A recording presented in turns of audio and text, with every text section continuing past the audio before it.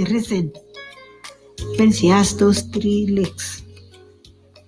Imagine I could get her here and go far up to Nakuru. That time I was in Kericho. Could wake her in the early morning, we go to Nakuru. Reaching there, she's very, very tired. Now you are walking to here, walking to there. At times you could cry and say, oh, am I doing this until when? Is there nobody can see me? God, see me. I am tired. And she is tired now.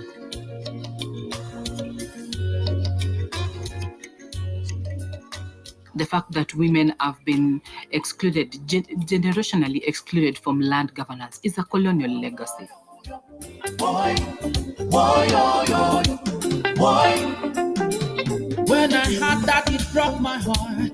I belong to no one now. My family was killed in a war. I don't know how to survive this time. I wonder what the next raid will bring.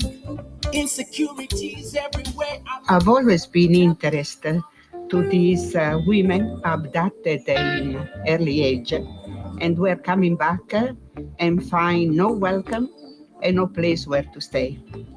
And I believe that the land is very important to be able to settle, not only physically, but also psychologically, morally. Without land, you are still a bit lost. You cannot settle. In Acholi, if you come back home, they will give you some piece of land and stay, building your children, growing. But for our case, because all these children, they forced the women to producing, that is why the women still have the challenges with the land. يلا كلام ده حصل كالآتي. عندي كان قطعة في درجة ثالثة. I have a plot well demarcated with documents in northern Maracay, in northern Upper Nile. I used to go to Maracay and return to Rank. One day, when I reached Maracay, the chief said that my land belonged to them. I later found out that they were interested in my land because a new tarmac road was going to pass through my land. So the chiefs needed my land because when the tarmac road comes, the land would become expensive and they would sell it for a good price. When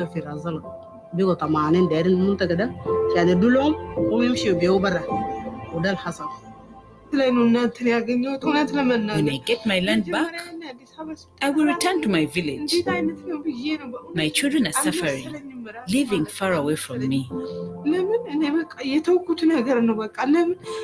When they have problems, I'm not around to help them. That makes me very sad. I'm not interested in living in the city.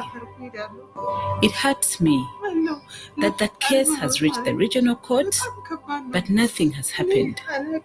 But it just drags on.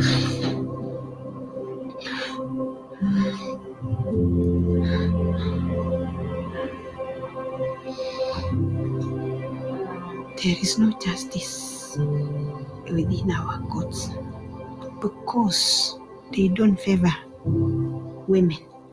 They don't see, they don't value them. Oh no, I work so hard to have something of my own. Don't take it away, no.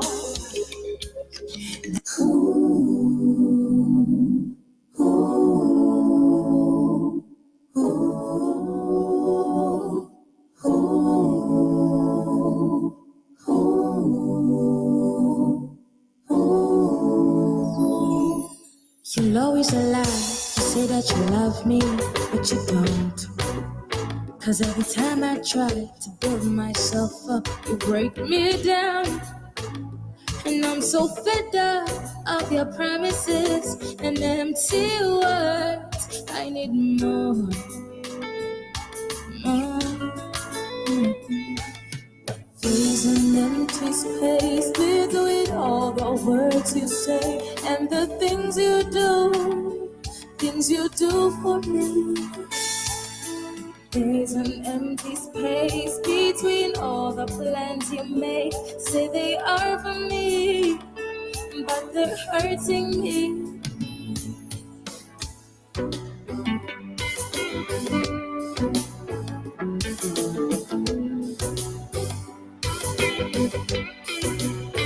I see you toy, I hear you cry every day. That you till the soil and give your life, but it's all in vain. And though I try to save you, you're just too weak to fight. Give more, do more. There's an empty space between all the words you say and the things you do. Things I Things you do for me. Oh. And there's an empty space between all the plans you make. Say they are for me, but they're hurting me. No bleach.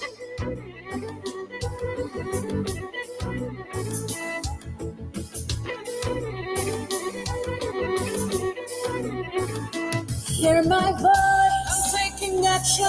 Hate me. I'll fight for your right. And power. Breaking taboos. Till we're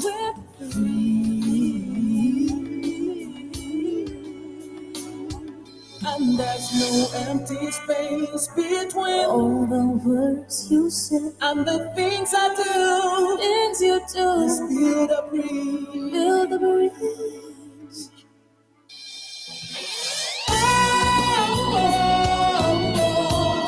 Let's build a bridge. Let's build a bridge. Let's build a Let's bridge. build a bridge. Build a bridge.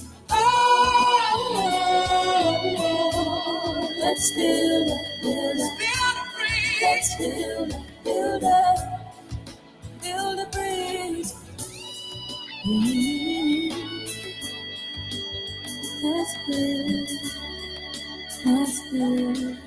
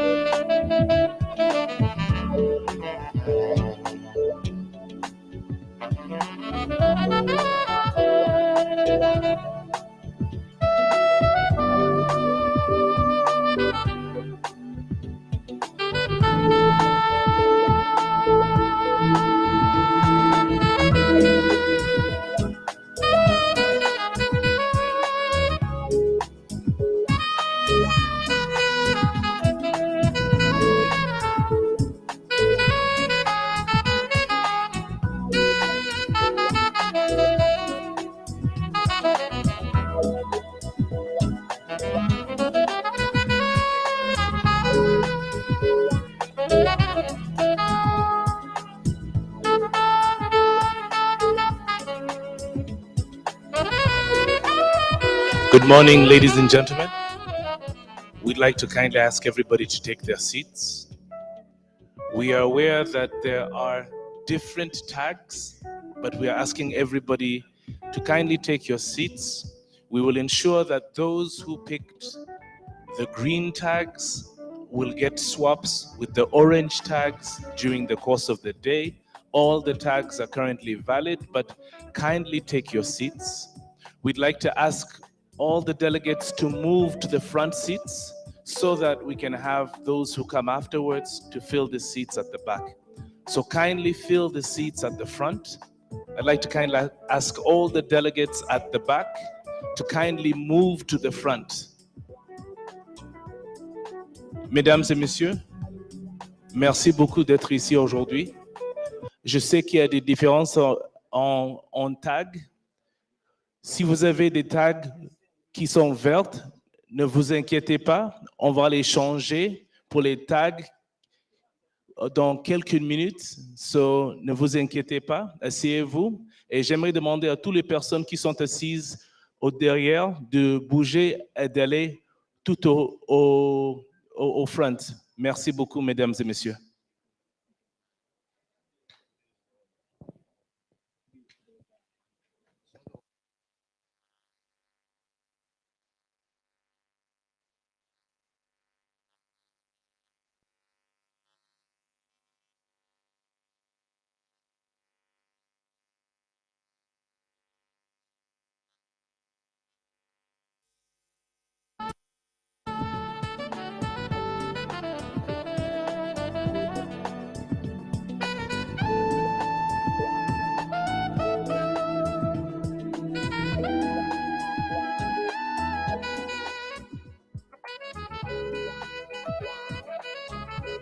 Ladies and gentlemen, just another kind reminder, kindly asking all the delegates to move from the back to the front seats.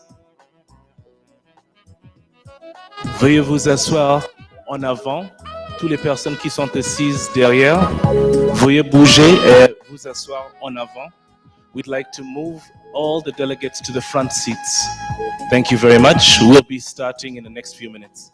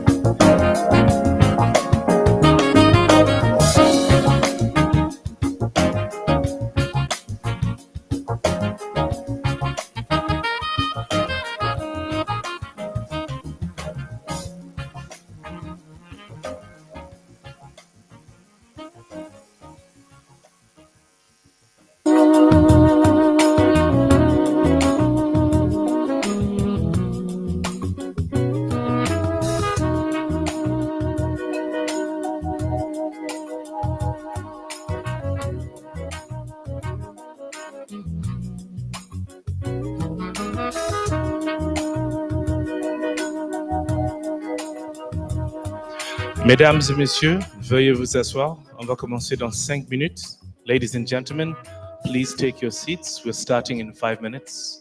Kindly take your seats. Thank you.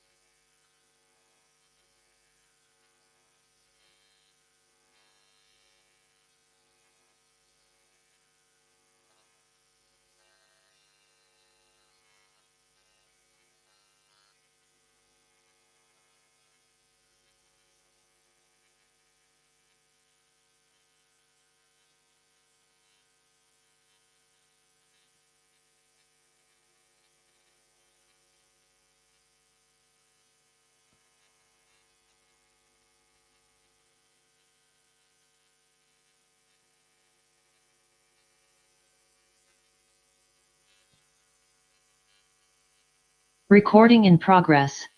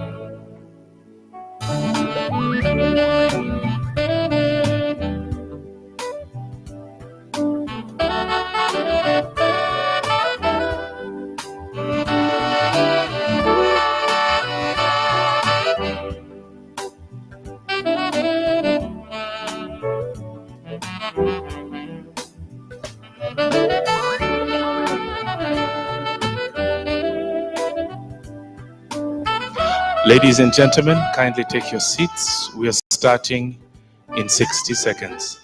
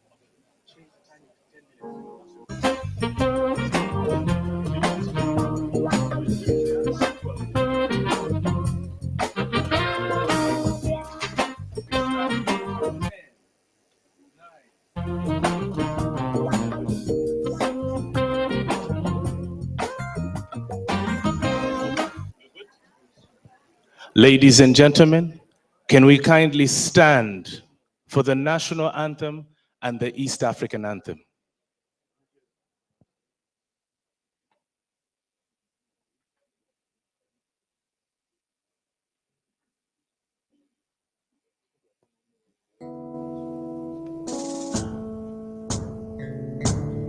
Oh, Uganda, may God uphold thee. We lay our future in thy hand. United, free, full liberty, together we'll always stand.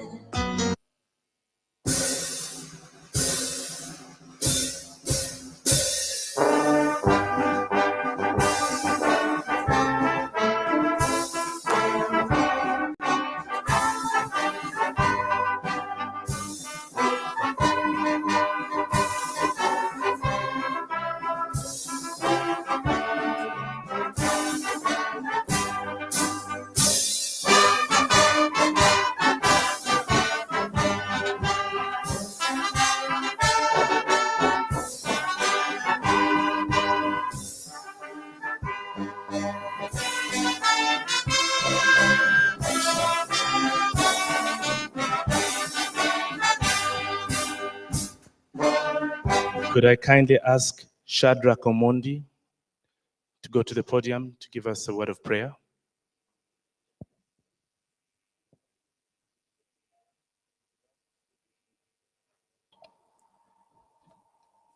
Let us pray.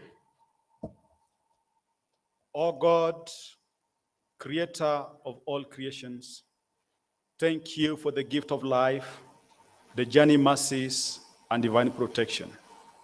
We are gathered here in your name to deliberate on how best to address the earth that you gave to us in a way that will promote dignity, honor, equity, peace, and security for all humanity.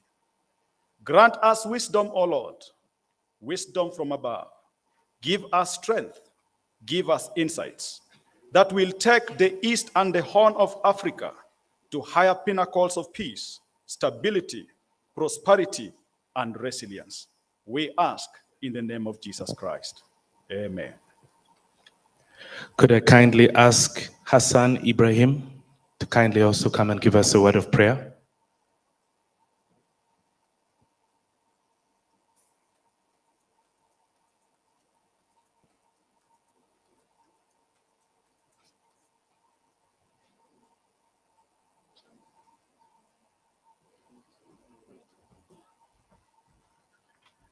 أعوذ بالله من الشيطان الرجيم لا يكلف الله نفسا إلا وسعها لها ما كسبت وعليها ما اكتسبت ربنا لا تؤاخذنا إن نسينا أو أخطأنا ربنا ولا تحمل علينا إسرا كما حملته على الذين من قبلنا ربنا ولا تحملنا ما لا طاقة لنا به واعف عنا واغفر لنا وارحمنا أنت مولانا فانصرنا على القوم الكافرين صدق الله العظيم.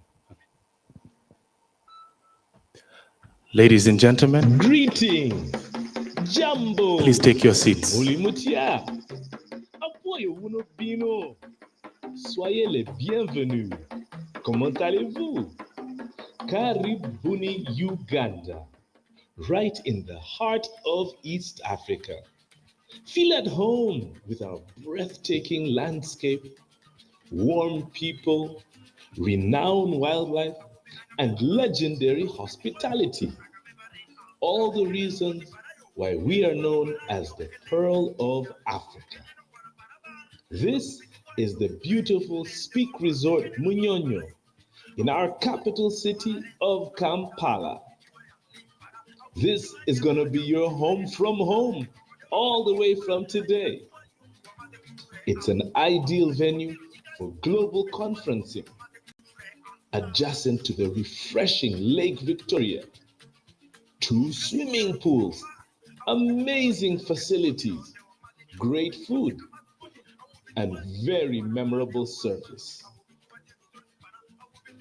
IDLO, IGAD, Spark, ILC, OSF Africa, together with the government of Uganda, welcome you to a high-level regional conference on land and conflict in the East and Horn of Africa.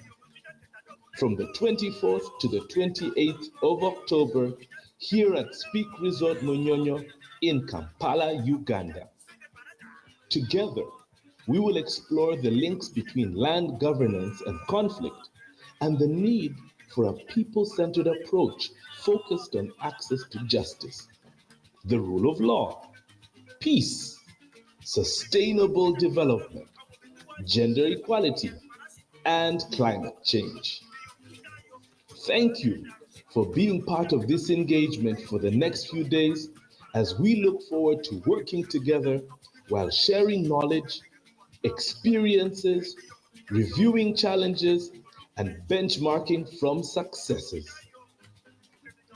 It's the high-level regional conference on land and conflict in the East and Horn of Africa, live from Speak Resort Munyonyo in Kampala, Uganda. Ladies and gentlemen, please welcome your host for the land conference, Dr. Ronnie Mitch Egwang.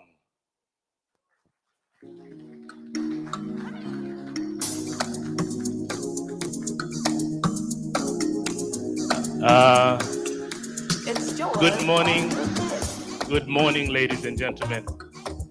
Good morning, ladies and gentlemen. No, DJ, cut, DJ, stop. Arrêtez. Ce n'est pas possible.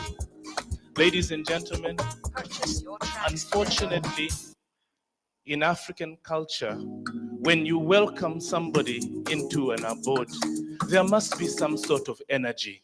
So what I would like to do is what my teachers told me in class. If you make a mistake, you must do it again. Alors c'est très important que chaque fois que vous disiez bonjour à quelqu'un, il faut ce qu'on appelle de l'énergie. So I'd like us, ladies and gentlemen, as we welcome the host, to start off on a high note. So let me walk back, reintroduce the host, and see if we can find this energy. Let us try again. DJ, can you rewind that song? And we try one more time. Ladies and gentlemen, please welcome your host for this year's LAN conference, Dr. Ronnie Mitch Egwang. Yeah! That is the energy we need. Comment allez-vous? Oui, c'est ça. Très bien, mesdames et messieurs. Voilà, now that's the welcome you need. All right, DJ. Wonderful. Très bien. Welcome to Uganda. My name is Dr. Ronnie Michigwang. For the next 3 days, I will be at your service. I'd like to welcome you here to the Pearl of Africa for this year's LAN conference. And one of my first tasks is to make you feel at home. First of all, how do you make people feel at home? Well, it's about, first of all, introducing yourself. My mother told me, never speak to strangers. So we have to get to know one another. So let me tell you my story. My story is one which I speak with pride, a lot of pride. I come from northern Uganda, and my tribe is what they call the Luo tribe. We migrated from South Sudan through to Uganda. We dropped some people, and then we went to Kenya. And we are a very, very proud tribe. We are the only African tribe who have ever put a president in the White House in America. You can clap for that, yes. But again, I'm also very proud of where I come from. I come from Uganda. And we as Ugandans, you're going to see, we are very special people. So I want to teach you how to speak like a Ugandan. As Ugandans, one of the things we do is that we waste time saying certain words. Instead of speaking quickly, we stretch the words a little bit. So we say, hey, how are you? How are you doing? It's a default. So I'm going to teach you a little bit of my language so that we all become Ugandans by default. So as low as when you greet, you say, Wunitie. That means, are you there? And then you answer, Wanotie. It means we are here. So, Wunitie. And if you want to ask somebody, are you there? You say, Yinitie. And then the person says, Anatie. So I want to turn to your neighbor and ask him or her, Yinitie. Ask your neighbor, Yinitie. And then they should say, Anatie. Very good. Now you've met your neighbors. For the next 3 days, it's going to be an amazing session of engagement, knowledge share, and understanding. So, no matter where you come from, soyez les bienvenus. C'est un grand plaisir de vous recevoir ici en Uganda. We call Uganda the Pearl of Africa. And during the next couple of days, on va partager notre amour, notre amitié, our love and our friendship. And we'd like to start off, first of all, by setting the scene. So, it's my great pleasure to welcome the Director of Land Management, ladies and gentlemen, from the Ministry of Lands. Please welcome Naomi Kabanda. Big round of applause as she makes her way here. Please keep clapping, she's our host. DJ, give us some music also. Energy as she walks up. Big round of applause to her as she makes her way up.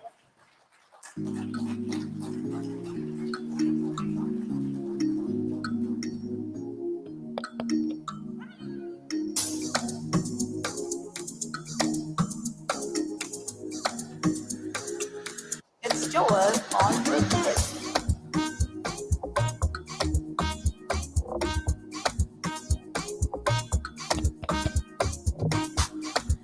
Energy, energy, energy. Good morning, everyone. Welcome to Uganda. Are you there? Welcome to Uganda. Can I hear a big Welcome. The lights are too many. I can't see everyone, but I want to thank the moderator for starting us off. I know that we are going to have pretty a tight program, and we are already running late, but just to say welcome and be happy. Feel free to express your interests, because I know that we are a collection of many countries, of course, IGAD member states, plus our partners in development. And so I know that we are going to have discussions around the issues that have brought us today, and that is land and conflicts. Land and conflicts, climate change, gender, name it. We are going to have a detailed presentations on these issues.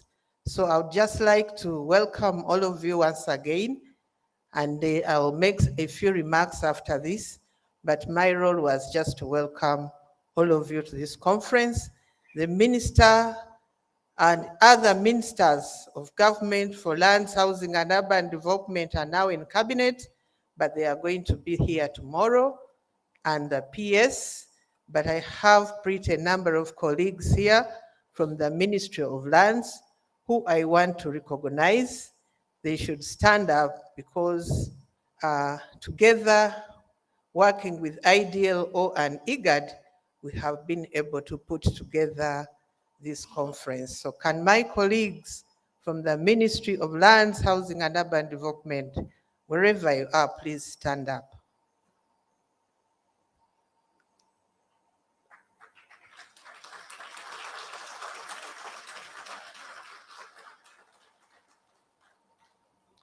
So I expect that we shall have maximum cooperation. Feel free to ask us any questions. I know some of you may be coming here for the first time, but I'm happy to receive any questions that you feel you want to ask Government of Uganda. Thank you very much, and once again, welcome to this meeting. Ladies and gentlemen, let's give a huge round of applause to Naomi Kabanda, Director of Land Management, Ministry of Lands. Up next, it's my great pleasure to welcome the Director, Agriculture and Environment from IGAD, Daher Elmi. Big round of applause.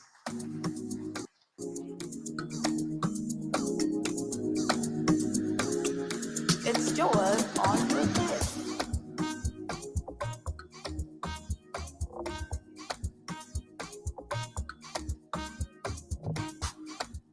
Bonjour tout le monde, and good morning. So I think I will make my remarks later on. So I will sit and then I will wait with my other colleagues. Thank you.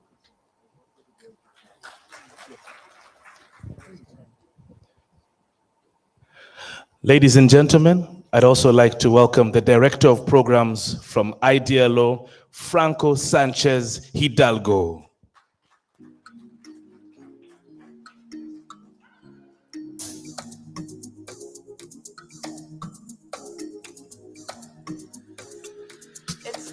Good morning, everybody, and welcome to this conference. We're looking forward to hearing from you, your ideas and your thoughts in the next few days.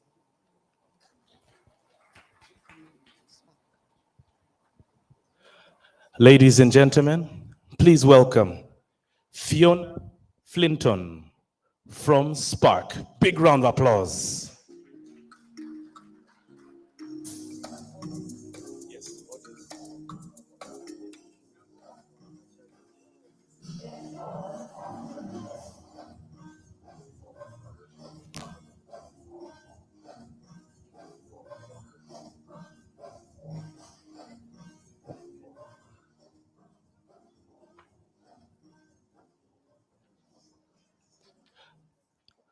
Ladies and gentlemen, please welcome Odes Kubwimana from the Africa Regional Coordination of International Land Coalition. Big round of applause.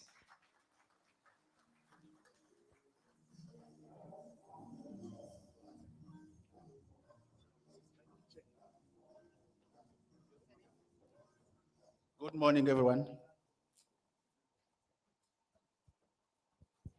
And ladies and gentlemen, to help us set the stage for today, please welcome the country manager, Kenya, IDLO, Ms. Teresa Mugadza.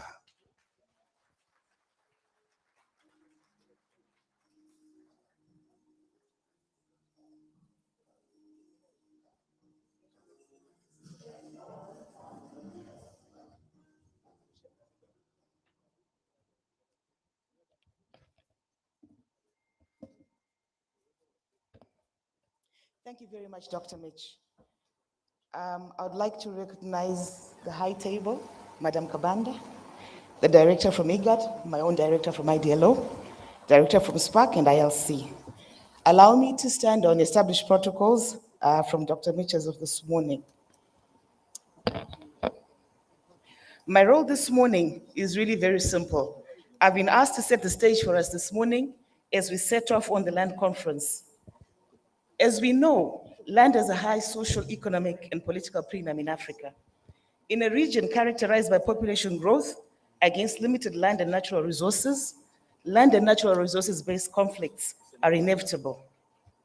This is evidenced by the outcome of rapid assessments at status of land conflict undertaken in 7 of the IGAD countries, namely Djibouti, Ethiopia, Kenya, Somalia, Sudan, South Sudan, and Uganda. The assessments show us that land conflict is endemic to the region, and they further identify a number of factors that drive conflict, which include the fact that vast majority of communities within the member states depend on weather and favorable climatic conditions to carry out their social economic activities. Therefore, disruptions related to climate, such as prolonged droughts, short rains, or floods, lead to scarcity of resources, and this lays a basis for what is now referred to as climate change-induced conflicts. One of the outcomes of the rapid assessments is that while disruptions occur on a large scale generally, the impact is felt by the vulnerable groups and communities, such as women, girls, pastoralists, and communities in the arid and semi-arid lands. The result is increased occurrence of internally displaced persons as a result of climate change, albeit at lower levels compared to civil conflict. Politicized and contested claims to resources based on community and cultural claims, cross-border transboundary disputes, and even disputes that are based on group identities are also arising concerning the region.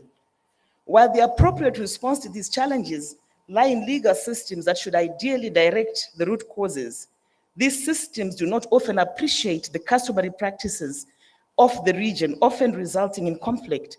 For example, the Maasai, the Karamoja, the Boran, and Pokot of East Africa are people who have traditionally moved along the region.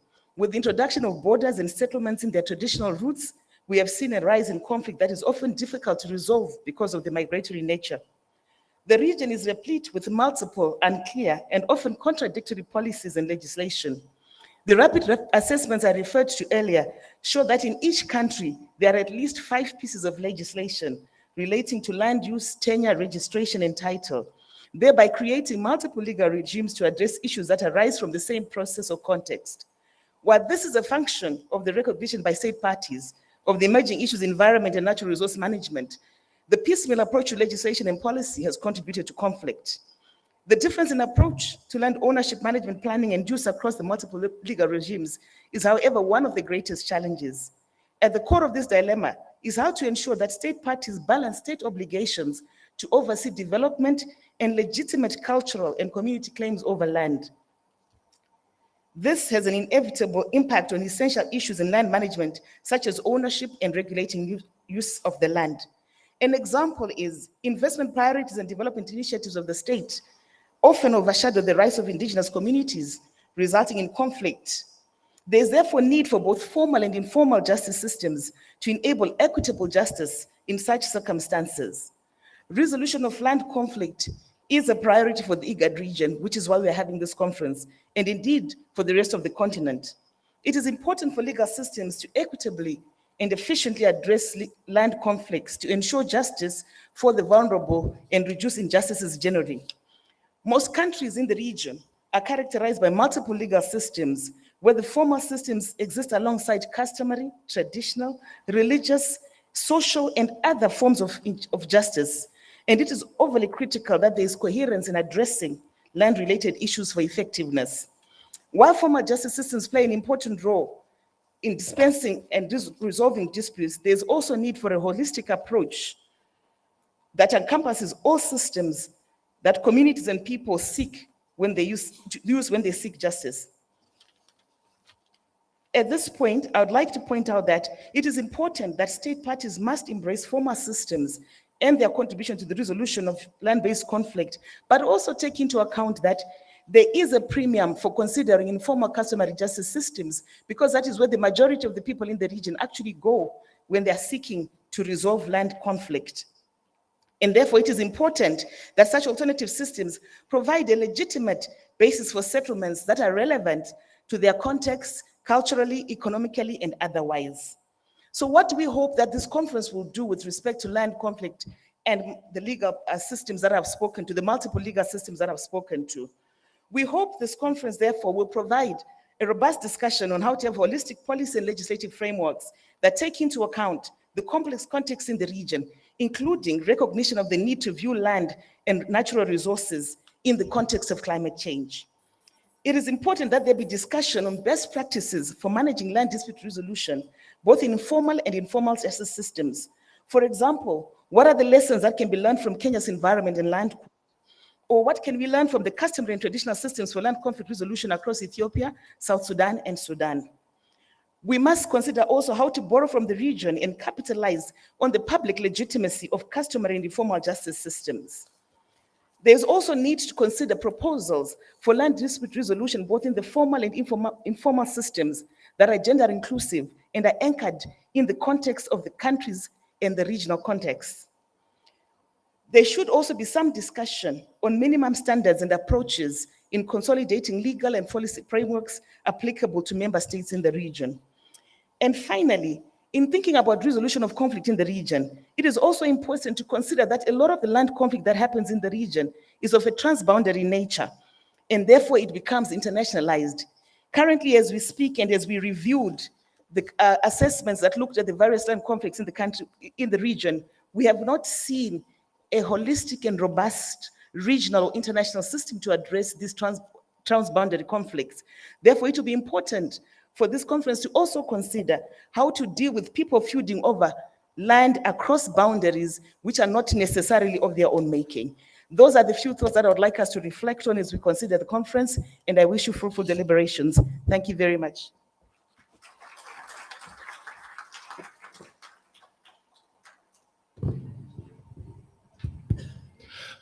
So I'd like to ask Madam Naomi to give us our welcome remarks and ask all of the different delegates to actually also say a special welcome to each of us.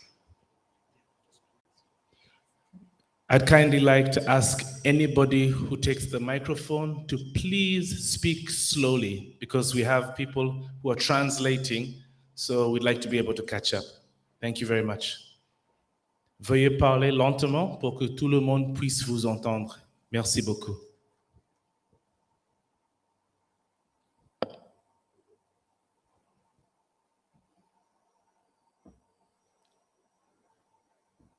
The Honorable Justices in this meeting from IGAD member states and ESC, Honorable Ministers present from IGAD member states, Ministers of State, Members of Parliament here present, and representatives from development partners, government officials, academia, civil society representatives, members of the press, distinguished participants, ladies and gentlemen. It gives me great pleasure to welcome you all to this high-level regional conference on land and conflict for the IGAD member states, hosted by Uganda and organized by Ministry of Lands, Housing and Urban Development in partnership with IGAD and IDLO. Good morning to you all.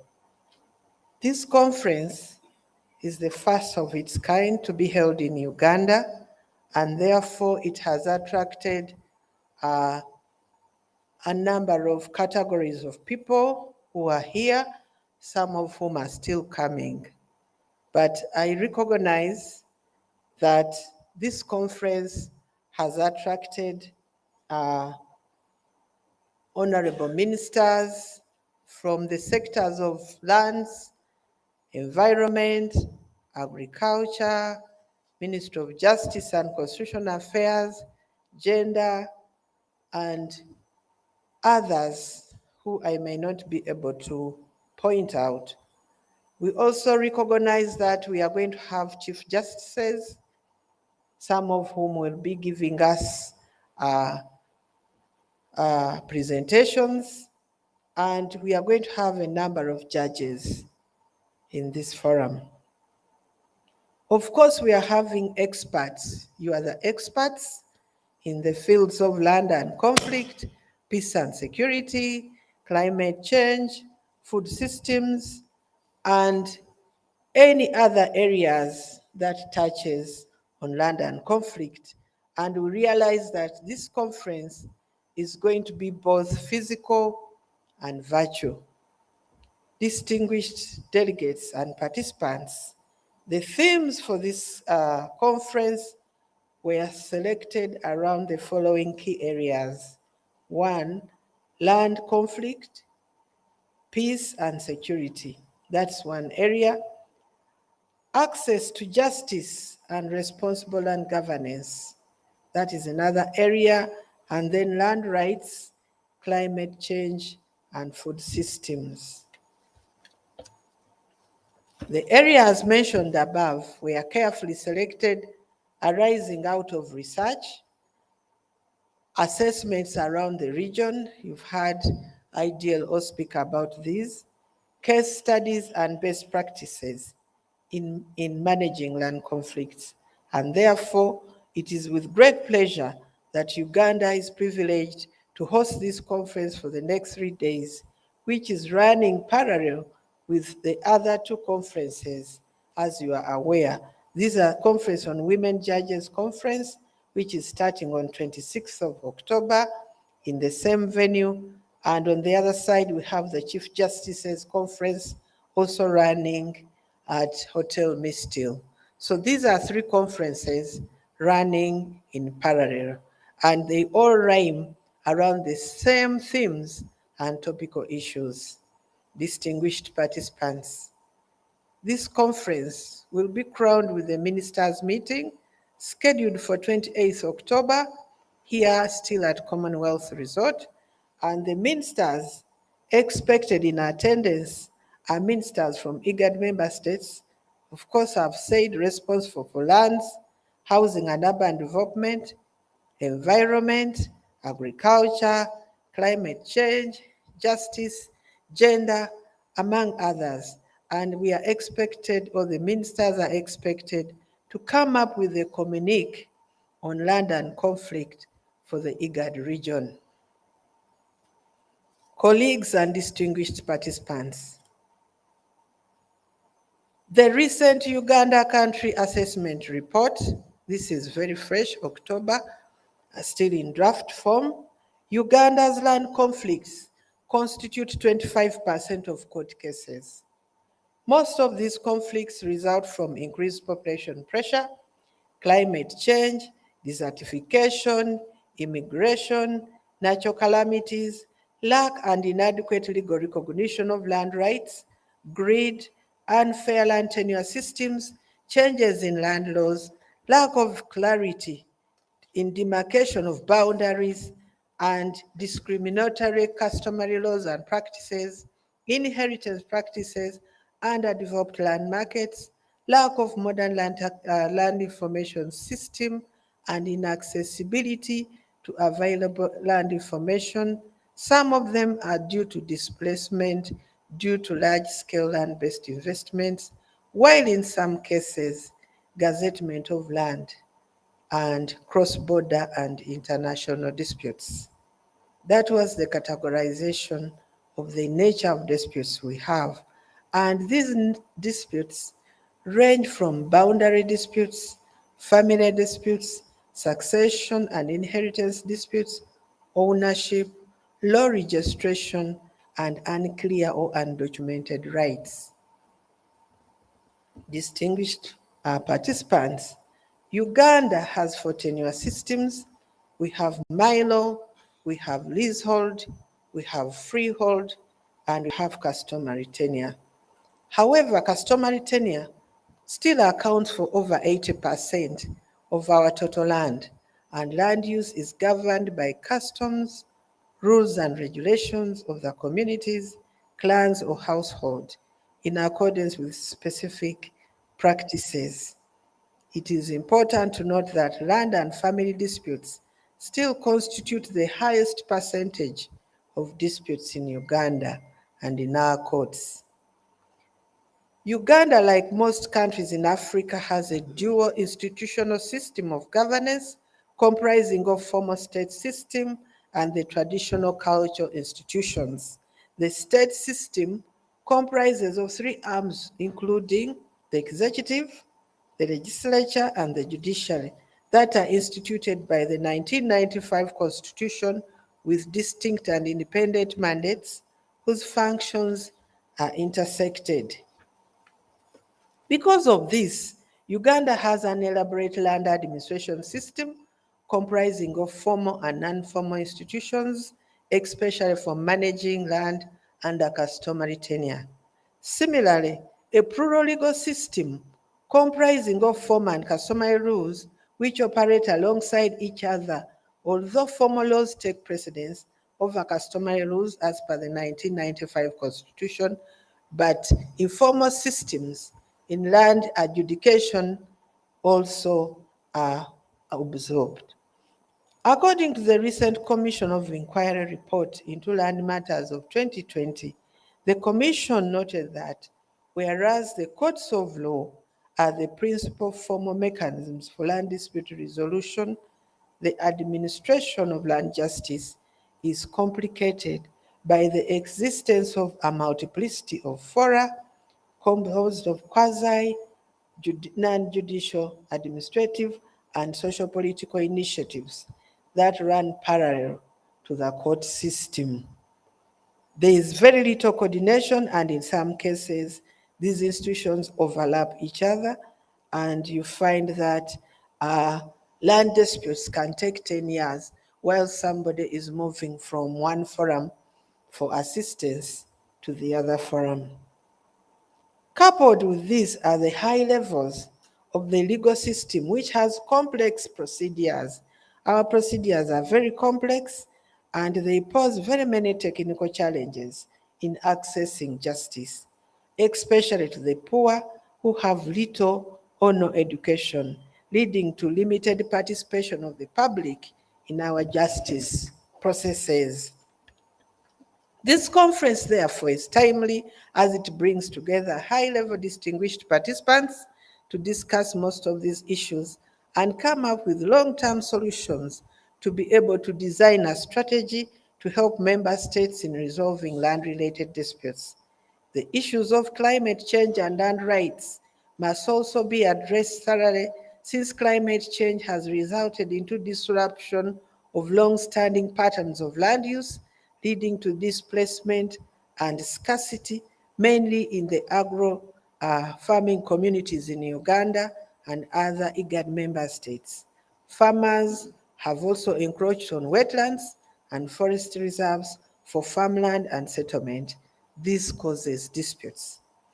Transborder resources continue to pose a bigger challenge, especially for pastoral communities whose legal framework and regulation is still weak or non-existent in some countries in the IGAD region, Uganda inclusive. Coupled with this is the increased demand for customary land, which is untitled for large-scale based investments, creating land wrangles amongst families and communities. Lastly, gender and youth issues in land conflict are very diverse and need to be mainstreamed, ranging from discriminatory cultures, practices, and laws and low literacy levels for vulnerable groups. Women need affirmative action and positive discrimination since they constitute majority users of the land land-based resources. Distinguished participants, we therefore expect from you, the experts, to discuss freely these issues and also bring along lasting solutions for improvement in the management of conflict for natural-based resources. Once again, I wish to welcome all of you to Uganda. Enjoy your stay at Munyonyo for God and my country. Thank you. Ladies and gentlemen, Naomi Kabanda, Director of Land Management, Ministry of Lands. It's my great pleasure now, ladies and gentlemen, to welcome to the podium Director, Agriculture and Environment from IGAD, Daher Elmi.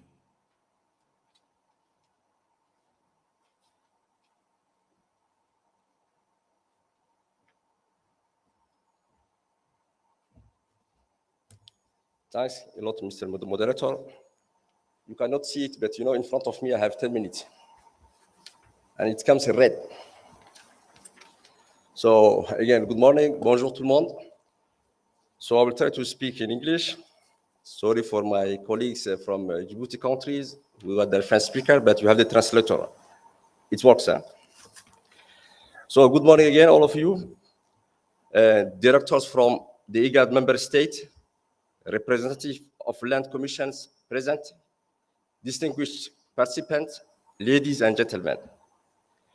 I'm honored to welcome you and our distinguished participants to the high-level regional land and conflict conference.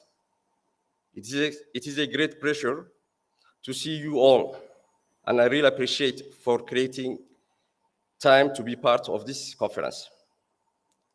I would like to express IGAD appreciations and profound gratitude to the Republic of Uganda for the generously hosting this conference and for the all support provided by the Ministry of Land, Housing and Urban Development and all the national organizing committee members.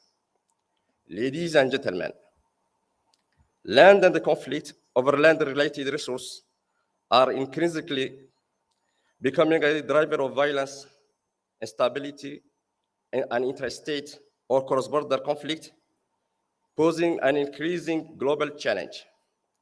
It's much anticipated that this conflict will increase in the next decade due to the effect of the climate change, food insecurity, limited natural resource, and unsustainable urban growth. The IGAD regions knows conflict too well, and we are facing already some conflict internally.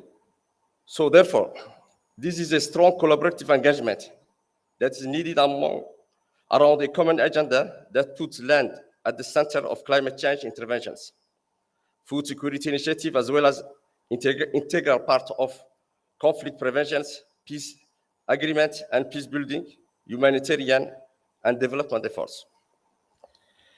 It is IGAD experience that increasing land conflict put pressures on available land resource, leading to an increasing and significant negative impact on smallholder farmers who represent the majority of our producers and consumers, as well as pastoralist communities whose security of tenures get threatened. This in turn leads to increased food insecurity, chronic hunger, undernourishment, and malnutrition.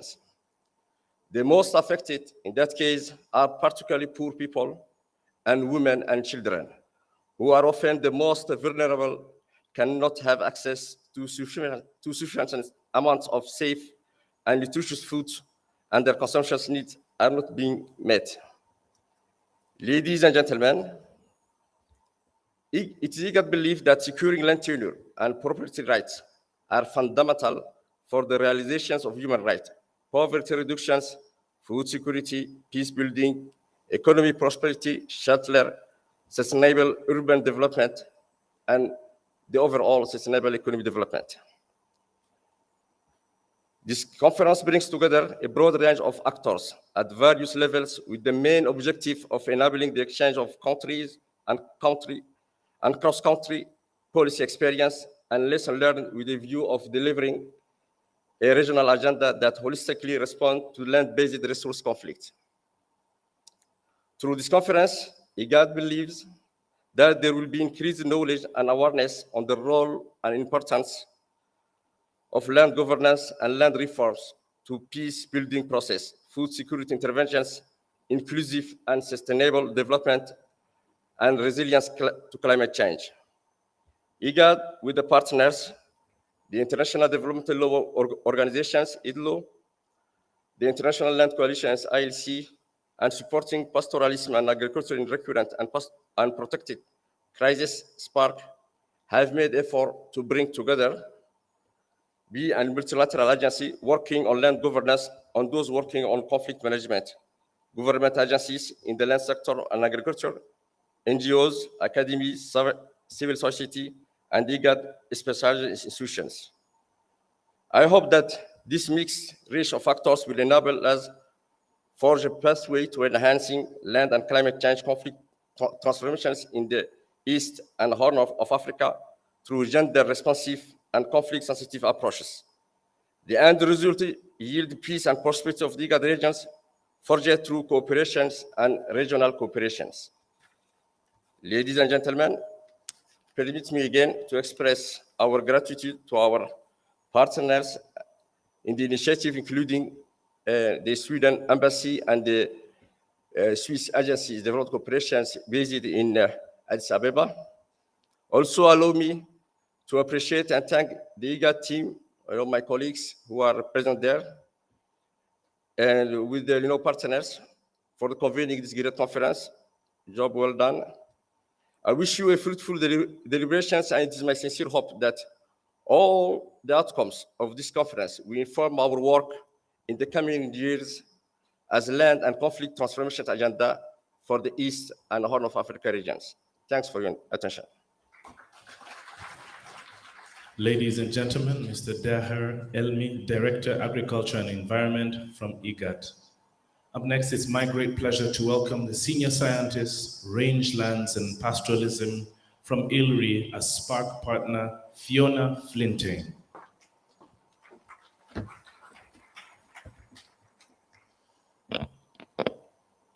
Good morning, IGAD representatives, Land Ministry and Commission representatives, and all participants. Speaking on behalf of Mark Redwood, the Executive Director of SPARC, the Supporting Pastoralism and Agriculture in Recurrent and Protracted Crises Program, I am very happy to provide some opening remarks. Advice on how to respond to key humanitarian and food security needs is more urgent than ever, especially now in the context of high inflation and commodity prices. Pastoralism and agriculture in Africa requires strong continued support to make a food-secure future possible.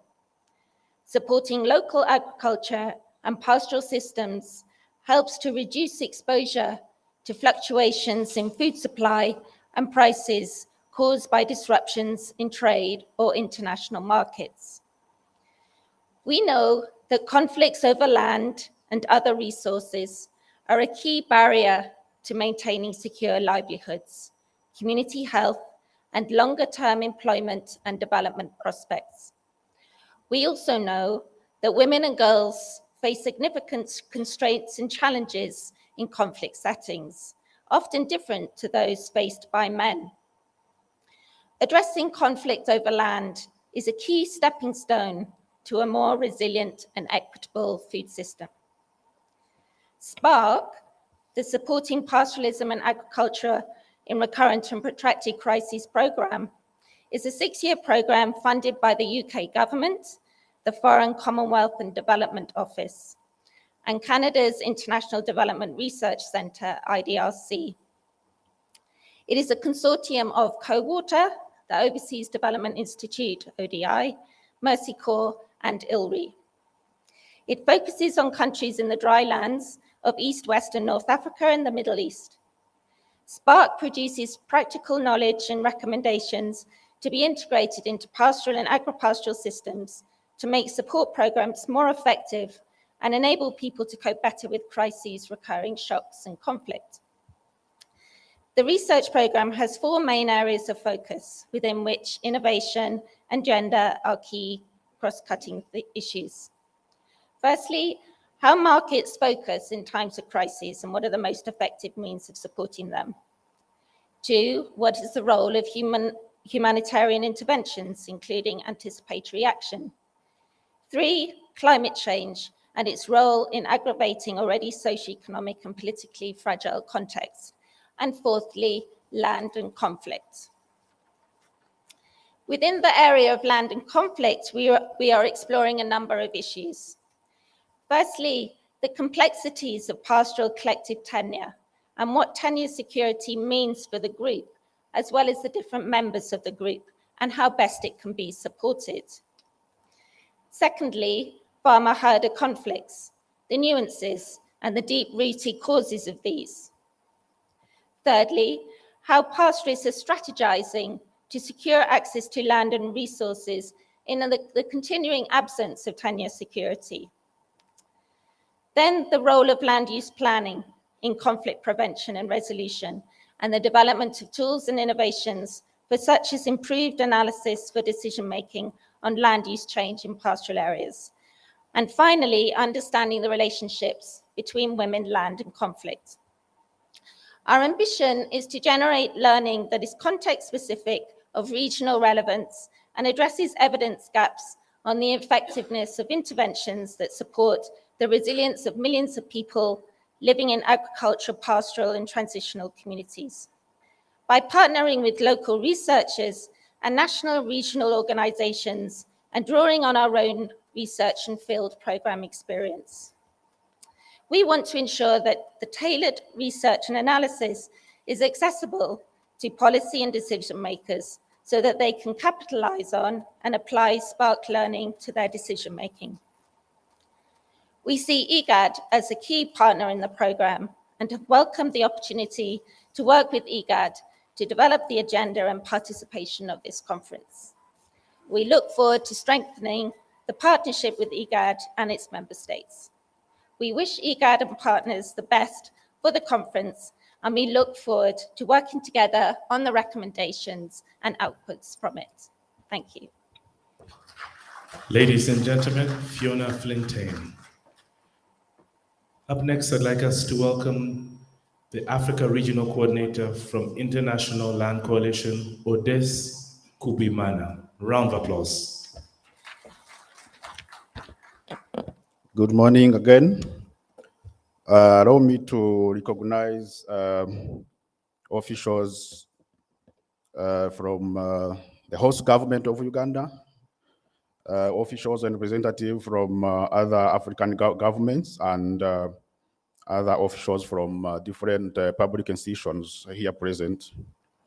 Also, I want to recognize representatives of different development partners. I would like to recognize representatives from IGAD, IDRO, and SPAC. These are partner organizations who, together with the government of Uganda and ILC, have put together this conference. Dear conference participants, here present or virtually, or protocol observed. On behalf of the International Coalition, the organizer of this high-level conference on land and conflict in the Eastern Horn of Africa, I have the pleasure and honor to thank the government of Uganda for hosting this conference on a topic of high importance for the region and Africa at large. I'm also pleased to thank all partners, the government of Uganda, IGAD, IDRO, SPAC, who with ILC put together this conference. Allow me also to thank and welcome all participants in person or online who joined this conference to contribute, to learn, to share with aspiration for a better and conflict-free East Africa and Africa in general. The International Coalition is a global network of about 300 civil society and intergovernmental organizations united to put people at the center of land governance. In Africa, ILC brings together 95 member organizations from 28 countries. And we closely work with regional economic communities like IGAD, the African Union Commission, to position sexual and rights at the center of Africa's sustainable socio-economic development and realizing the Africa we want. Sexual and tenure is central to solving most of the current world challenges. It does not need to be demonstrated that sexual tenure is central to realizing SDGs and the Agenda 63. Though through securing land rights for women and men who live on and from land, ILC members in their new strategy for 2022-2030 aspire for a just, equitable, and sustainable world. That is because equitable land rights are key to progress on human rights, flourishing and healthy societies, and a healthy planet. They are central to the most urgent challenges of our time, such as avoiding catastrophic climate breakdown. They are also, land rights also mean peaceful and democratic societies. They mean sustainable and resilient local food systems, and they help to overcome growing inequalities, especially gender inequalities. Poor land governance inevitably results in land conflicts. And these become particularly violent when linked to wider processes of political exclusion, social discrimination, economic marginalization, and a perception that peaceful action is no longer a viable strategy for change. And that happens when governance systems and justice systems do not provide effective and reliable mechanisms of conflict prevention and resolution. Moreover, there is even a more alarming reality in front of us. It has been mentioned by my predecessors who came to this table, and that is the current and environmental crisis that is expected to even further aggravate land conflict. Climate crisis is pushing communities to migrate from their ancestral lands in search for greener pastures, resulting in deadly conflict between climate migrants and local communities. Unfortunately, as if this is not enough, there are more factors that directly contribute to increased land-based conflicts, such as rapid growing population, land degradation, accelerated desertification, increasing biodiversity losses, and many more others. Hence, the urgent need for concrete actions to address multiple routes of land-based conflict in an integrated and comprehensive manner. Against the above, there is no, therefore, better time and context than now for this conference to take place. Let us take this opportunity to look at land issues and the underlying factors critically and comprehensively, and with a solution-seeking and action-oriented attitude. I believe we all have a role to play in reversing the situation for a more just and peaceful region. And I do hope and pray that this conference closes with strong commitment by various actors, be it political leaders, police and decision makers, development partners, civil society organizations, even community members, to concrete actions that challenge all causes of land-based conflict and provide or strengthen mechanisms for land conflict prevention and resolution. With these few remarks, I want to wish all of us again a fruitful conference for a peaceful and prosperous East Africa and East and Horn of Africa and our African continent in general. Thank you very much for your kind attention.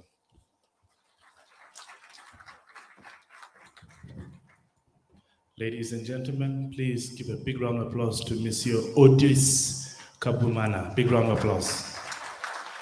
Finally, I'd like to welcome the Director of Programs, IDLO, Franco Sanchez Hidalgo.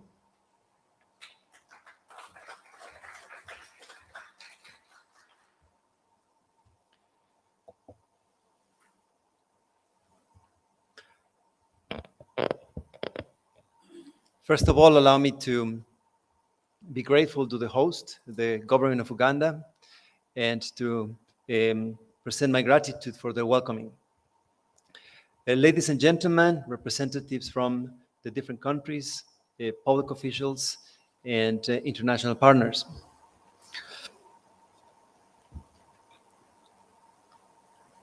I am extremely grateful of the opportunity to be part of this high-level regional conference on land and conflict in the East and the Horn of Africa, and represent IDLO this morning.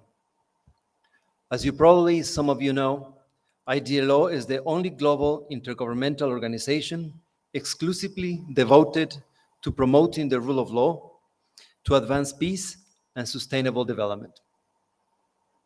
Tomorrow, our Director General will tell you more about IDLO and the work undertaken in the East and Horn of Africa region.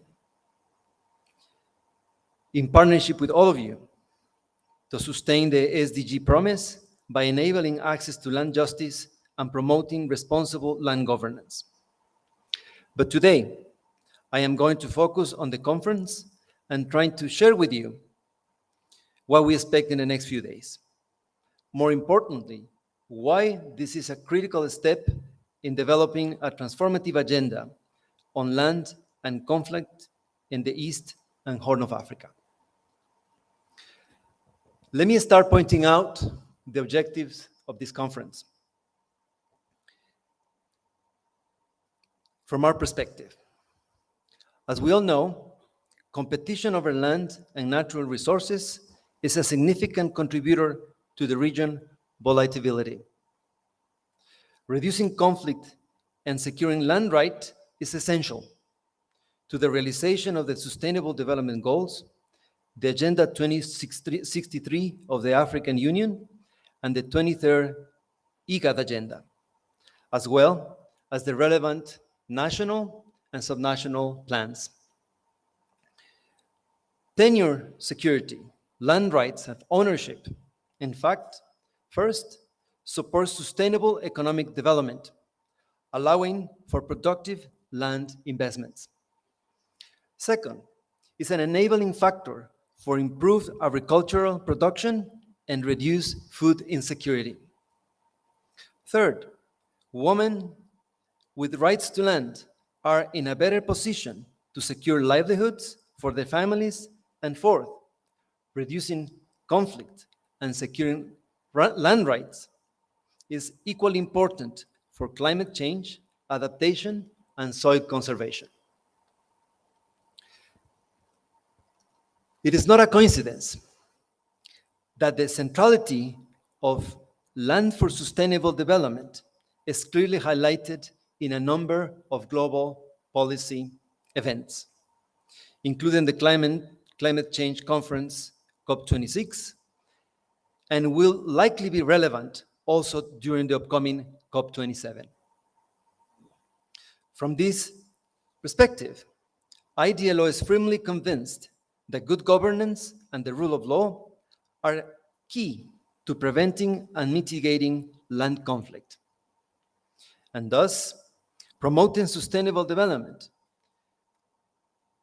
This involves adequate and inclusive land laws and policy frameworks, capable and legitimate institutions for allocating land and resolving disputes, access to justice for those seeking to protect their land rights, and empowering communities and justice seekers, as well as promoting spaces for dialogue and allowing relevant stakeholders to voice their perspectives and identify joint solutions.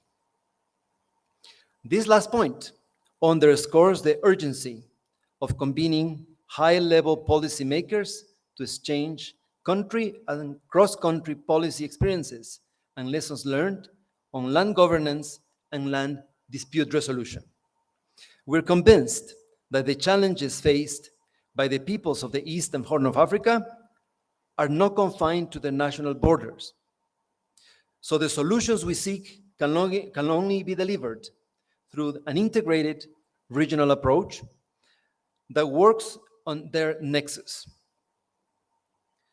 This was the strategic rationale to let us to organize, in partnership with IGAD, and other developing partners, and hosted by the government of Uganda, this first high-level regional conference. The conference will focus on the following themes: land conflict, peace and security. This is the theme of today's sessions, which seeks to explore how to resolve land conflicts in a context characterized by legal pluralisms.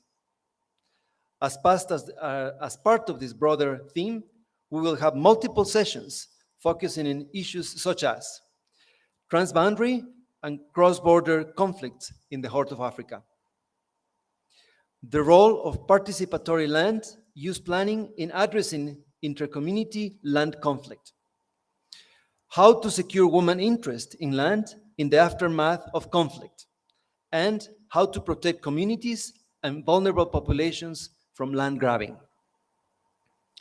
Tomorrow, on day 2, we'll focus on the access to justice and responsible governance.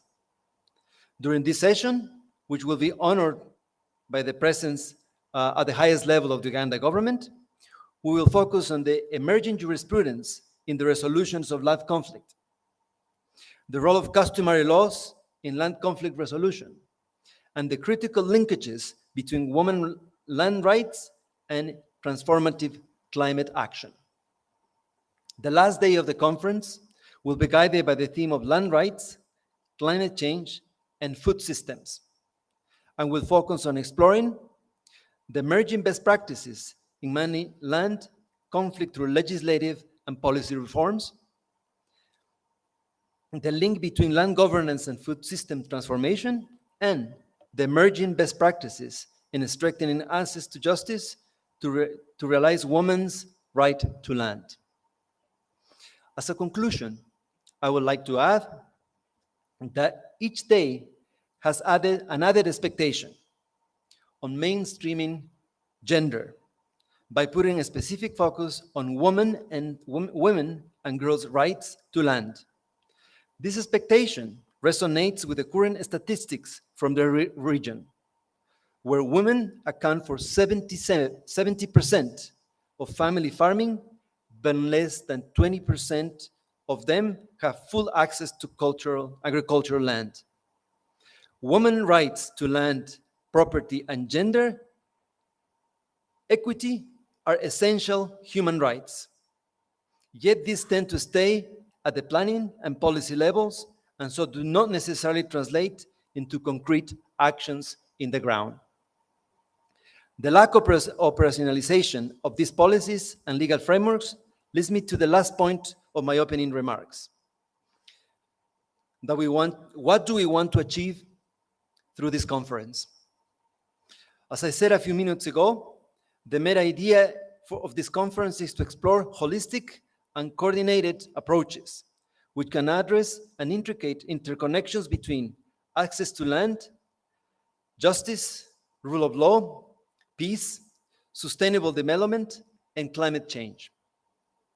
But the identification of challenges and best practices is not the final scope of the conference. On the contrary, this is the starting point.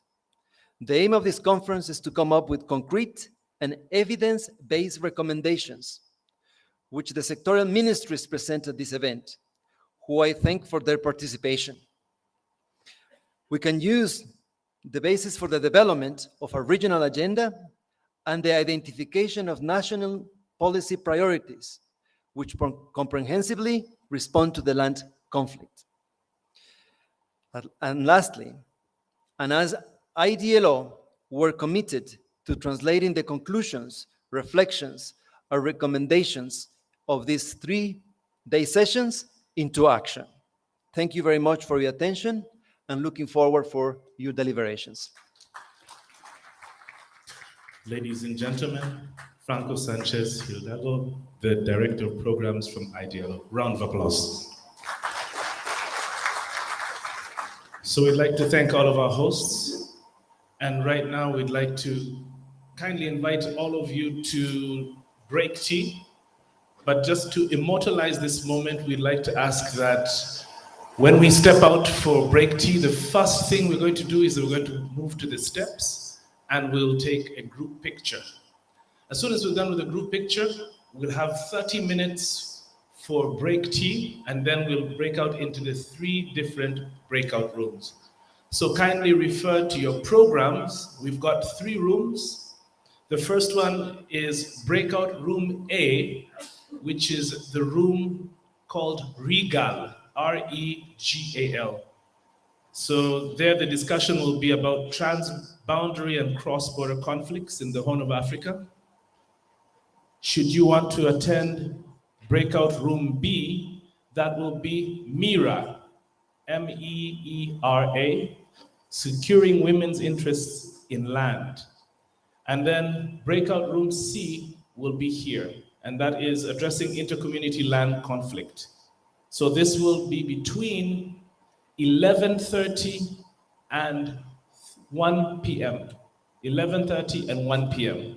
After lunch, once again, we'll also go back into our breakout rooms, and at 4:15, we will all reconvene here for the plenary. We'd like to thank you very much, ladies and gentlemen, and bon appetit for your break.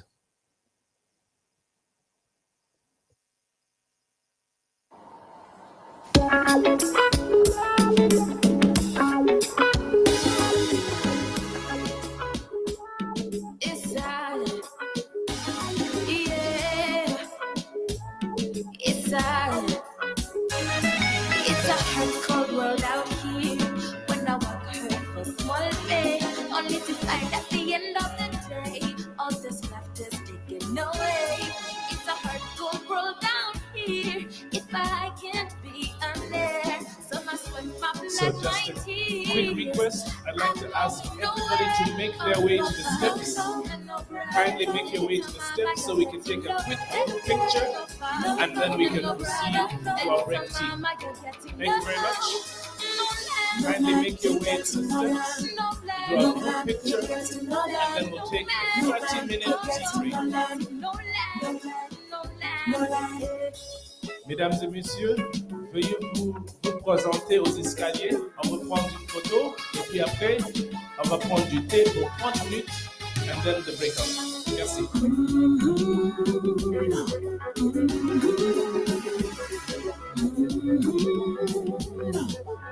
So ladies and gentlemen, this room will be safe. We'd like to leave your laptop during the tea break. So kindly walk with your phones. Hold on to your phones, but feel free to leave your laptops. And with this life, I really call Africa. So no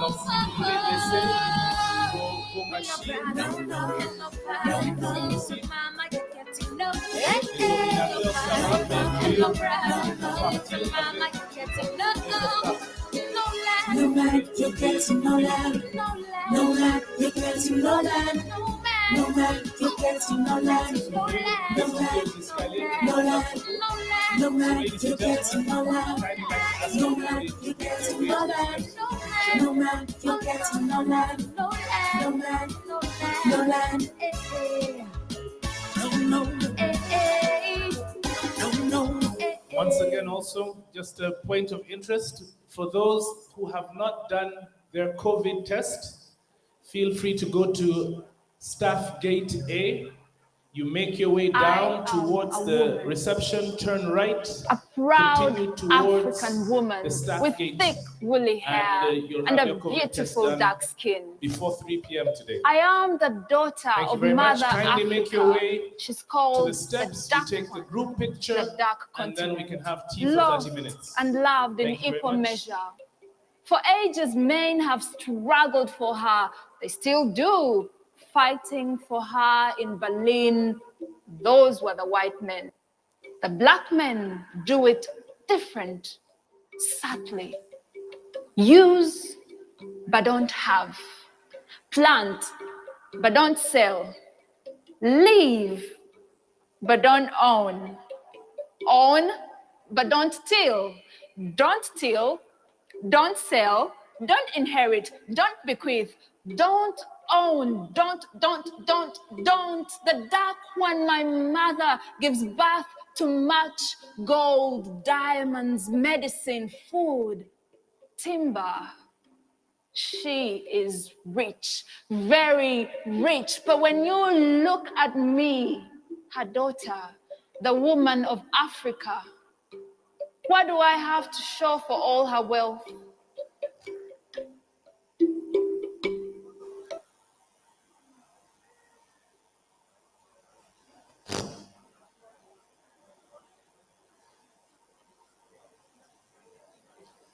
Ladies and gentlemen, kindly make your way to the steps so we can finish with the picture. Then you can take your tea break.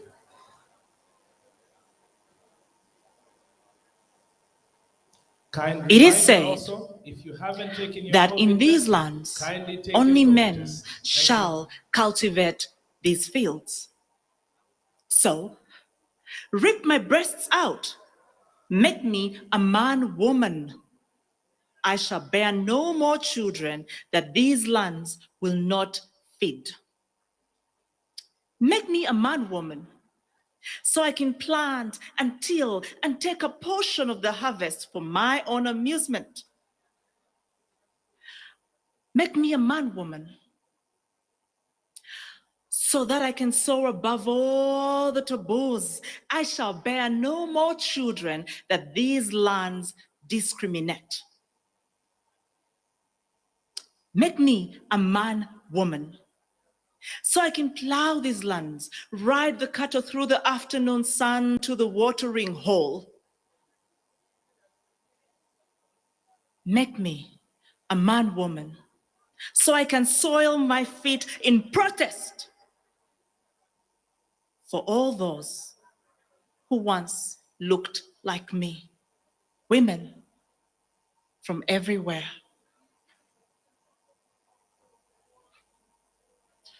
It is said that in these lands, only men shall cultivate these fields. So rip my breasts out, make me a man woman. Perhaps then you will know that even women can till these lands.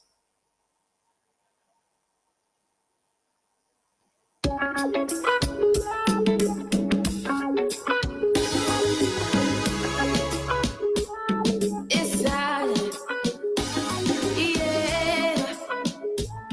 It's sad. It's a hard, cold world out here. When I work hard for small pay, only to find at the end of the day, all that's left is taken away. It's a hard, cold world down here. If I can't be there, so I sweat my blood, my tears. I'm going nowhere. Oh, no father, and no brother. Little mama, you're getting no. No father, and no brother. Little mama, you're getting no. No land. No land, you're getting no land. No land. No land, you're getting no land. No man. No land, you're getting no land. No land. No land. No land.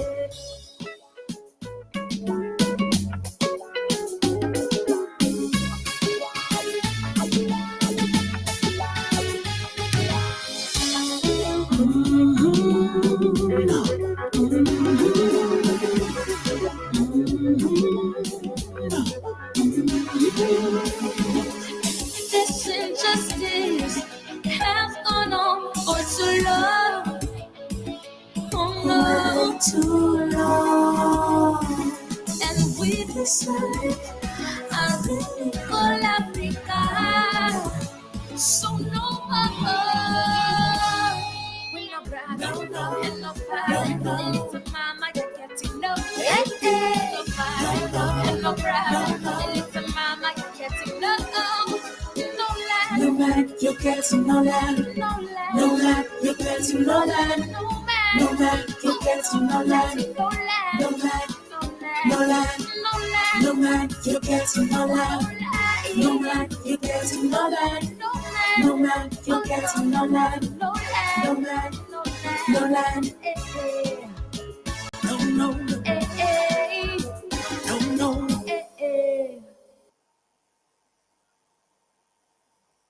I am a woman, a proud African woman with thick woolly hair and a beautiful dark skin.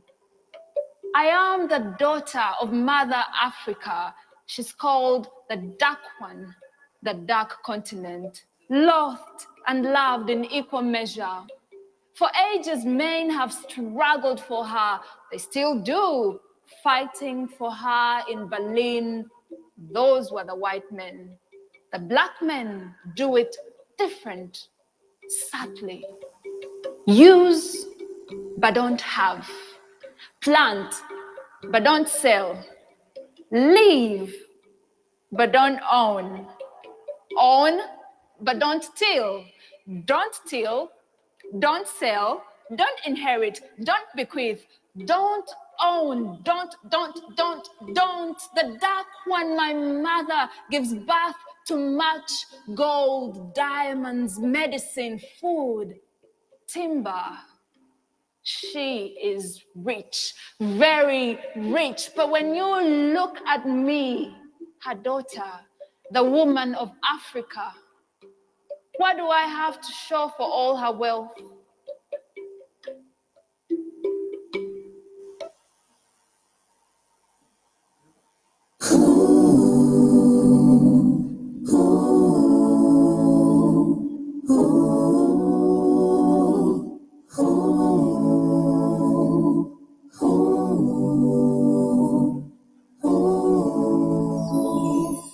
You'll always lie, you say that you love me, but you don't.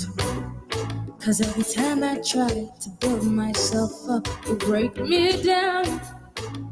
And I'm so fed up of your promises and empty words. I need more, more. There's an empty space between all the words you say and the things you do for me. There's an empty space between all the plans you make. Say they are for me, but they're hurting me.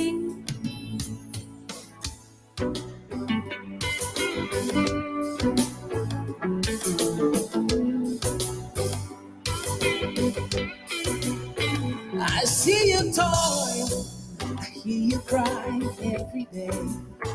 That you till the soil and give your life, but it's all in vain. And though I try to save you, you're just too weak to fight. Give more, do more. There's an empty space between all the words you say and the things you do. Things you do for me. Oh. And there's an empty space between all the plans you make. Say they are for me, but they're hurting me. No blame.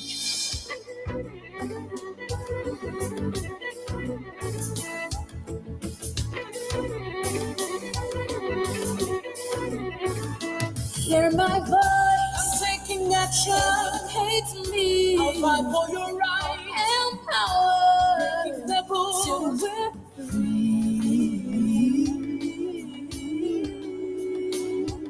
and there's no empty space between all the words you say and the things I do. Things you do. Let's build a bridge. Build a bridge.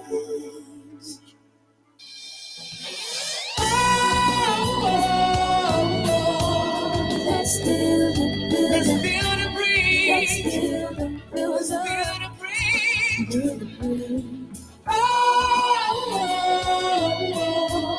Let's build a bridge. Let's build a bridge.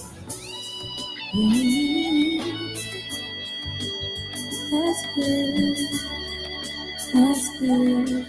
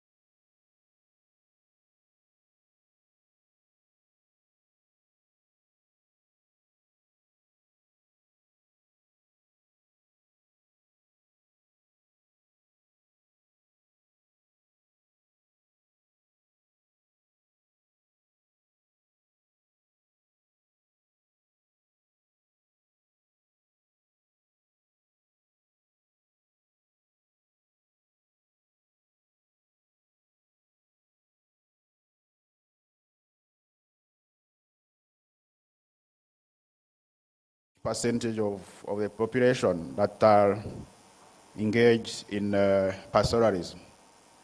So it's a topic of great interest, and we hope to have a very lively engagement in the next about 90 minutes. We'll be starting. I want to ask panelists for this session to be ready. I will be calling them to join the high table so that we can get started in about 2 minutes.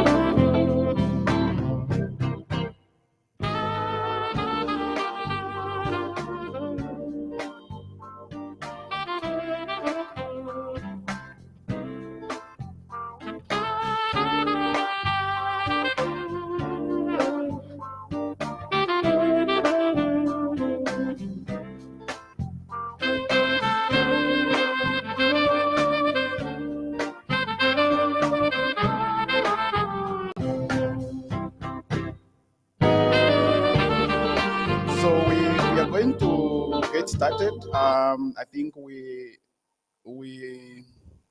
are not doing good with time, and we have a number of panelists who are going to be sharing experiences from different countries and some cross-country experiences. As I was saying, this is, I think, one of the most interesting sessions as we look at a tool that is land use planning and how it contributes when it is done, especially participatorily, how it contributes to conflict resolution.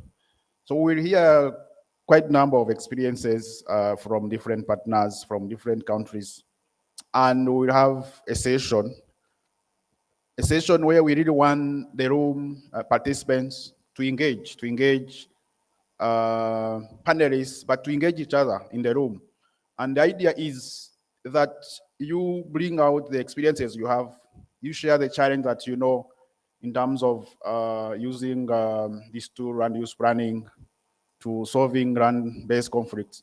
What is it that you would like to share here that can be useful to colleagues from different countries? So this session will have that very important part, which is a plenary discussion, and I invite everyone to take advantage of that plenary discussion part of the session to contribute.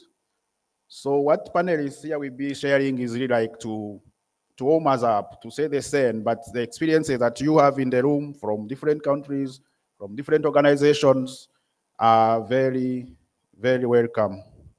As we start, I want to invite the panelists to come in front. And I'd like to start by inviting Mr. Bogare Terefe Abebe from Ethiopia. If he's in the room, I would like to invite him to come in front in the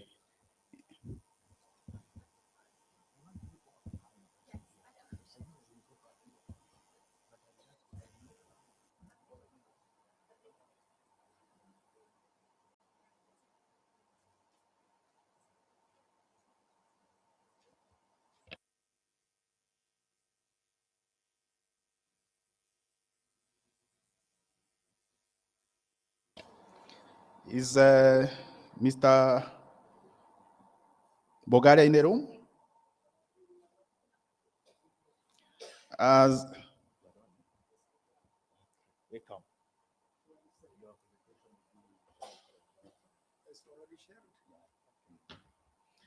I also want to welcome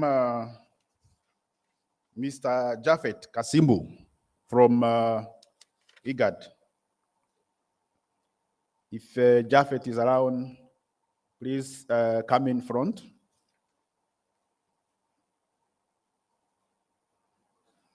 I also want to invite Mr. Charles Kajema from Kenya. I guess Charles.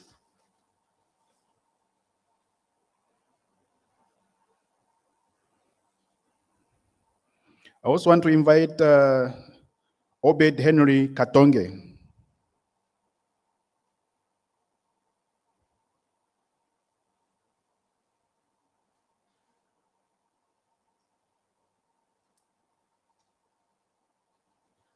Obed.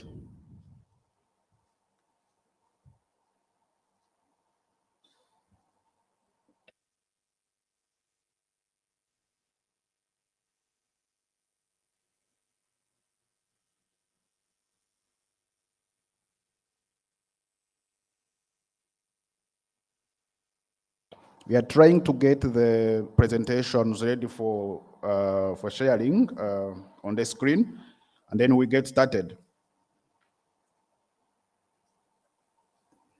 Charles, is Charles around?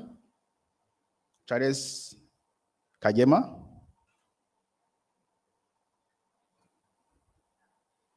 I've seen Jafet. If Jafet is in the room, Jafet, please come in front.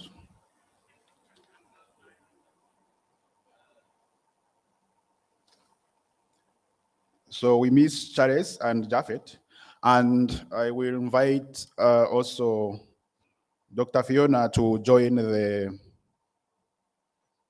panel.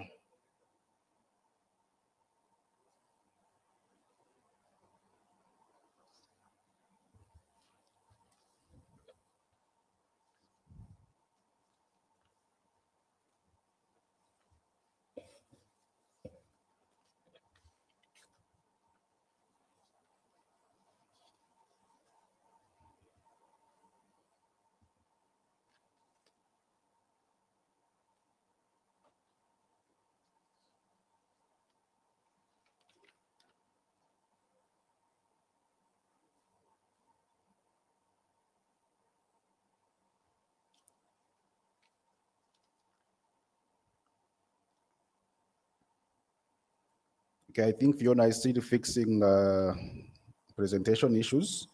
As soon as that is done, we will get started. And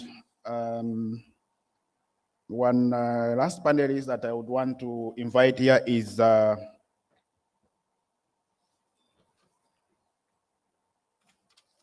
Mr. Shadrach.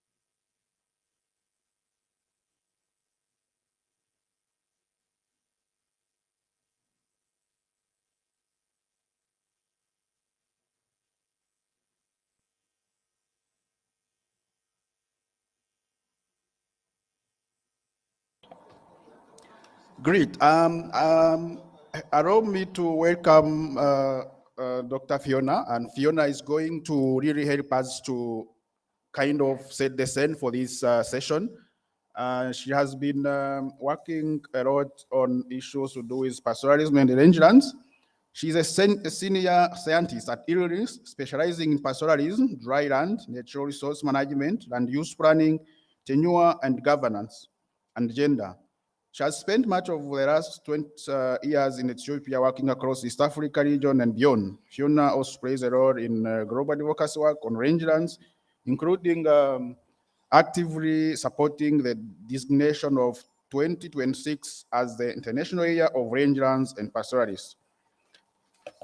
Fiona, welcome and help us to set the scene and to contextualize this session. Thank you. Sorry for that delay. Okay, could we have the presentation, please? Yeah. Okay, so I'm going to give a brief overview on pastoral areas and what's different about planning, land use planning in pastoral areas, and then introduction to some of the good practices that we'll hear about in this session.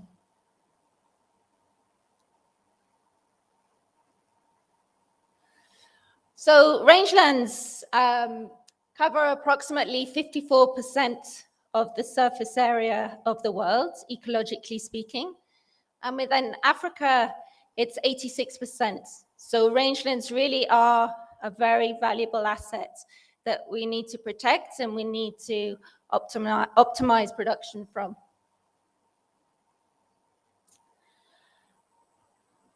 Rangelands support diverse ruminant systems around the world, and as we know, particularly in Africa, there's not a piece of grassland or rangeland where we don't see either ruminants in a livestock production system or wild ungulates. So the relationship between the livestock and the wildlife and the rangelands is intricate to the production system. So let's just think briefly about the characteristics of the pastoral system. So pastoralism is an extensive production system that converts patchily distributed and often poor quality vegetation in dry lands into food and other livestock products. And often these areas are not suitable for any kind of other land use that would have the capacity to do that. The problem is, or the challenge is rather, the issue is that it requires movement across a large area, a rangeland. And that will include grasslands, it will sometimes include woodlands, and sometimes it will also include cropping areas post-harvest. So mobility and also flexibility is key to accommodate for that variability that we find in these dry land environments. And allows pastoralists to respond to drought when drought occurs or other crises. Rangelands are often multifunctional, so one piece of land might be used by many different users for different purposes. So there may be a group that uses it for grazing, but then there may also be a women's group that uses it for cutting grass, or there may be trees for hanging beehives, or for collection of gums and resins. So it's a very multifunctional landscape, which again causes challenges for land use planning. So what are these challenges? Both for land tenure, but then also for land use planning that we're talking about here. So the land tends to be managed collectively because of the nature of the pastoral system. It usually has often well-defined customary institutions that do not easily align or don't always align with formal governance structures and processes. And so what we're finding is it's very difficult to capture or to support a formalization of that land tenure. So that often means that there's often very insecure and unclear formalized tenure arrangements. And this can sometimes lead to conflicts because it's very difficult for the land users to protect their land from encroachment from other uses. The other issue is that because we're talking about large areas, the land use often falls across administrative boundaries, and this creates a challenge. When those boundaries become strong, they can break up and fragment the rangelands and restrict mobility. Pastoralists from several administrative units may then share a single grazing land that overlaps administrative boundaries or a water point. So there's this kind of mismatch geographically between the use of the land and the administrative boundaries, which creates a challenge for land use planning. The other issue is that land is not used all year round, so sometimes it may appear vacant. And pastoralists are not always present to contribute to land use planning decision-making processes. We see this from the local level upwards. Pastoralists may be taking their livestock somewhere else when decisions are being made in a village or in a community about land use planning. Also, there's a lack of documentation from how pastoralists use the land. Pastoralists have all the knowledge often within their minds, and it's not written down. So it's difficult there's a need to have some documentation that then can be shared and be brought into the land use planning processes. And these details can change from year to year. 1 year, it may be more appropriate to use this grazing land over here, and in another year, a grazing land over there. As I said, the multifunctionality of rangelands is not easily captured in land use planning processes. And then finally, often these areas are remote. They're large, they're inhospitable to many, and carrying out like normal land potential assessments is impossible to be able to do this fully. So when we talk about land use planning, we talk about land use planning at different levels, from the country, from the nation, or actually, as we'll talk about later, actually cross-nation, cross-country as well, with the role of organizations such as IGAD. And then within that, there may be regions or counties, then zones, and local. So land use planning needs to be considered at all these levels, and also the special issues about land use planning in pastoral areas. So from that, let's just think about some key principles that we should be considering when we're talking about land use planning in pastoral areas. First and foremost, we need to start with the current land use, the management and governance of the pastoral land and resources, and understanding that, getting communities to draw that out on the ground, which can be an interactive process in itself, is a really good starting point. It's very difficult for pastoralists to be able to write down in text how they use the land, but if they can graphically show it, say on the land, then this is a good starting point for this. Land use planning in pastoral areas will then need to accommodate the complexities of collective and multifunctional land use and tenure, and also support the sharing of resources and mobility across administrative boundaries. And you'll hear more about this later. Thirdly, it needs to be inclusive, including all pastoralists, and building capacities as needed. Land use planning and understanding a process and the roles and responsibilities in this can be something new, so capacities need to be built at the same time. And ensuring that there's still that flexibility. We might have a land use plan, but there still needs to be this flexibility to allow response to drought and other climatic events or crises. And then finally, it needs to be affordable and implementable. We might have a great land use planning, participatory land use planning process on paper, but if it's too expensive to implement, then it doesn't get implemented. And I think we can all agree that often ministries of land or land commissions and land use planning commissions often don't get the budgets that they would like. They realize the importance of land use planning, but don't get the budgets that they need to implement the land use planning that they want to. So we need to ensure that the land use planning process is as cheap as possible, but also as It collects the necessary information for good land use planning decisions.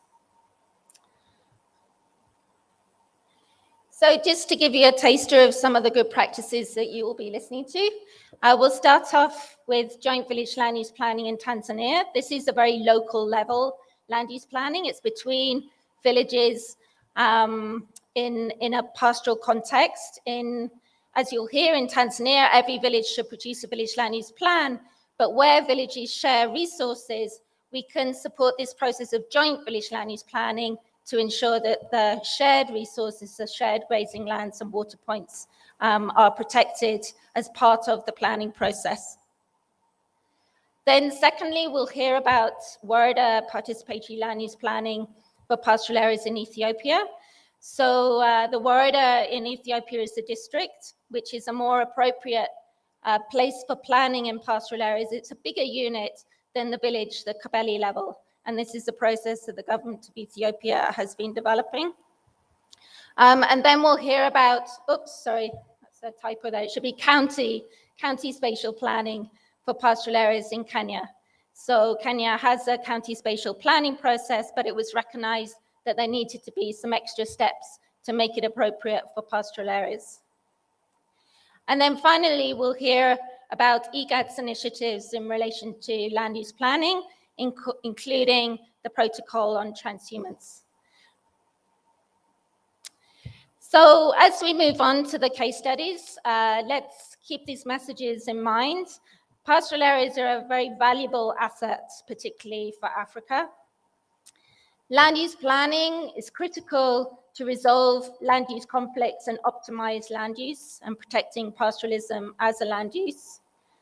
Land use planning in pastoral areas can be more complex and requires flexibility and adaptation of planning processes, but the investment is worthwhile. There are increasing numbers of examples in the greater IGAD region from which to learn and build on, and you will see some today. And finally, the financial commitment by government is key. We cannot do land use planning unless governments prioritize it, and the ministries of land and national land commissions, etc., get the funds required to do the land use planning. So that's all from me. Thank you. And now I'll pass on to the next speaker. Or to Odas, will you?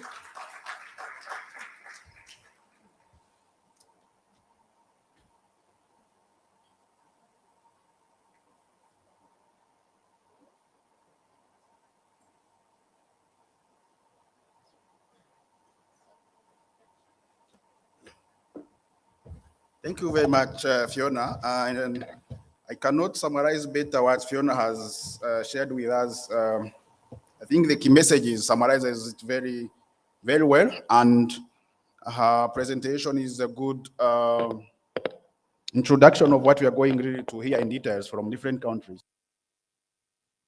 We have experiences from different countries, at least 3 countries in the region, and then cross-country experiences.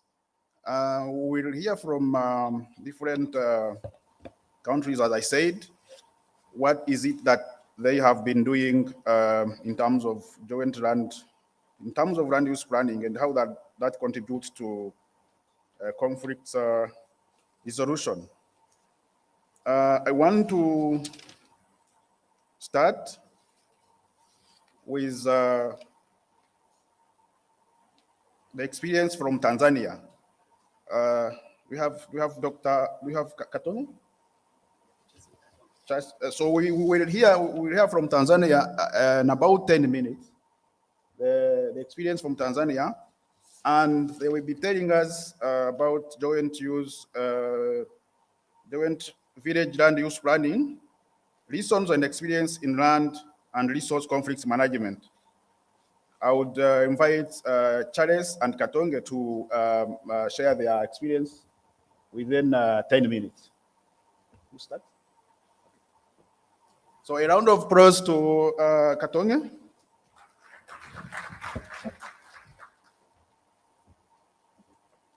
Hello. My name is Katonge. I'm from National Land Use Planning Commission, Tanzania. We have prepared a a few slides to share with you on how we can use a joint village land use plan as a solution to land and resource-based conflict. To save time, I would like to invite my colleague, Dr. Chasim Kalawa, to proceed with the presentation. Kalawa, please welcome. This is for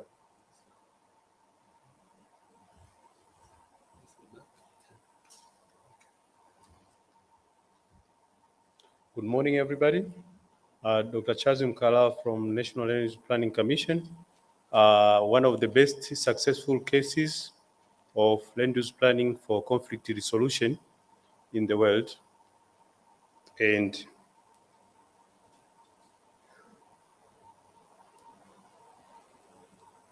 okay, first I would love to explain what it implies by say joint village land use plan.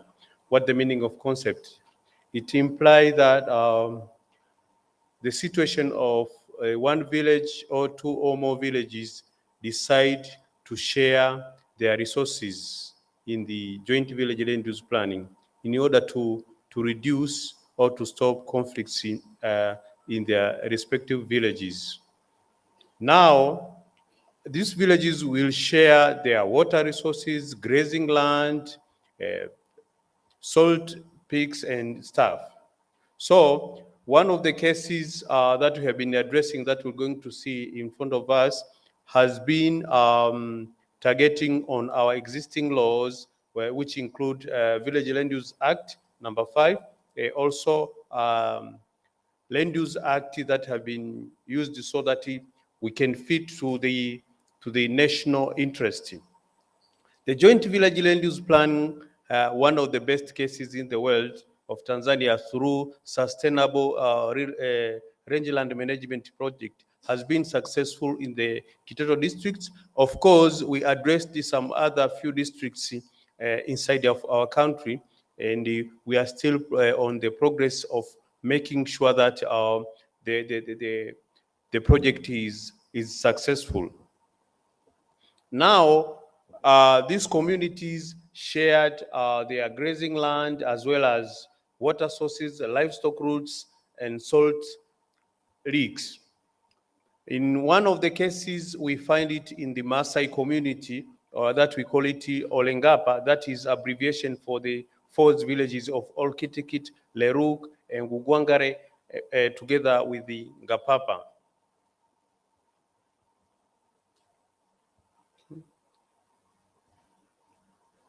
Okay, that's the problem. What's the problem with this? Okay, before this, yeah? Before? Okay, for example, one of the village is like this, the village of Olkitkit, the village of Kitkit. It has its own land use planning with the different land uses, including grazing land, as it is indicated in, can this highlight? How do I highlight?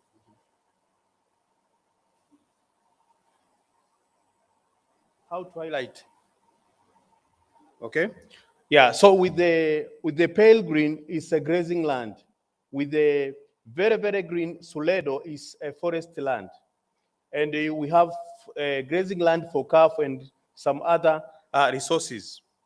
Now, this village has different land uses, but it is surrounded with the neighboring villages. You can see like Ngapapa, Leruk, and Ngungwangare have their own land uses. But how does this village integrate with the neighboring villages?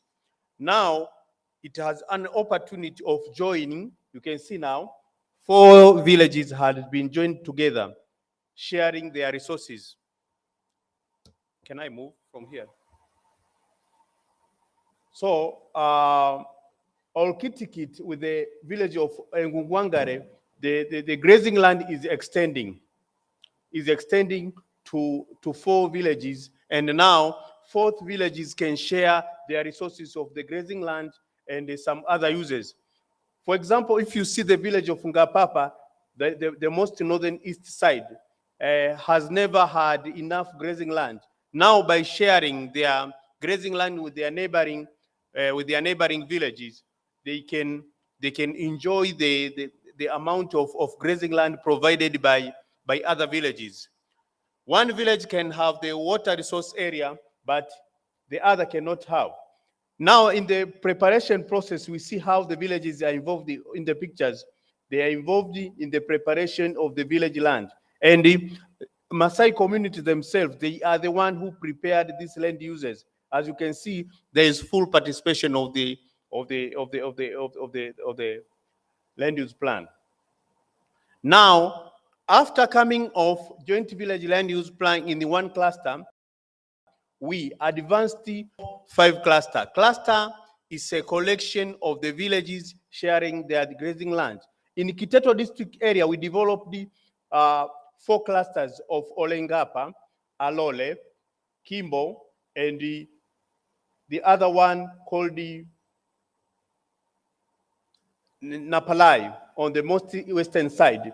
Now the greenish area is the grazing land for the entire Kiteto district area. And the greenish shows that livestock can move from one point to another point searching for the grazing land.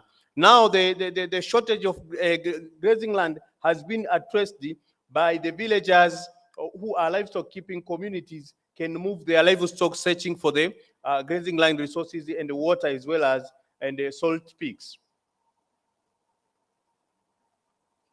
How it was successful and how much was secured during this operation of joint village land use planning in the Kiteto district, we managed to secure substantial amount of land, as it has been addressed in the Olengapa, like 30,000 of Napalai, 25,000, Kimbo it was 11, and Alole it was huge, 95,000.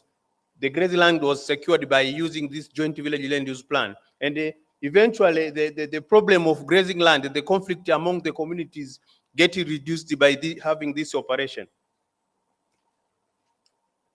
We have been able to make sure that there is tenure security among these communities. And now can see the community are granted with joint customary right of occupants on their land.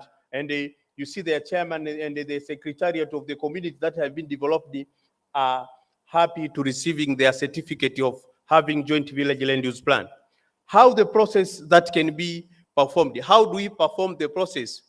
In the beginning of the project, we had an idea of having a joint village land use planning in the 4 districts of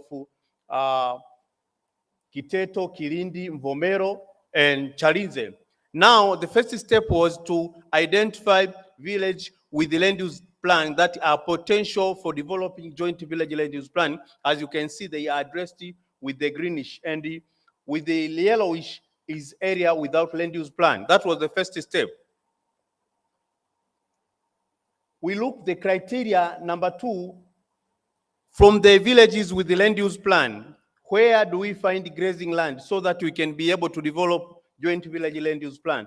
Now we see the greenish area are villages with the land use planning also are allocating grazing land on their existing land uses. So in the 4 districts that we anticipate to develop project, we identify from the all land users where are these grazing lands so that we can be able to develop clusters.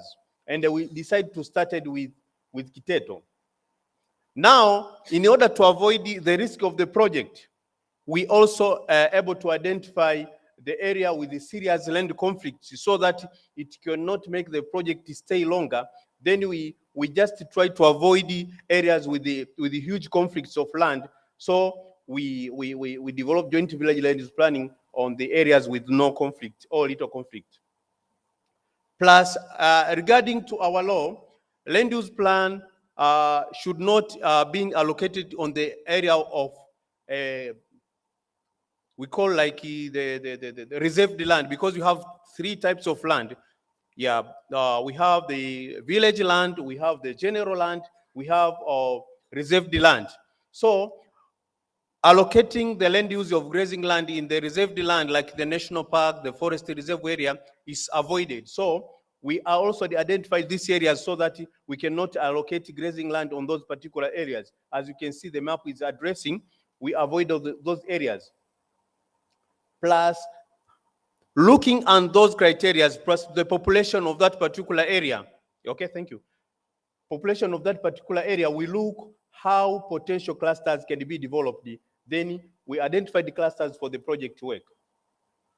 We had some challenges facing the entire process, which includes the less involvement of pastoral communities in the area. We have like the financial resources problem. We have the problem of the capacity building, the understanding of the community regarding the rangeland activities, because most of the community, they are not ready to accept the allocation of grazing land in their particular area. Thank you very much for the presentation. Thank you very much, Dr. Charles. You may also have a seat here, because I will be in the interactive session after. I think you all had the experience from Tanzania, and I'm sure the experience from Tanzania talks to a number of your own experience in different countries. As we have also to work against time, I will ask that you allow that we proceed with an experience from another country, and then later we will also have enough time to compare these experiences with our own experiences. And the idea is to use these experiences, especially to exchange on solutions for the challenge that were already discussed in Fiona's presentation, and that you see in different presentations from different country experiences. Allow me to invite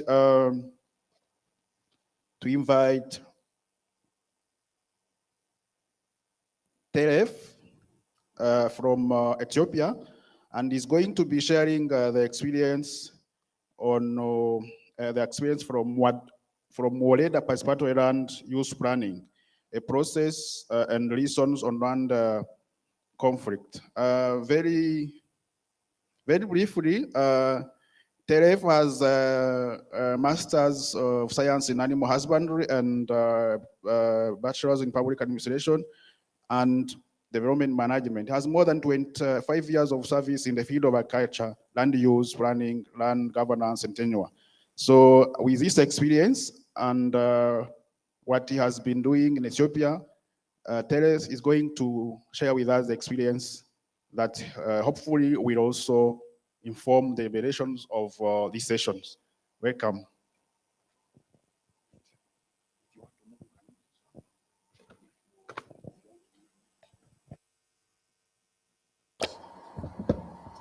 This one doesn't work. This one is this pointer. Yeah.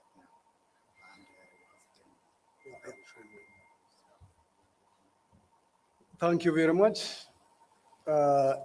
In case of shortage of time, we are two, but I will be finalized within 10 minutes time.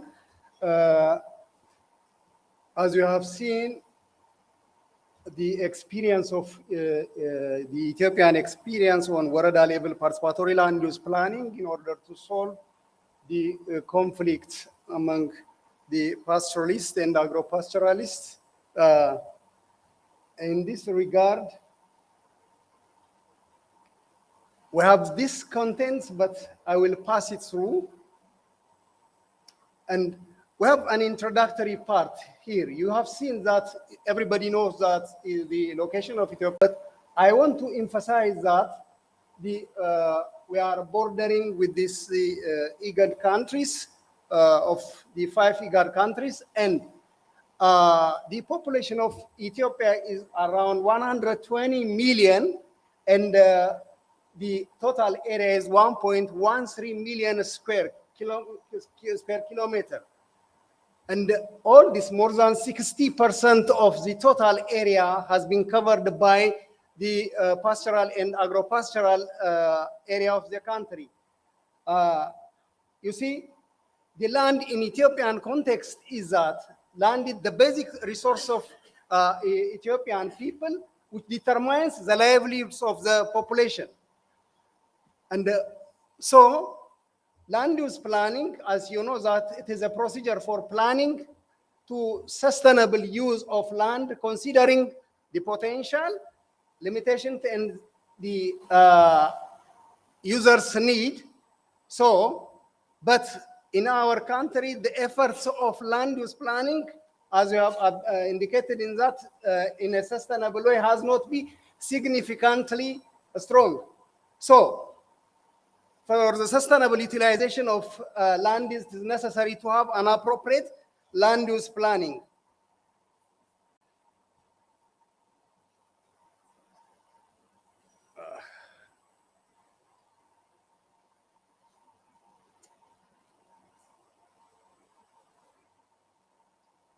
Oh, sorry.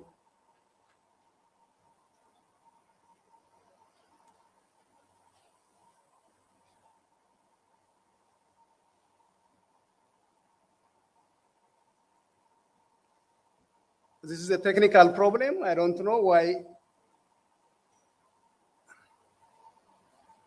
Can you improve it, please?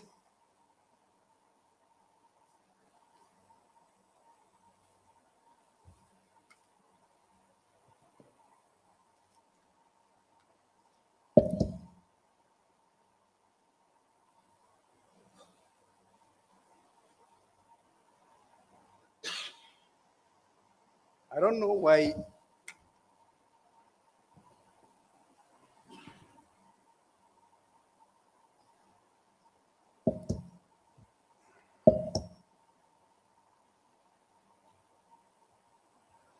Okay, why land use planning?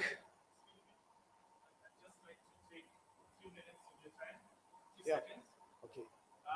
Just a special announcement for those of you who were missing presentation room 1 in Regal. We are restarting in 3 minutes, so you can kindly go back. We've solved the technical problems. Thank you very much. Session 1 in Regal, we are recommencing in 3 minutes. Thank you. Thank you very much. Okay. Sorry for the inconvenience. And why land use planning is necessary.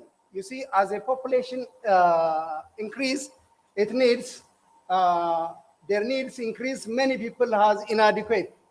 You see, from this, the total land area coverage is, as I have said, 1.13 million square kilometers. But you see, the population of Ethiopia in 1917, it has 30 million. And for this, the 3.8 hectare per head is the land share. And at the same time, nowadays in 2022, the population of Ethiopia is around 120 million, and the share becomes 0.9 hectare per head. Therefore, so this is also in pastoral and agro-pastoral areas. There are conflict and competition on resource. There is also an expansion of land for other use. Therefore, as a result, there has been extremely high degree of misuse of the land, which leads to a severe ecological destruction, resulting in recurrent drought, famine, and many deaths of human and animal. Therefore, its ultimate effect is that improper land use planning improper land use planning change. Therefore, to reduce and avoid this type of problems, Warada participatory land use planning is an appropriate land use planning for pastoral and agro-pastoral area of, especially in Afar and Oromia regions of Ethiopia. Though pastoral and agro-pastoral area of Ethiopia is, so in order to say about this, the pastoral and agro-pastoral, what does that mean by pastoralism? It is a livelihood system and a way of life to society through practicing herding of livestock, primarily economic activity. So the pastoralists and agro-pastoralists of Ethiopia are this very vast coverage, because as I have said that 60% of the total mass of Ethiopia has been covered by the pastoral and agro-pastoral. When you see the land, the number of and the type of livestock in Ethiopia, you have seen that the cattle is around 70 million, sheep 42.9 million, goats 52.5, and so on it goes. And from this, the share of the livestock from pastoral and agro-pastoral is 25% of the cattle from the total population is found in the agro-pastoral and the pastoral area of Ethiopia, and around 32% of sheep and 41% of goats, and almost 99% of camel are found in the pastoral and agro-pastoral area. And also, when you have seen that the pastoral and agro-pastoral area, the livestock cross the Kabale and Warada boundaries. This is Kabale and Warada is the land administration boundary or unit of in the Ethiopian context. This is in search of water and feed and also salt licks. So the minimum movement of pastoralists is in Trans Warada, which means when we say Trans Warada, one Warada has got almost 151,902 hectares in one. It's when you say one Warada, around some. Therefore, Warada is an appropriate level of level scale of in pastoral and agro-pastoral area of what I've said, that Afar and Somali regions. So the very important things what I want to discuss is that our experience in Warada participatory land use planning is that our approach, what is our approach in Warada level participatory land use planning? That is the first thing what we did is that evaluating the existing land use manual that was mainly focused for sedentary agricultural area, that was not addressed, that didn't address the pastoral and agro-pastoral areas, which covers the vast area of Ethiopia. Therefore, in order to, and after that, what are the basic principles of the Warada participatory land use planning? These are efficiency, equitability, sustainability, and local decision making, which means we are considering the engagement of gender, and at the same time, we are considering the community participation. So then after evaluating that one, it is necessary, we found it necessary to prepare Warada participatory land use planning manual for pastoral and agro-pastoral area in collaboration with different partners. Especially in this, I would like to say thanks Dr. Fiona Flinton for the support of for the preparation of this manual with ILRI, ILC, SDC, GIZ, and so on. Then when preparing the manual, strictly we followed the address of basic principles of Warada participatory land use planning, what have been discussed the above, and gender issue, transparency, land governance, best practice, participation issues, sustainability, and indigenous knowledge also included in the Warada participatory land use planning manual. Then based on the manual, we have started piloting in Afar and Somali region of Ethiopia, and then successfully, the piloting was successfully in Jefra Warada of Afar region.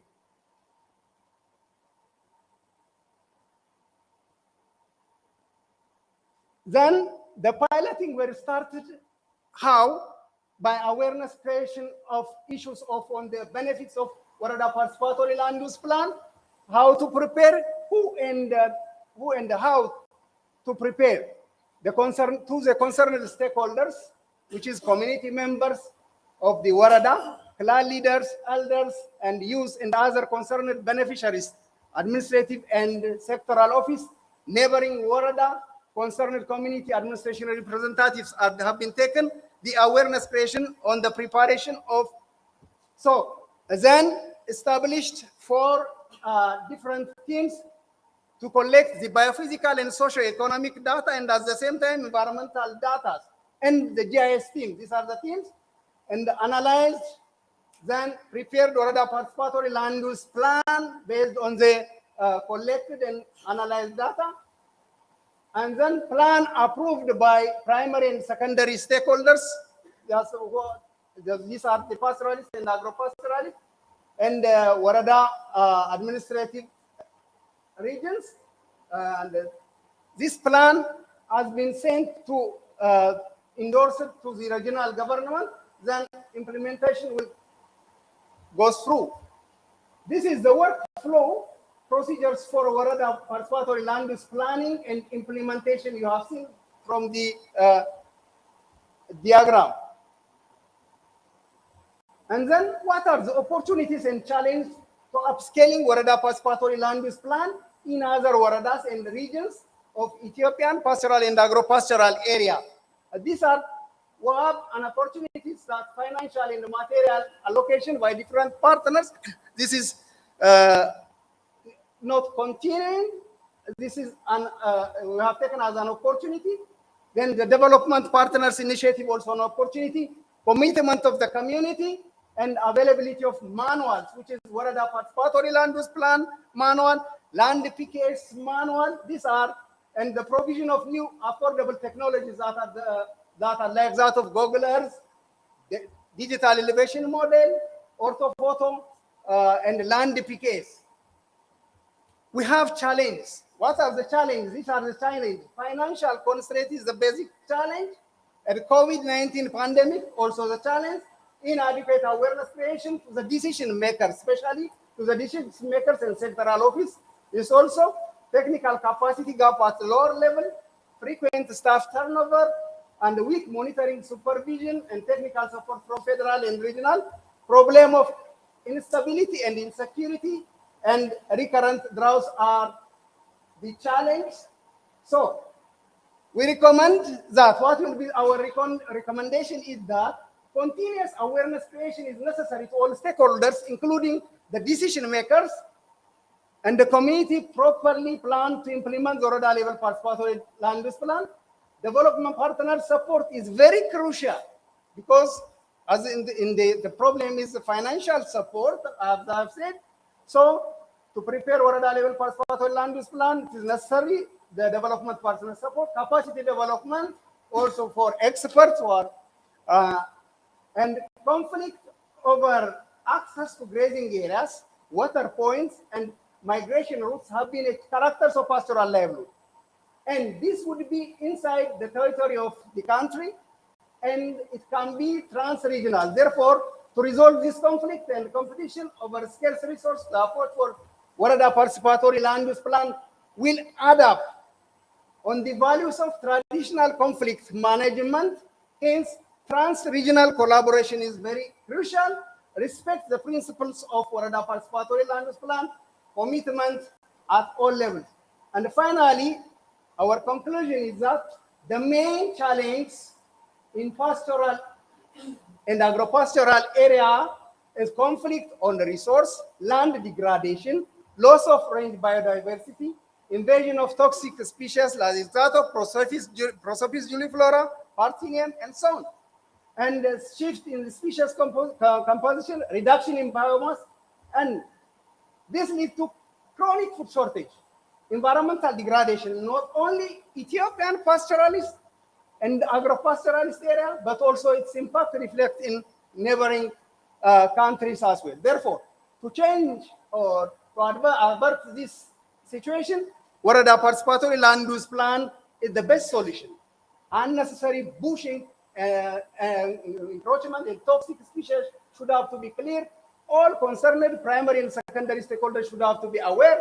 Also, comparing among all concerned institutions is essential for addressing land use related cross-sectoral issues that involve several agencies and for the development and implementation of joint activities in capacity building and knowledge transfers. Finally, I would like to thank the hosting countries and international organizations, development partners who are engaged in the development activities of the participatory land use planning activities. Thank you.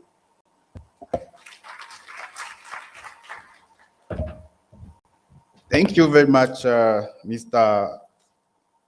Abebe, for this wonderful experience. I think if I go by this experience, I can confirm that participatory land use planning, if you go by the 4 principles that Abebe has just shared, it can not only help us to solve conflict, but I think it can be a tool also that really brings about livelihood. And the challenge that we hear from Ethiopia, I'm sure they are shared by a number of other countries in the region. And the solutions, opportunities that Abebe has just shared with us, I hope that in the plenary we'll hear more solutions that really can also lead to action points from this session. As we continue with experiences, we want to hear experience from Kenya. Kenya is another country in IGAD region, and it's a country, as I'm sure the presenters we talk about it, has a very big percentage of the land is rangelands, and I think their experience will be quite interesting. I will invite Charles Kayema to come and share the experience from Ethiopia. A bit about Charles. Charles is a physical and land use planner in Kenya, currently working as a director, land use planning research directorate in the National Land Commission. So we're really going to hear from the source. Welcome, Charles.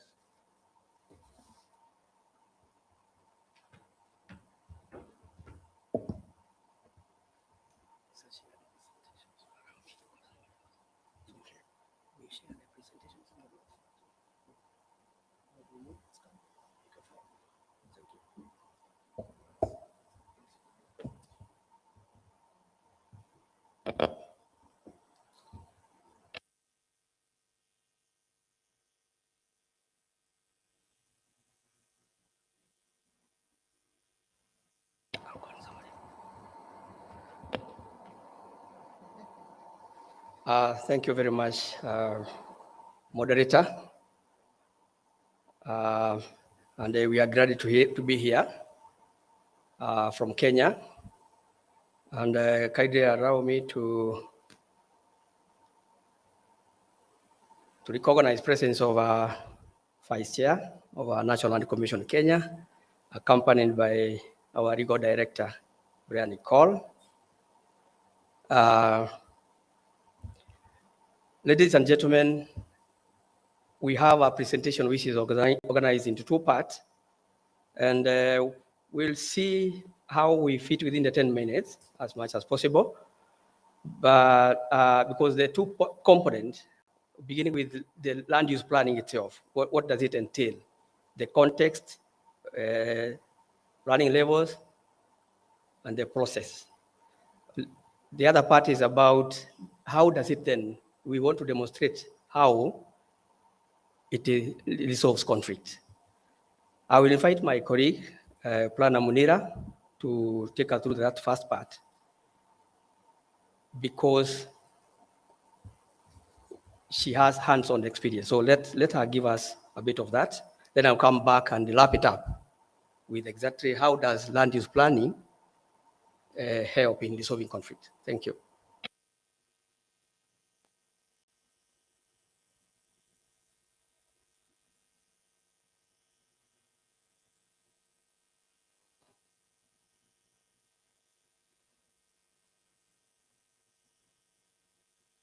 Okay. Thank you, Bwana Director, and all protocols observed. Good afternoon. Am I still morning? Okay, so I'll take you through the land use planning experience from Kenya. What we have done in Kenya, we've actually studied the conflicts experienced in these regions. And what we have done, we've actually come up with guidelines, we've come up with legal frameworks to address the process of land use planning with objectivity. So quickly,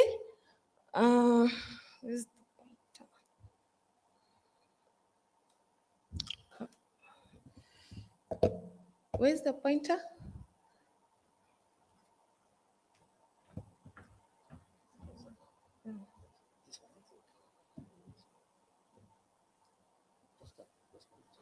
Oh, okay.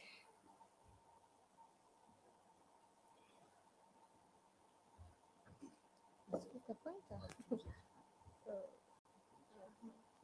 Okay, it's there.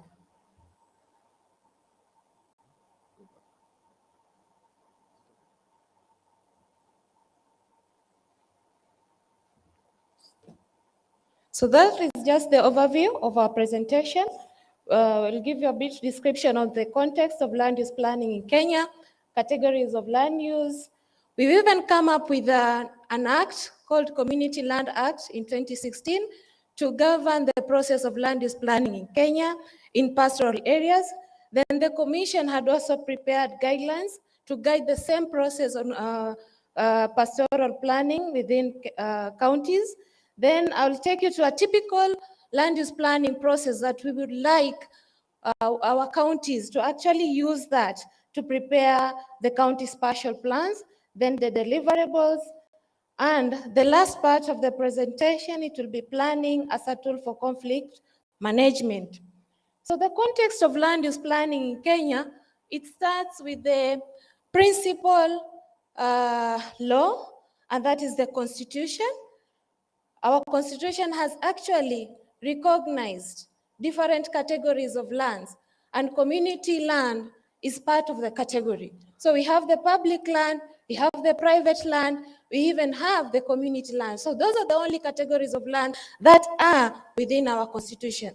The Constitution has even gone further to advise that there is a need of our parliament to come up with an act of parliament to actually advise and guide the land use planning processes in pastoral areas and community land.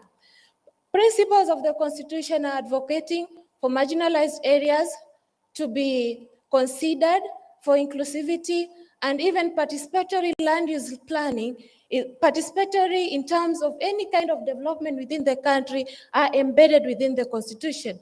And largely, the National Land Commission picks its mandate from the Constitution, especially when it comes to the function of land use planning under Article 67(2)(h), that the Commission has an obligation to monitor and have oversight functions on land use planning throughout the country. Then we also have legal frameworks. We have the Physical Planning and Land Use Planning Act enacted in 2019. We have the Community Land Act in 2016. We have the Land Act, and we have the County Government Act, which was enacted in 2012. And you find that in Kenya, community land is vested. It's under trusteeship under the county government. Then we also have other factors that to consider when it comes to to land use planning in pastoral areas. We have the universal global values and principles. We have the SDG. We also have aspirations and concern.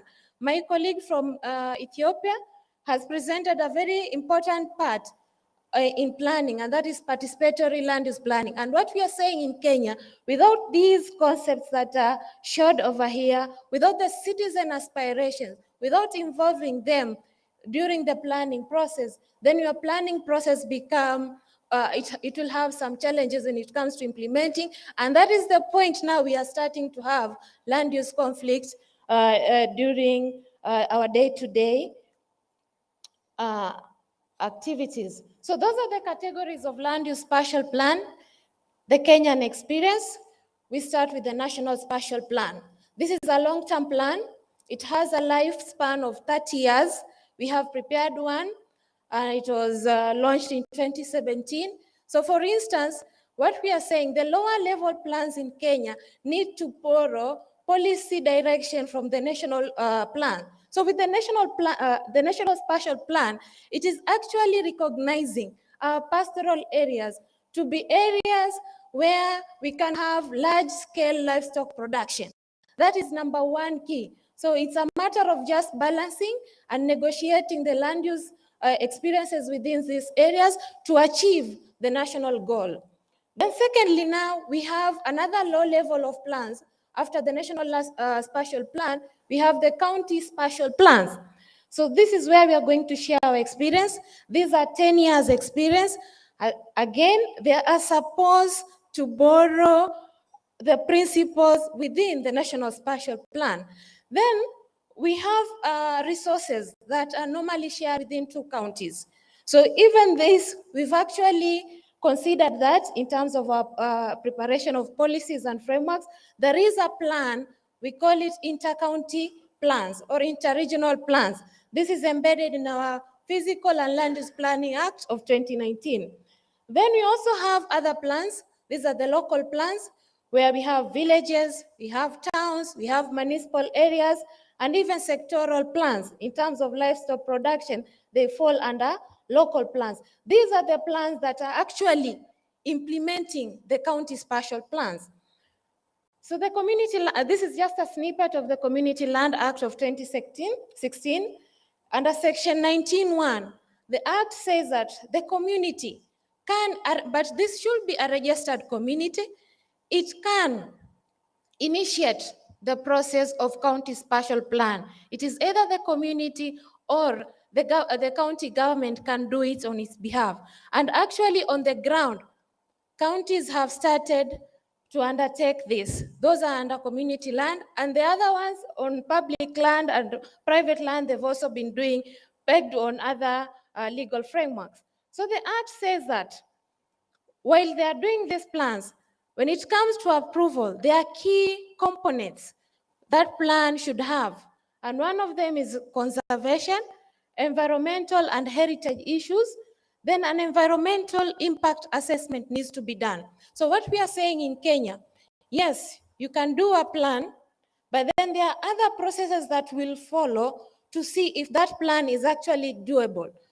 So there are policies that we've also set up, policies like strategic environmental assessment, they need to be done. And especially when it comes to these pastoral areas, even a heritage impact assessment needs to be done. Without that, then it means that when it comes to approval or implementation of the plan, the problem starts. So what we are saying from the National Land Commission, these conflicts, for them to be solved, we must have the legal frameworks to guide the processes for us to achieve objectivity in the land use planning. So it's like it's a process. What we started this land reforms in Kenya in 2010 after our constitution. Several legal frameworks were done. And you can see in 2016, we've had our Community Land Act. In 2018, the National Land Commission embarked in preparing guidelines in terms of preparation of county spatial planning.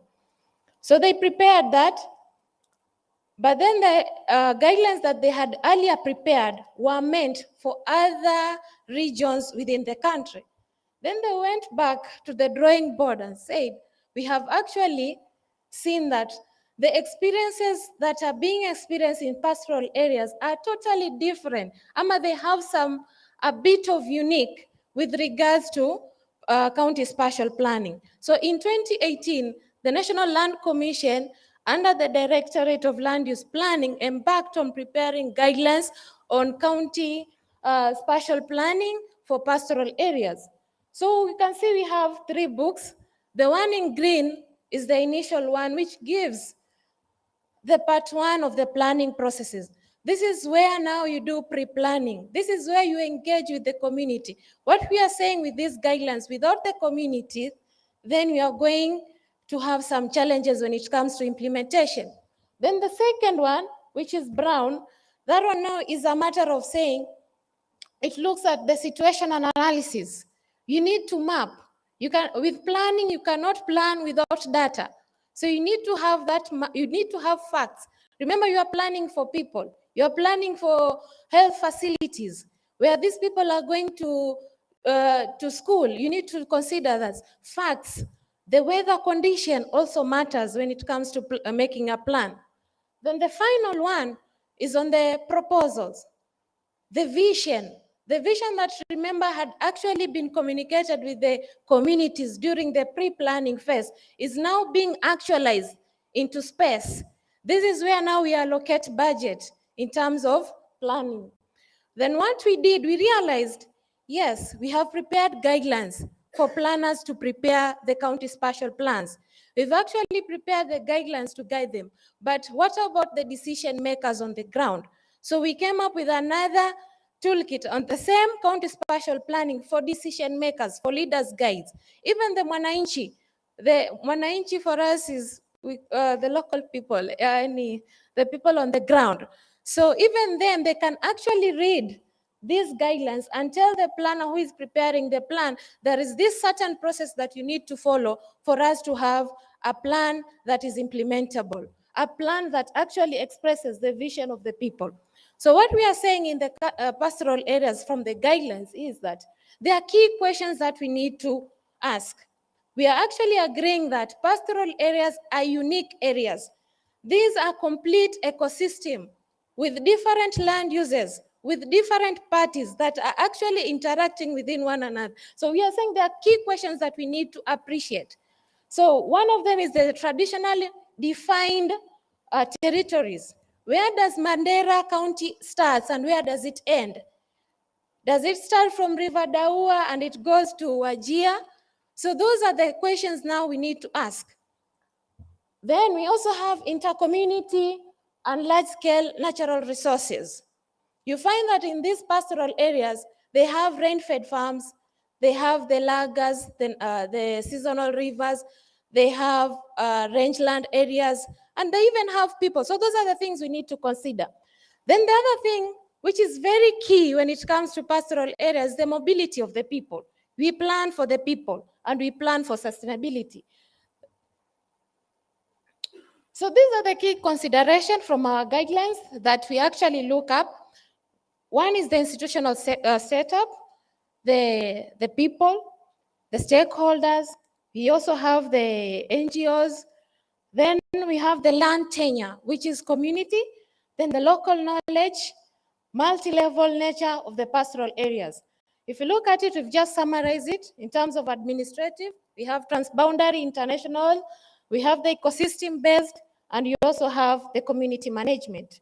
So the approaches that we are actually advocating when it comes to preparation of this county spatial plan, the plan should be GIS-based. And like I said, in Kenya, we came up with a legal framework.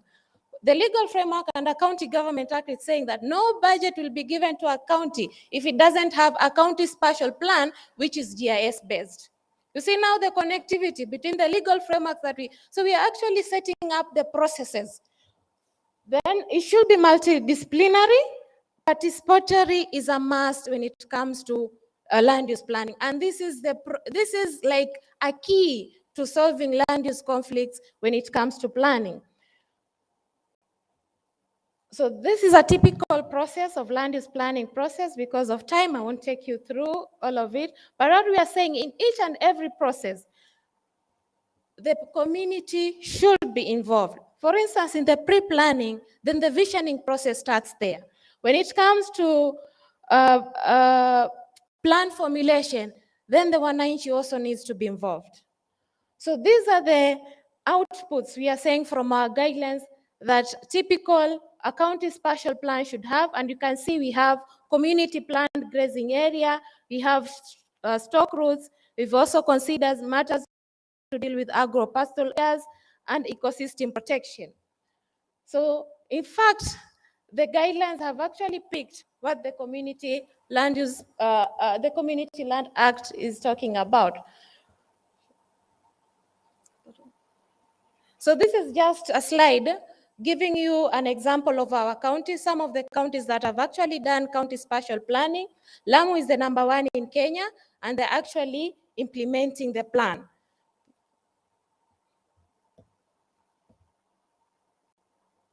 Let me invite my director for just some 2 slides Yes, on land use conflict. Thank you.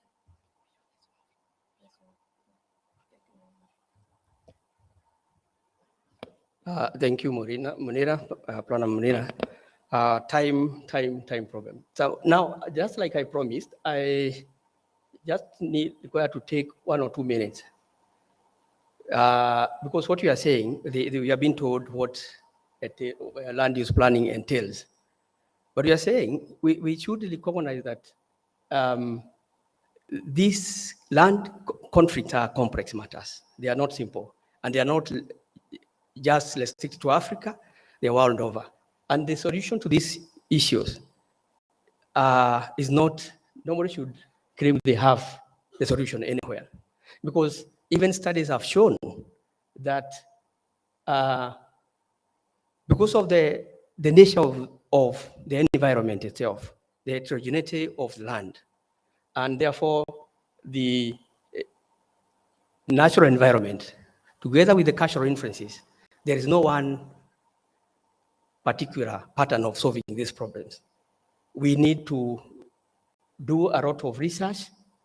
We need to become very innovative so that we can be able to solve this problem. What is here, if you look at what you have outlined there, the causes are diverse. From colonial, and this has already been said by the previous speakers, that Africa suffered colonialism, and it's quite several decades from that time. But up to now, the legacy is exactly what we are experiencing from land conflict, that part of it. There is this historical injustices, and naturally we know as people and technology continue advancing, competing uses are there. This wasn't the matter.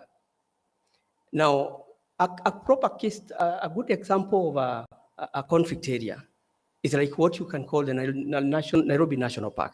You would consider that area to be already designated, zoned, and an area that is safeguarded. But there is hue and cry. There is a conflict with the adjacent area, the county, which is a pastoral area that should promote livestock production. But the problem is, even after having plans in place, still the solution are not forthcoming because the implementation has an issue. As I put it before there, we have what it takes. The knowledge is there, but we don't seem to have those, the ultimate will and the commitment in terms of investing in implementation of some of this plan. So even with having land use planning in place, when we don't have the commitment, then nothing much will happen. Like here, a currently ongoing conflict between those conflicting uses.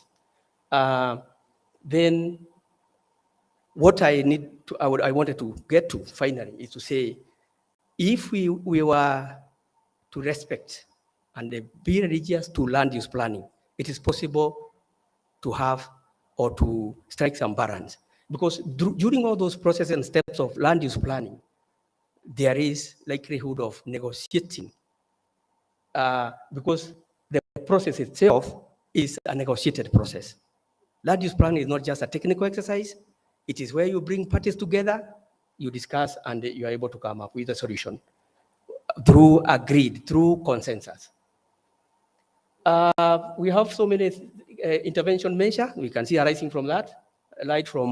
With land use planning, you get good land governance.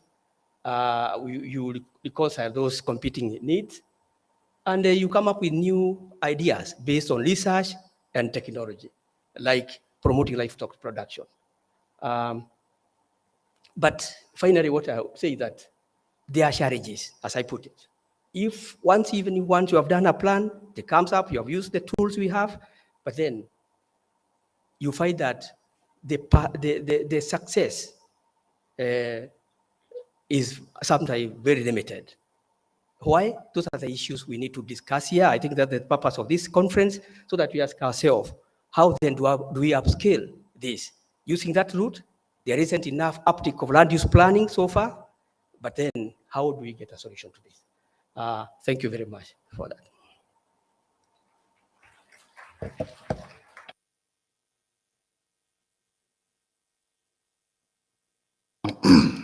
Thank you very much. The experience from Kenya is as well insightful. And I think from all the experiences that are shared here, there is one very important aspect. And I think if I take from Kenya and summarize it, the land use planning process, if it is to succeed, it has to be mwananchi centered. Mwananchi. So I think the mwananchi centered is a keyword if we are ready to succeed, because otherwise we will not be talking to people's needs. And with the three experiences from Tanzania, Ethiopia, and Kenya, I want us to, at the end of the panel, to hear also a speaker from Uganda who will share a bit about Uganda. But before that, I want to invite two speakers who will quickly share now regional experience, cross-country experience, because land has no borders, and land issues have no borders. And some of the issues we are dealing with, especially in the rangelands and pastoralized marine cross-border, how regional actors see it from where they sit. Let me start with Shadrach from IGAD. Shadrach is a land governance specialist from IGAD, and he's going to share with us a bit about cross-border land use planning.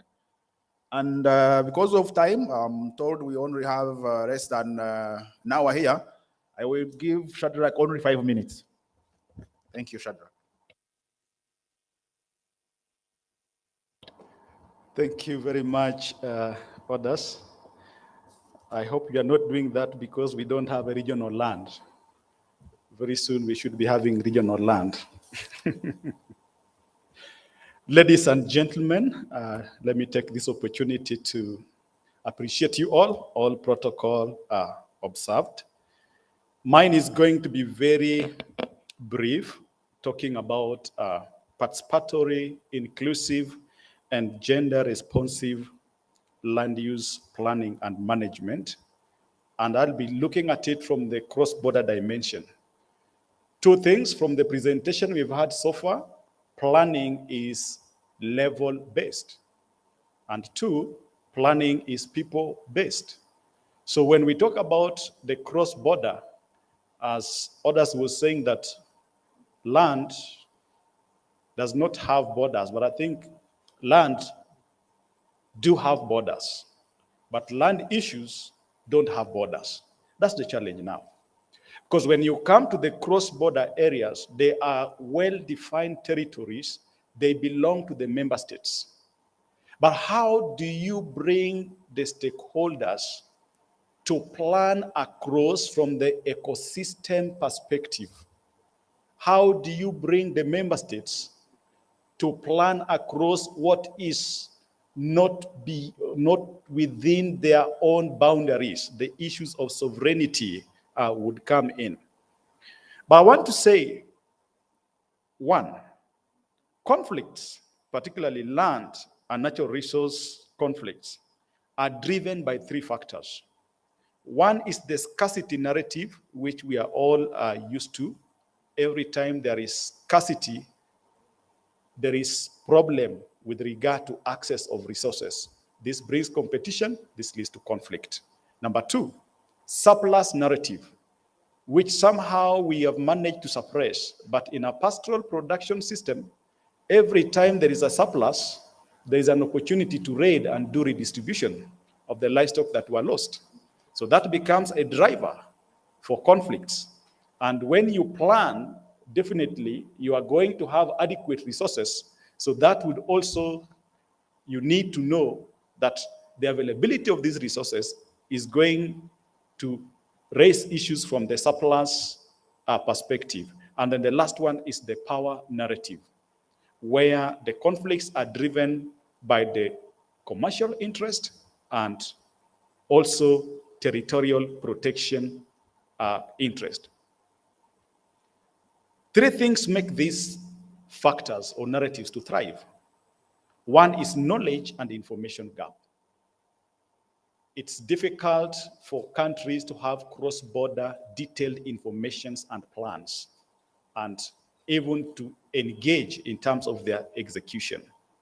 So shared resources sometimes are not properly mapped, they're not inclusive, and sometimes when they are mapped, the conflict sensitivity of how it is mapped and the frameworks put in place for its use is not well defined. So this information and knowledge gap brings contestation, and the one who has access to information and knowledge has a better hand over it. Number two thing that makes this thrive is power imbalance between the actors, the communities, investors, and government. There is power imbalance. In terms of representation, who sits in what space? If planning is level-based, who will sit at a cross-country planning space? Or who will be the legal representative at the cluster planning space? So those questions, they bring in contestations. And the last thing is the community organizing. You want people to participate. It ought to be inclusive. It ought to be conflict sensitive. But how is community organized so that the representation addresses legitimacy and legality? When representation does not address legitimacy and legality, then conflict is bound to arise in terms of that participation. How does land use planning at regional level or at the cross-border level address this thing? Because that is the focus. I wanted to bring this based on the experience we are having in the Mandera or Somali cluster. So we have seen that planning would require space. So as a regional body, the key gap that we help is that we appreciate that both the national and both the local government need a space whereby they can address the issues as pertaining to planning. And if we take example, the way we have seen the layers, the village, the wereda, the county, then it is going to be easier to identify the stakeholders to bring in this safe space and start seeing how the mapped resources, the planned areas have identified shared resources, shared spaces, what is available in terms of managing those shared resources that are going across the county, and then ask themselves the question, how best can we address this collectively, respecting our administrative boundaries and regulations? That opportunity is the value addition we bring from the regional level, and we are going to see an example from the Transhumance Protocol. Number two is the support to local government and local actors through technical support, resource support, and institutional strengthening, appreciating that in most cases that the one taking lead in these areas, so that we, for instance, like IGAD, we cannot come and say, now we are planning this, but we work with our member states from the national to the local level so that they are able to utilize the convening power of IGAD to do this cross-boundary dialogue, set proper committees and institutions that would be required for conflict-sensitive and gender-responsive planning to address this space. And so far, so good. We think as this is taking shape, we are getting good results. I think we can have more discussions on this. I would allow my colleague to bring in the practical aspect of it from the transhumance perspective. Thank you. Thank you very much, Shadrach. And without taking more time, I will invite Japhet from IGAD as well, as Shadrach was saying, IGAD is investing, I think it's probably the only rec or one of the very few that really invest in bring about secure grant tenure by supporting member states. And as we see these different experiences from the 3 countries, there is a need for countries to collaborate. Most of these issues are similar, and most of them are shared because, as we know, people in our countries, especially around the borders, they relate very much to each other and they share a lot of these issues. It's I think, good that we have these regional integration institutions also supporting member states to deal with land-based conflicts. I will invite Japhet. Japhet is currently working for IGAD as IGAD Transman's expert. Some of us have been part of a process that he was facilitating to come up with an IGAD Transman's protocol. He's going to tell us more about this. Japhet, 5 minutes? 5. Okay, thank you so much. So, honorable members and all distinguished delegates, permit me to thank you for this opportunity. I guess that the presentation is already there. So, will I be using this? Okay.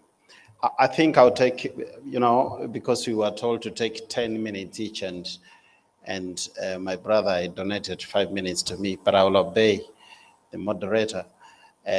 I'll just show you 6 slides, and I will talk about the contribution of livestock in this region in relation to the land occupants, the transhumance interplays, so the interplays within the pastoralism in this region, and then security and mobility aspect. I'll just mention it passingly, and why we're talking about this protocol and where we are as of now.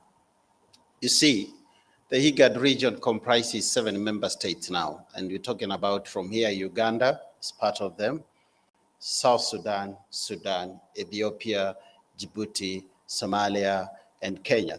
That part of the Horn of Africa is what is the membership of the IGAD region, and has the largest amount of livestock in Africa. Actually, it comprises the largest grouping of pastoralists. We have over 532 livestock in this region, majority of them being the ruminants. And they are sitting over more than 70% of the Hassa regions. This region has more Hassa region than most of the regions in the world, because 70% of the landmass, or even more than that, being some regions like Somalia, Djibouti, is actually more than 80, being Assau. The most viable source of income to practice in such a place, scientifically tested, is pastoralism. And having it as a resource, pastoralism, we have to deal with it and see how to manage it. In fact, this region exports more than 12 million, almost 13 million shots, that is sheep and goats, and meat in terms of tons, over 80,000 tons into the MENA countries. Isn't this a resource that we should be concerned about? That's why when we're talking about pastoralism and the land issues, it's very central to the IGAD and to the land governance team and all the other divisions working together. We cannot talk about transhumance if we are not talking about livestock. We cannot talk about pastoralism if we are not talking about land, grazing land. Land is a central part of pastoralism. We cannot talk about pastoralism without access to water for their livestock. And there is no pastoralism if we are not talking about climate variability, because these are the things that define them. And the adaptation process and the resilience mechanism is what we are calling mobility. Mobility is not a way that we bring into pastoralism just for leisure. It is part and parcel. It's not an optionality. I mean, It's not optional, it's part and very critical ingredient in defining pastoralism. That's why when we're looking about issues of security, we've been talking about mobility from one region to another. And as the pastoralists move for coping with the climate variabilities, then we find ourselves, having conflict with the other people, the agriculturalists, the crop farmers, and also that's why IGAD brought on board the discussion on a protocol, a regional framework that governs this mobility, that helps to bring in coexistence as the pastoralists move from one region to another. When the presenters from the countries, the member states, are talking about land governance, land use plans within the country, what about when people move across the borders? Because these borders came the other day. The communities used to live even without the borders. What are the dilemmas? Now, we discussed to come on board with a protocol, which is a regulatory framework, actually regularizing the mobility of pastoralists across the borders. It's not going to be only a facilitative tool, but it is going to be also a regularization tool, because the pastoralists have been moving across the borders. Today, in the land we are now talking from, Uganda, the Karamoja region is hosting millions of livestock from the other countries. In Kenya alone, I hear that more than 1 million heads of cattle are hosted in Karamoja. South Sudan, they have a lot of them hosted in the Karamoja region. If they don't receive them and host them in a friendly way, what does it mean? It means that the 1 million heads of cattle will die because of the drought ravaging Turkana and West Pokot areas. The same with the South Capoeira region in South Sudan. That is why we are discussing about use of the land across the board in these regions, knowing that climate change is not a respecter of international boundaries. And that's why the protocol comes on board, number one, to grant the communities the free movement, which is orderly, not just a free movement, but free movement across the borders in an orderly manner, because before they have been moving haphazardly, they are not being regulated. And now this protocol helps us to govern them, to see how they are moving. Secondly, it commits the member states also to invest in these regions, to appreciate, and I'm very happy when I was hearing about the presentations about the land use, that the commissions are working very hard to ensure that the land in the pastoral areas is very well planned. It's recognized it's recognized within our acts and the policies and the legislations at the country levels. The protocol will also help and is helping to harmonize the way we treat the pastoralists in our countries, the way we treat the pastoral land in our countries. How are we utilizing that? And that means that we will have to review some of our policies, including the land use policies, to ensure that we accommodate the communal use by the pastoralists. And then access to services by the herders and improved management and surveillance. With that, I would not need to tell you what we have gone through, but just to let you know that we have done consultations with other member states. Every single member state, the 7 of the countries, we have held meetings with them, not once, more than twice. We have held national consultation meetings. We have held what we call technical and also what we call legal negotiations. This round of negotiations were about the articles, the content, the aspirations, the spirit of the protocol, to bring it well in rhyme with and in sync with the national laws and the policies that we have. And then we have managed to harmonize all this. And recently, and that was in 2020 February, the good news we have is that the IGAD policy organs, one being the Committee of Ambassadors, endorsed this protocol.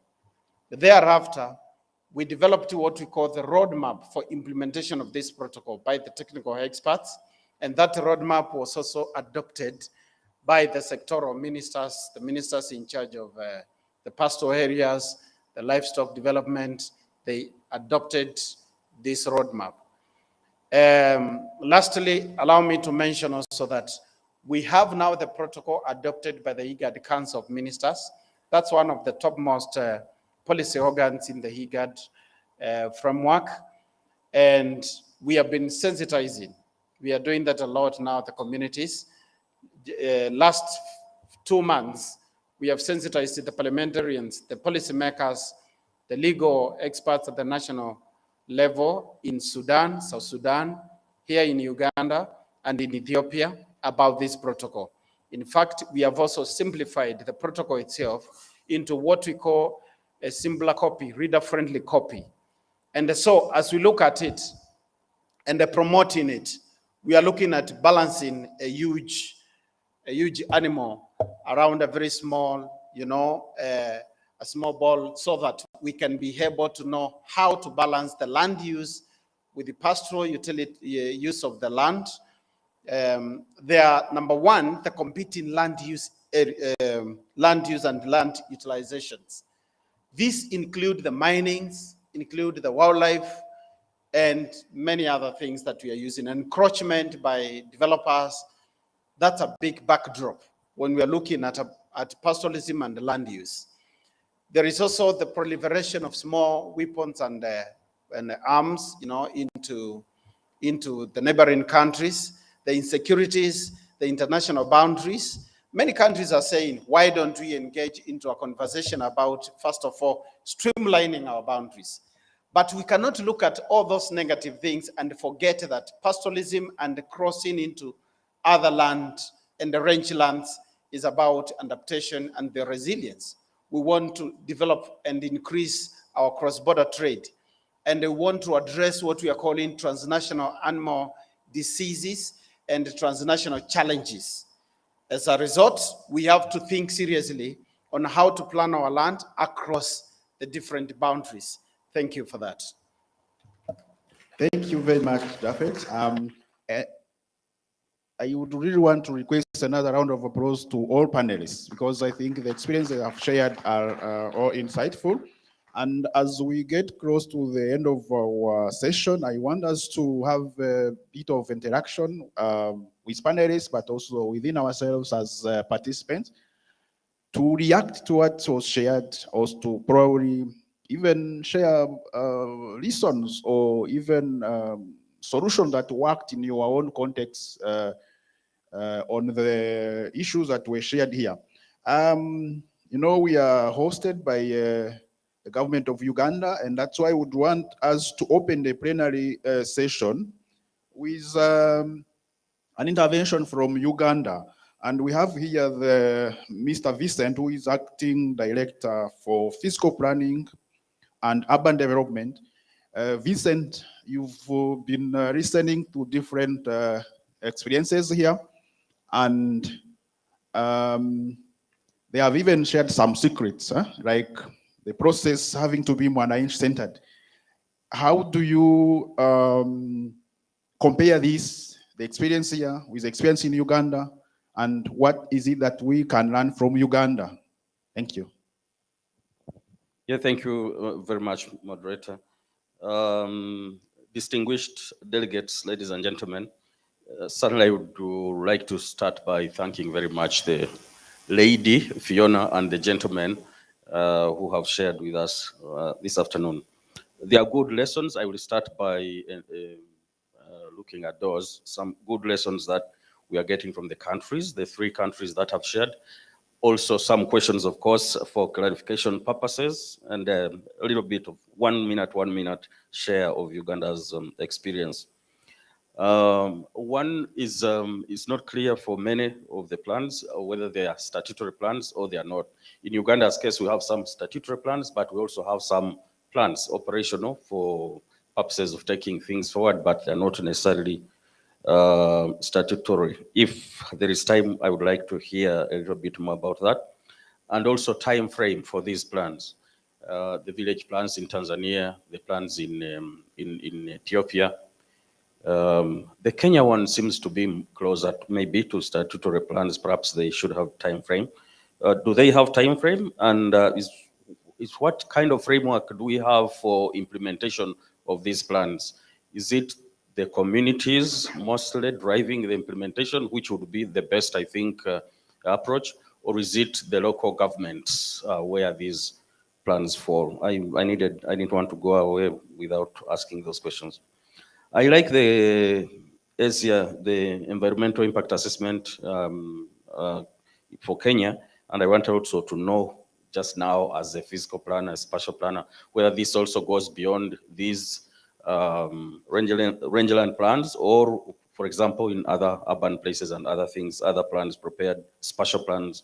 Is it a requirement? It is a requirement here in Uganda, not yet seriously implemented though, I should say. Yeah, the participation, are there like frameworks to measure, to be sure that this participation actually has been useful?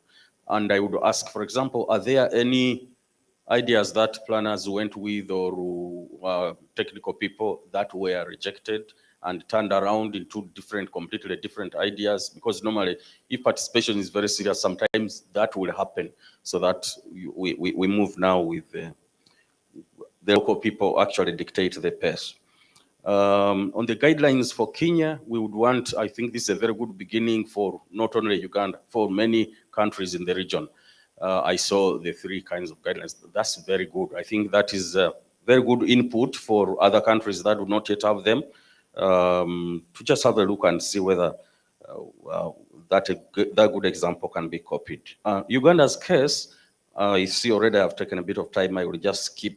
I'd wanted to start from the colonial time to date. But may I just say that pre-colonial time, we already had, as Fiona, I think, was told us, communities and communal engagements and the way they used to handle these areas. Uganda has about 44% rangelands. We call them the cattle corridor, actually, in Uganda, 44%. But if you look at the other countries, I have been to Tanzania, central Tanzania, a lot of Tanzania, I've been to Kenya, not nicely in Ethiopia and other countries. But when you check, you find that our rangelands here might actually be the equatorial areas of some of these other countries, because they are not as dry as many other places. And this might explain why we are a little bit behind in terms of specifically looking at rangelands in Uganda. We have about 44%, 80% of our national herd is in these areas, and 90% of our cattle is in those areas. These are statistics of about 2015, would have changed a little bit by now. So what we have at hand, we also, just like Kenya, we have a planning process that starts from the national level. We have a national physical development plan. We have the very first one, unfortunately for now, the very first one for Uganda is before cabinet for approval. And that now guides the lower level planning. We have regional plans. Regional plans will put together different districts. And these issues, we have already a few regional plans, and the issues of cross-border district and stuff are nicely taken care of under regional plans. Then we have district plans, which also come down to look at issues of rangelands and things like that. But we have not been looking at rangelands specifically as an issue. So when we handle district, we handle it as a district. There are areas that are rangelands in some of the districts, some are forests and that kind of thing. We have also provision in the law which provides for special planning areas. We can declare any place a special planning area on account of its unique potential or unique challenges. So I see like the rangelands actually may fit very well in unique challenges. I think just allow me to go quickly to suggestions.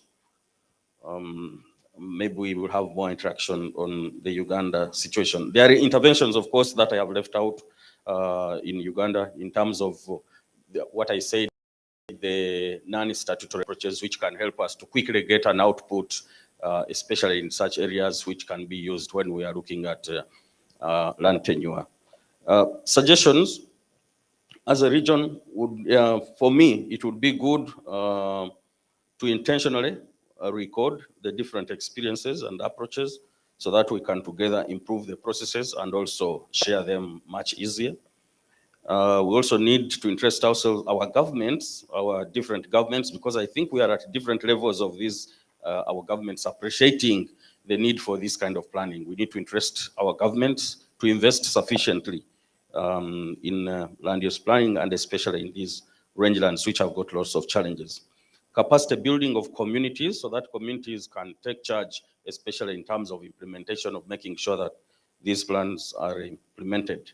And to follow the example of Kenya, I think our sister country, Kenya, legal frameworks are important, specific legal frameworks. We have got, most of us, land use, spatial planning, legal frameworks, but not specific to rangelands. Thank you very much. I will support that. Thank you very much. A round of applause to Vincent. I think he shared quite interesting insights about Uganda. And that also talked to the diverse of the issues at stake in the region. I like the approach he takes to also make suggestions. And before I invite panelists to react to some of his questions, I want to check quickly in whether there is someone in the room who would also want to react, share experience and solutions. Yes, react to the presentation, that is questions, but we encourage also sharing experience, but more importantly, any solution that have really worked in your context. So we have very few minutes, and before we wrap up, I would want to invite the audience for any inputs. You want to start? Okay. Thank you very much. My name is Omar from University of Khartoum, Sudan, and I also drafted the rapid assessment report for Sudan. Thanks first to the presenters for the very informative presentations. Also, although I have some few remarks on these presentations. My first remark, and here I do agree very much with Fiona, who said that land use planning starts with concrete understanding of land use, of land governance.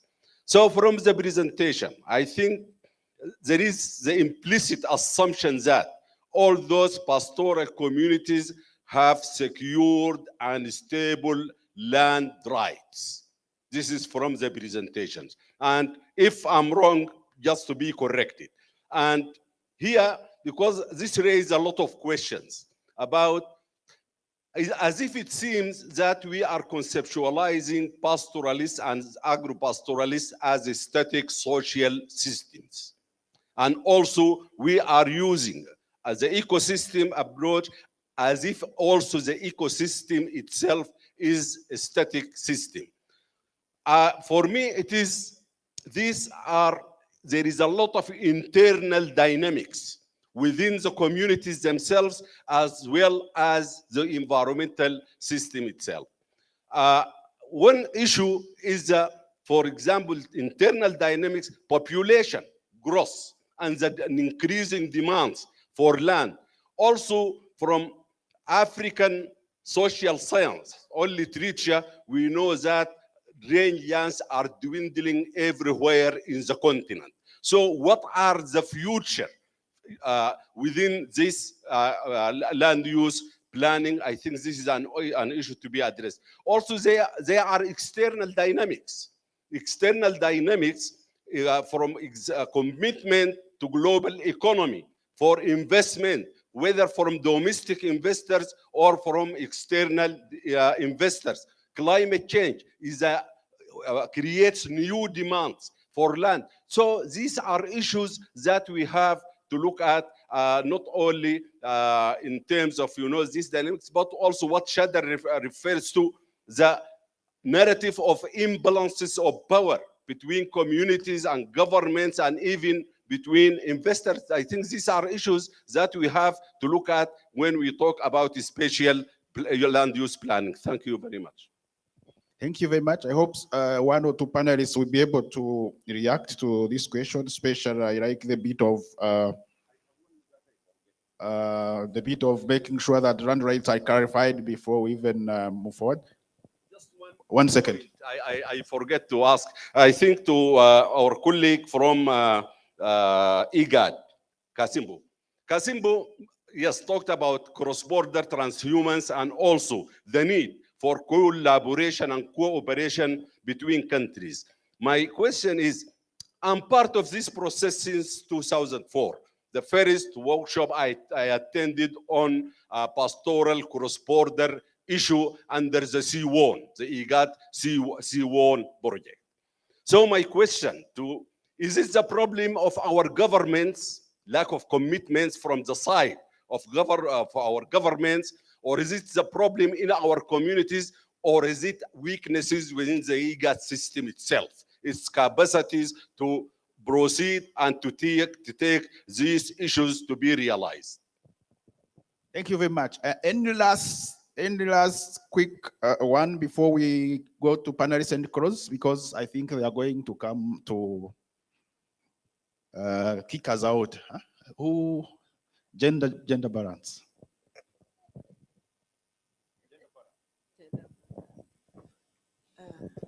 Thank you very much, and thank you very much to all the panelists present. Kaya Christine Nachimoero. I'm the Chivoga District Woman Member of Parliament, but I'm also the chairperson for the Uganda Parliamentarians Land Management Forum, and I'm happy to be here. One, I wanted to hear the representatives from the different ministries citing the gaps in the existing legal frameworks and inquiring on how best we can feed up some of those gaps. Like from my Ugandan government, what gaps fail us to plan for land use in Uganda? And so what can we learn from some of these panelists?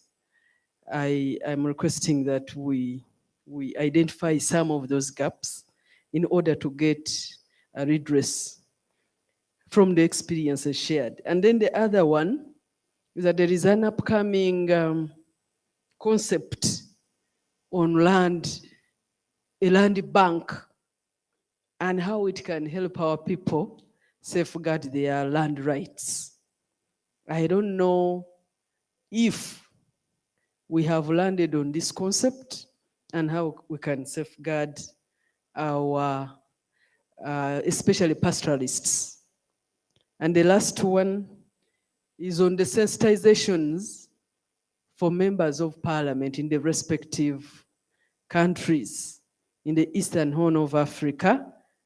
Yes, I heard it from the second last presenter, but we are looking forward because there are very many upcoming challenges that need refresher trainings to the members of parliament, such that we also incorporate some of these developing concepts, especially on population growth, in our legislations. Thank you.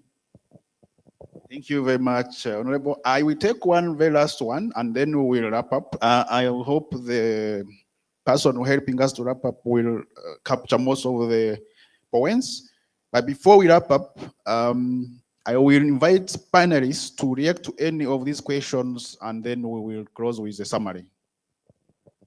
All right, thank you. Thank you very much, panelists. My name is Hilda Akabwai, and I drafted Uganda's country report. From the presentations, it seemed like we're talking of a homogeneous land use, pastoralists land use. Uganda, we have a situation where, I beg your pardon, rangelands. Uganda, we have a situation where there are even multiple uses on rangelands, competing interests. It's giving an example of Karamoja, where we have the same rangelands where there's rich mining areas, same rangelands where there is wildlife, vast wildlife, bearing in mind that even 50% of Uganda's wildlife is actually outside the protected areas. So it would have been nice to hear the multiple uses of or competing interests on those same rangelands and how that conflict is managed, but also the cross-border We have Uganda. I had the benefit of interacting with the elders in that region, and they said for them, there is no border to the resource itself. For them, whether the resource cuts across international boundaries, that is where they will go. So we have Uganda cattle keepers crossing into Kenya and Kenya Turkana crossing into Uganda. And in the process, it's bred conflict because there is an issue of cattle thefts and raids alongside. And we have a situation where the local community takes it upon themselves to actually protect their own cattle and thereby justifying arms proliferation, justifying why they should actually be having guns to protect themselves, which is even breeding more violent conflict. Thank you. It was nice to hear from Kenya about the heritage assessment. Heritage assessment, we're usually talking about the social impact assessments and so on, but I think the heritage assessment was a very good, and the specificity of the laws. Thank you. Thank you very much. I really wish we had more time for this session, but I understand this room is needed for some. 1 second. I'll be very brief. I'm Gertrude Book, Vice Chair, National Land Commission from Kenya. My question is very quick. I would like to hear more about how to manage the conflict of, like I'm adding to what she has just said, of different pastoralists across counties. For example, in Kenya, because of the dry season, you'll find that during that specific period, we have had this recurrence of people who have camels coming into another county where they raise crops. And what happens is that the resentment is so intense that it has led to violence. A few weeks ago, somebody was killed because of this. So the community decided to take up pangas and rungus and start fighting back because they feel that the government is not managing this conflict properly. I would like to hear more. How can we use land use planning tools to ensure that this conflict is finally and in a focused, transformative way brought to an end? Thank you very much. As I said, there is a session this afternoon that we come back to these issues, community run, pastoralism, and you could come and we continue this discussion. But before we wrap up, Ken is here to help us wrapping up. I want to invite panelists to take 1 minute each and make some closing remarks. And in your closing remarks, choose one question that you can answer from the question that we got from the audience. Thank you. 1 minute. Okay, thank you. I'm interested to answer the question how we use land use planning to manage conflicts. In Tanzania, like the case I presented, the time was too short. We had some communities had a lot of land use conflicts because of the shortage of the grazing land and grazing resources like water, salts, and other stuff. So to the villages had shortage of land, they decided to join with the neighboring villages with the vast land that are located as a grazing land. So they share resources, they share livestock routes, they share water sources, they share grazing land, and they developed the association that is covering all the villages in the same cluster. And that cluster was a group of villages joined together, forming an association, having the same 1 CCRO, customary right of occupants, that is providing tenure security to that particular area. And that project has significantly reduced the conflicts among the pastoral communities. Also, sharing of other resources like water and salts has significantly reduce the conflicts. That's case, the best case of Olengapa in Tanzania. And I just wanted to respond on the time frame of land use planning. It also depends on the base. For like Tanzania, we never had enough time to present this one. For the national level, we have national land use framework plan that is being prepared by national land use planning by itself, and the range of that time is 30 years. And we have for the district land use framework plan, which is for 20 years, and the village land use plan is in the range of 10 years each. Thank you. Okay, thank you again. But I think the question I was trying to respond has been responded by Dr. Charles. In Tanzania, we have levels of planning. We have like 5 levels of planning.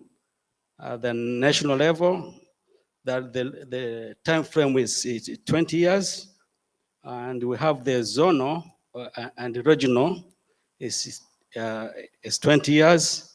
And we have also the village land use plan that you have presented today is 10 years. And then we have a detailed land use plan that now goes to specific use of each category of land is 10 years. And as we presented is the joint land use plan for us is quite a good solution for land use and resource conflict-based solution. Thank you. I would like to react on the gaps of the existing legal framework. When we say legal framework, there must be, we have a constitution, and at the same time it needs the land use planning, needs the legal framework such as policy framework. I think in this case, we don't have a land use planning policy in Ethiopian condition, but it's on the way.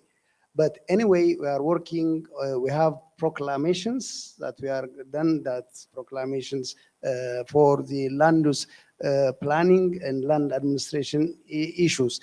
In this regard, we are working on local level participatory land use planning for sedentary agriculturalist and Warada level participatory land use plan for pastoral and agro-pastoral area. But it is a gap that we should have to have the land use planning policy in order to address such type of issues like that of conflicts among the pastoral and agro-pastoral areas. On the other hand, the implementation plan, we are working, as I have said, that the implementation plan of the Warada level participatory land use plan is at Warada. That is the minimum planning unit for the pastoral area. In my presentation, I have said that the planning issues of the Warada level is around the country, and it can be transboundary. But therefore, for this, the Warada level participatory land use plan, and at the same time, inter-Warada land use plan is necessary. Yes, thank you. Okay, I appreciate the member from Uganda, the distinguished friend from there, on the issues of the pastoralism and the rangeland policy, which has been hanging in the cabinet for several years, not even months. And every time we're talking about it here, that we have a draft policy framework. Is there a way? I think I can pose it to you. Is there a way that we can fast track that? But I think it's beautiful that we are having follow-up from our friends Omar from Khartoum on this process. It's not a fault of anybody, it's a process. Such processes take time, they take long, and we are nearer than we came from. Let me respond lastly. You know, it's beautiful when you're told choose one question. If you're given those options in an exam, you choose the easiest. Let me respond to the member of parliament talking about the sensitization of the members of parliament and saying that we are not aware. So what are we doing about it? I mentioned that because we have done this sensitization on the ratification and domestication processes that Uganda should and the member states should put in place, especially on this protocol on transhumance. So those are the things we discussed and also discussed on the protocol itself. So because of that aspect, we were choosing particular committees, parliamentary committees, 3 or 4 of them. When it comes to rolling out processes of the mapping. We've already started conducting mapping of the stock routes, migratory routes across the borders for purposes of designating transhumance corridors. Those corridors will require to be not only designated, but demarcated, if possible, beaconed for use, including the grazing lands. And that means we'll start working now with the ministries of land, land commissions, departments and institutions that will deal with the land, including the parliamentary select committees or standing committees on land matters. Thank you. Thank you very much. I think for me, I will start with the issue that was raised by already there, talking about the question of, are these regions homogeneous? The truth is that they are not homogeneous. Even if we regard them as a pastoralist domain, there are minerals there. They are very unique ecosystems. They are habitat for wildlife. But the truth of the matter is that these interests need to be balanced. Land use planning done properly is a technical evaluation. Even if it is community land, the communities should be empowered to be able to use scientific approach, empirical evidence, to say optimal use of a certain area, up to a local level, should be this. So it is just a matter of appreciating that heterogeneity of the area. The issues that were raised by our colleague from Uganda, physical planning, very pertinent. But as a parting shot, I would say, in effort to do a plan that is not statutory is almost futile. It may not go far. You need the law to support it. You need all agencies to support it from our perspective. It is important when you talk about time frame again, because then it means you have a plan there that it is not known when it will be approved. So timelines are very important. In Kenya, we have timelines for plans from long-term, medium-term, up to the short-term plans, which are done maybe perhaps between around 5 years. These are sort of budgetary plans where money is put to roll out specific projects. So in that order of hierarchical planning, then it is possible to have plans implemented. Because experience has shown that when you're talking about those broad frameworks, it is not very possible to have tangible project. So the plan need to be stepped down. And that you step it down, you're also stepping down in terms of time. So it is important to look at that hierarchical order of plans. Now, finally, he also suggested about considering regions as special planning areas. That is true. In Kenya, we have part of our law supporting special planning areas. And it is special, meaning there should be attention to it, because it is an area experiencing experience or even acute phenomenon. And therefore, the resources and even attention of all those concerned is supposed to be focused there. So it is high time now, with the climate change and the changes we are experiencing, that we start considering regions as special planning areas.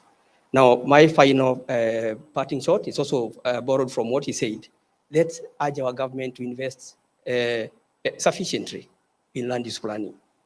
Not much has happened, even in the African context. We have the knowledge, we have the law supporting it, but we are not putting money there to invest in implementation of plans. Thank you very much. Thank you very much. A round of applause to the panelists. One point that he is raising that I was discussing with colleagues when we were putting this session together is the issue of financing land use planning. And I think, as he says, it's not mostly about the lack of resources. It's about really political will, commitment, and prioritization. I think we really need to work on that. There are quite a lot of decision makers in this room and this conference, and if we see land use planning as a priority, resources will be availed. We don't have enough time, unfortunately, but as I said, there is a session in the afternoon in the breakout room A that will really continue in this direction from land use to now securing community land rights, especially to ensure that there is no land grabbing in those specific land areas, community land, pastoral rangelands. So if you are interested in continuing this topic, visit breakout room A after lunch. As we cross, I invite Ken. Ken is an expert also in rangelands and pastoralism. He has been listening to the discussions here and he's going to give us a 2-minute summary. And that is really going to be like key takeaway and hopefully some action points. Ken, welcome.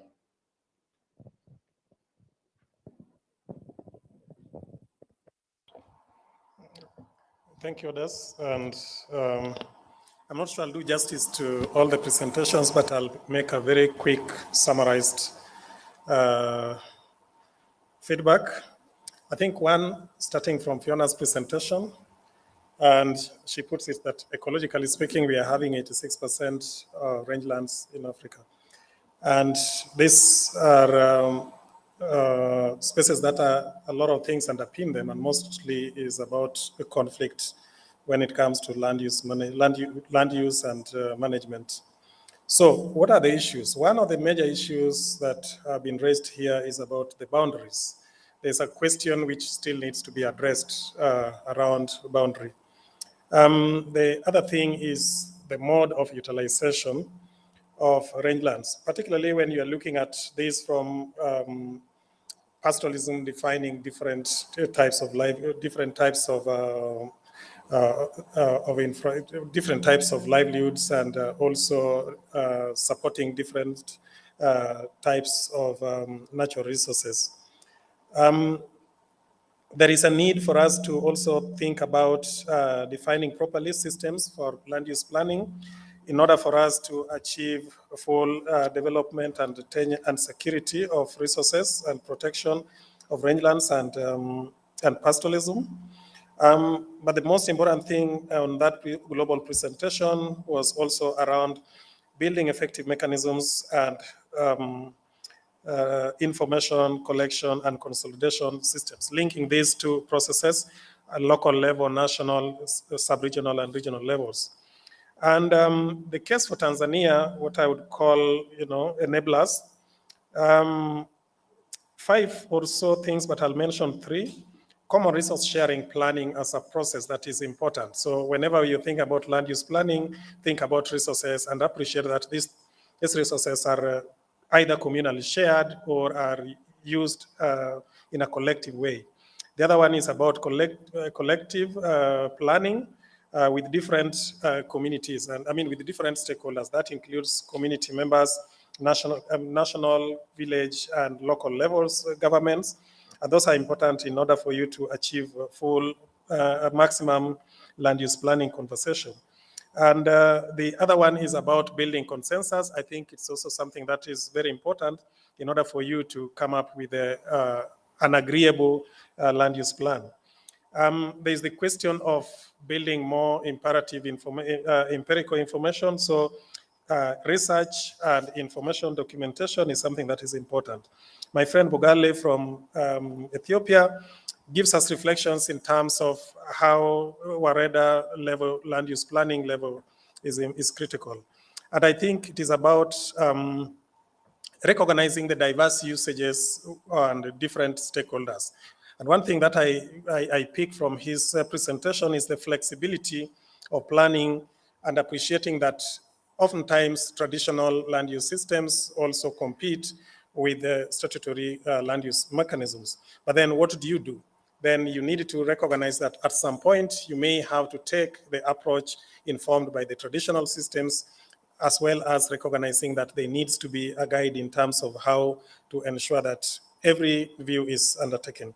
A few points that he raises includes, development of engagement tools. Other things includes defining the different areas where you want to do the planning, and also in terms of defining the different uses and the application of technology. GIS embedded tools is something that he raises, which is important. A fundamental thing, I think, for the National Land Commission from Kenya is how do you make land use work? You make it work when you anchor it on law, policies, and existing legal frameworks. And I think that is something that also addresses the question around conflict management, still reiterating the aspect of research. Building effective and accurate information, I think that's something that is important. But when we come to the regional aspect where Shadrach was talking, I think Shadrach raises three major things.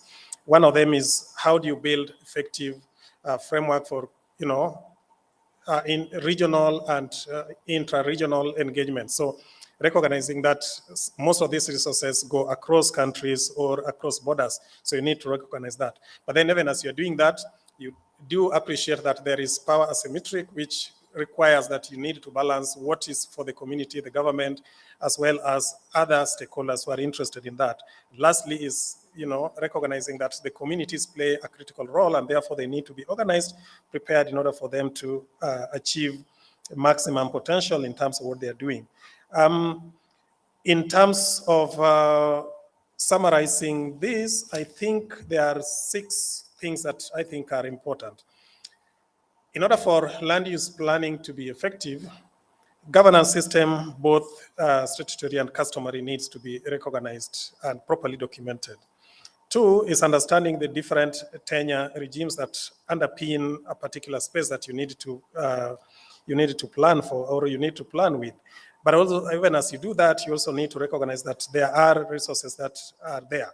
And these resources, how do you deal with them? And number 3 is about understanding the users. How do you understand the users, their interests, but there are also overlapping rights that are important that you need to recognize. Otherwise, you'll hit you'll find yourself in conflict. Number 4 is about policy and legal frameworks. I think that has been recognized as something that is important in order for us to plan effectively. And then the other thing is the political goodwill, which we also need to understand and recognize. But then more importantly is the competing dynamics that underpin the land use planning process. So thank you very much.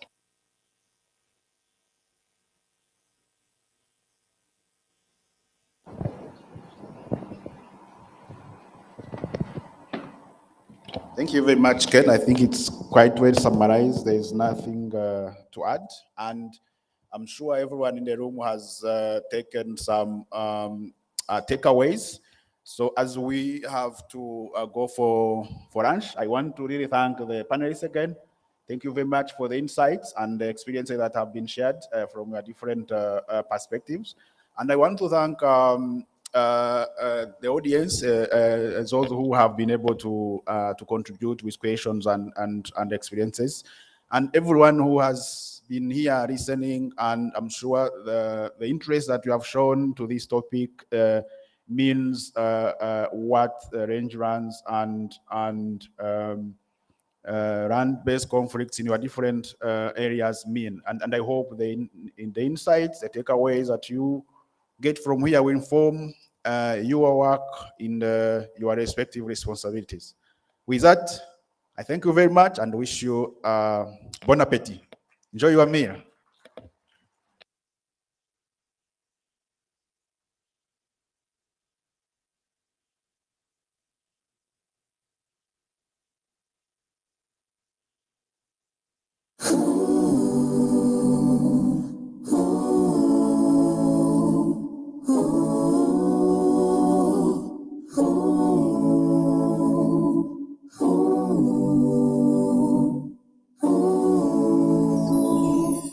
You'll always lie to say that you love me, but you don't. 'Cause every time I try to build myself up, you break me down. And I'm so fed up of your promises and empty words. I need more, more. There's an empty space between all the words you say and the things you do for me. There's an empty space between all the plans you make. Say they are for me, but they're hurting me.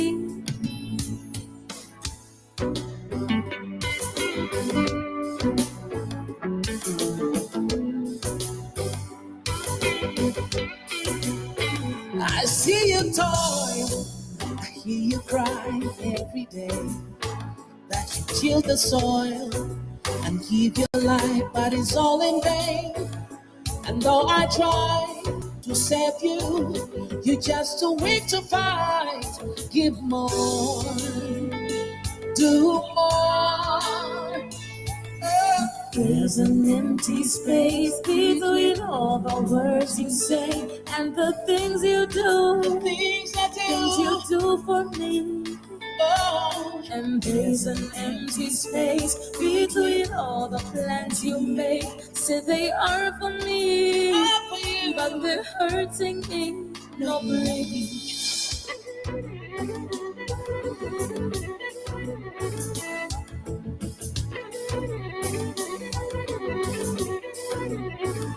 Hear my voice. I'm taking action.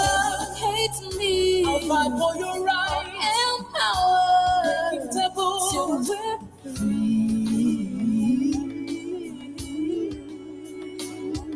and there's no empty space between all the words you say and the things I do. Things you do. Let's build a bridge. Build a bridge.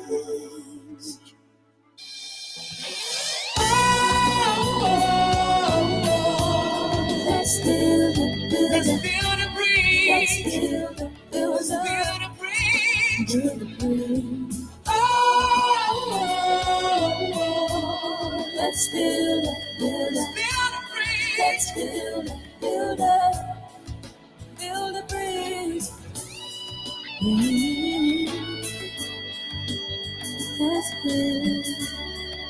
Let's build.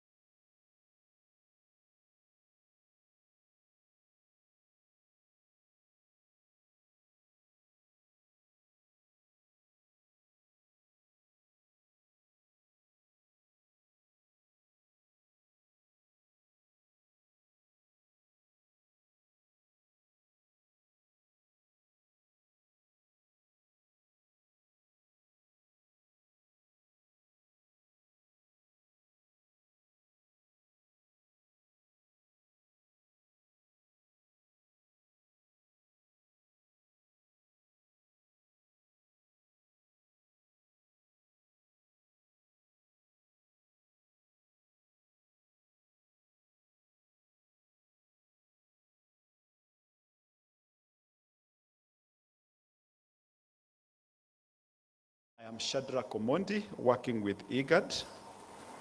It's an honor to have all of you here, ready to engage in this session. We just want to encourage us that we look at it from the perspective of generating answers, generating strategies, so that it doesn't become more of asking questions, because no one has clear answers to the questions, but we need to put our minds together so that we can help our region to move forward by generating answers, getting them from our rich expertise, the experiences that we have, the practices that we have. So that's going to be the kind of focus. The panelists will give us what they have experienced, the evidence that they have, but we will be able to also contribute to it by generating strategies, but also asking hard questions to us, not to the panelists, to us. And then together we shall be trying to crack that, the questions. So allow me to welcome in the podium Dr. Hussein, who is going to be our speaker. Let Dr. Hussein come to the podium and take a seat.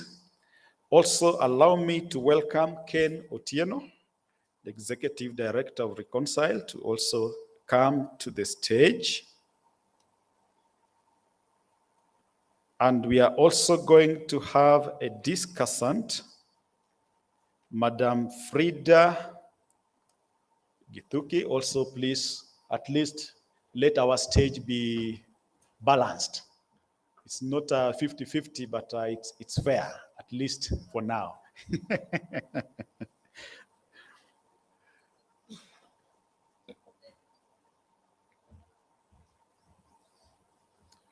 Good. I think with this done, I have Dr. Furaha on standby. So Dr. Ali Furaha is going to make a quick presentation regarding today's topic, but looking at it from the conservation perspective. Dr. Ali Furaha Laltaika is a senior law lecturer and director of research at Tumaini University, Makumira, Arusha, Tanzania, where he teaches natural resource law.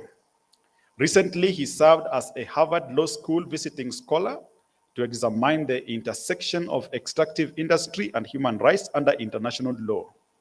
He is the 2022 recipient of the Stilvana Kravchenko Environmental Rights Award, recognizing his broad impact in the law while working to support local communities. The award is usually issued annually in Oregon, USA, to appreciate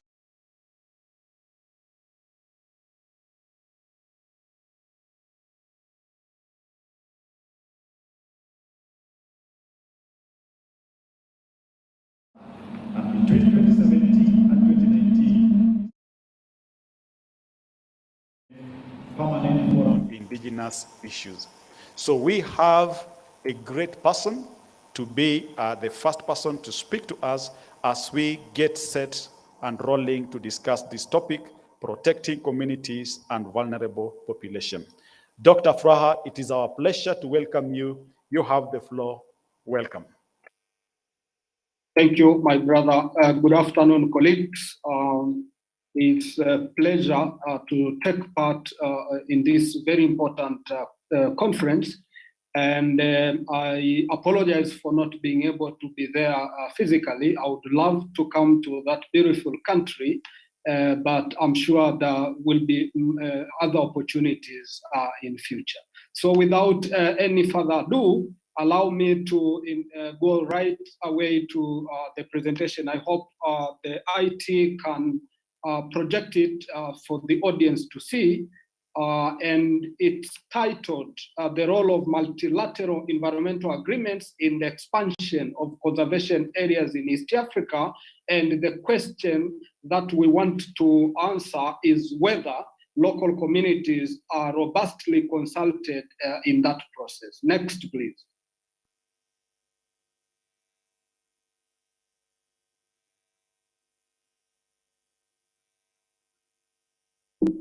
Yes, and by way of introduction, I'm a part of the community of practice. This is a consortium of Eastern African regional experts in customary land tenure, and we are currently hosted by Reconcile, an organization based in Nairobi that is known to most of you. And we are doing studies in different aspects of customary land rights in the region, and one of it is on the aspects of conservation and community land rights. And one of the key findings that the ongoing research has found out is that there's a need to also look at the international legal layer and the actors and see how in one way or the other have some impact or influence in the conservation discourses in the region. And there's no better place to get out to know that than really examining multilateral environmental agreements that have been signed and ratified by countries. And the new development paradigm of sustainable development, for example, requires that communities must be consulted before decisions that impact on their land rights or their environmental rights are effected on the ground. And by doing that, by making a robust consultation, what happens is that you can lessen the incidences of land grabs, which is a topic for our session, but you can also mitigate some impacts that are possible. Next, please. Local communities, we have found out that depend on land not only for economic sustenance, as we all know, but land for a lot of these local communities has also a layer of cultural and spiritual significance. So they are very important in terms of spirituality and the cultural connection that they attach. But unfortunately, some of the multilateral environmental agreements do not embed this right to participation. They lay emphasis instead on the state-centric or top-down decision-making approaches, and in that way it impacts on the rights of local communities to participate. And academics have examined why that state of affairs is happening. And one of the experts in the area of conservation and international law says it's because some of these multilateral environmental agreements that came into being in the 70s came out at a time when matters of public participation were not given enough prominence. Next, please.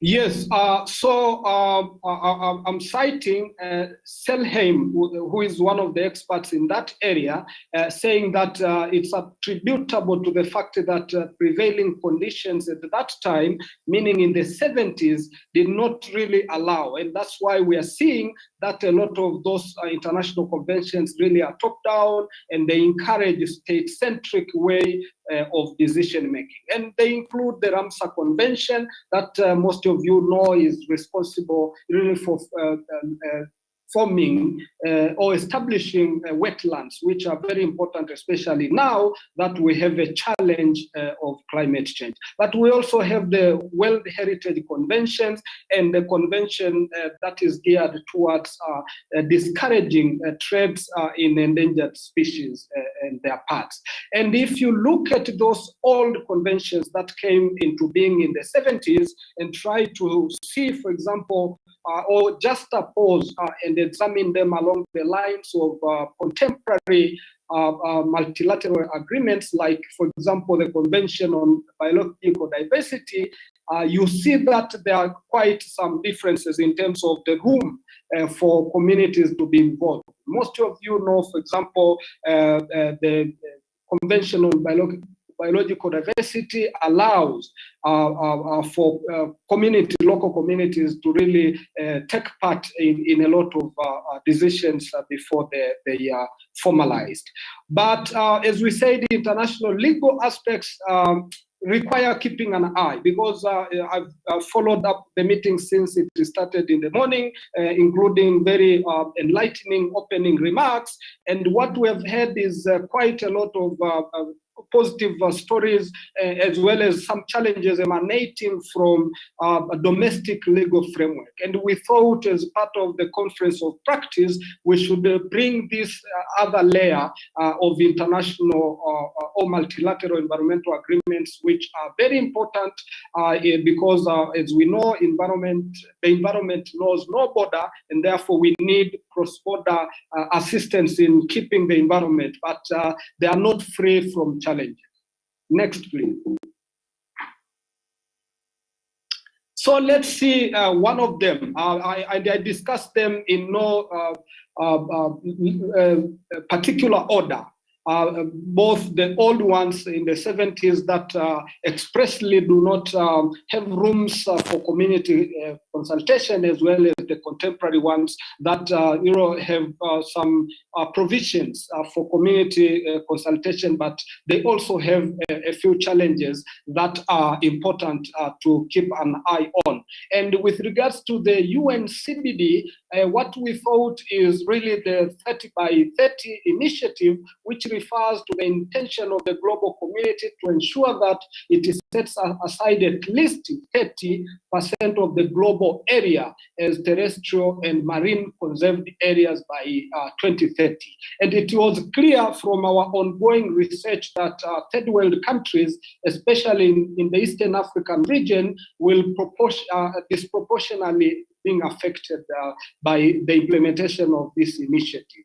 But we have also seen that even within the countries, there are communities that will be impacted more. And therefore, while keeping an eye on the domestic and regional legislative and policy frameworks, we thought this is also an area that needs quite of keeping an eye on with regards to how it can be implemented, while at the same time respecting the rights of communities. Next, please.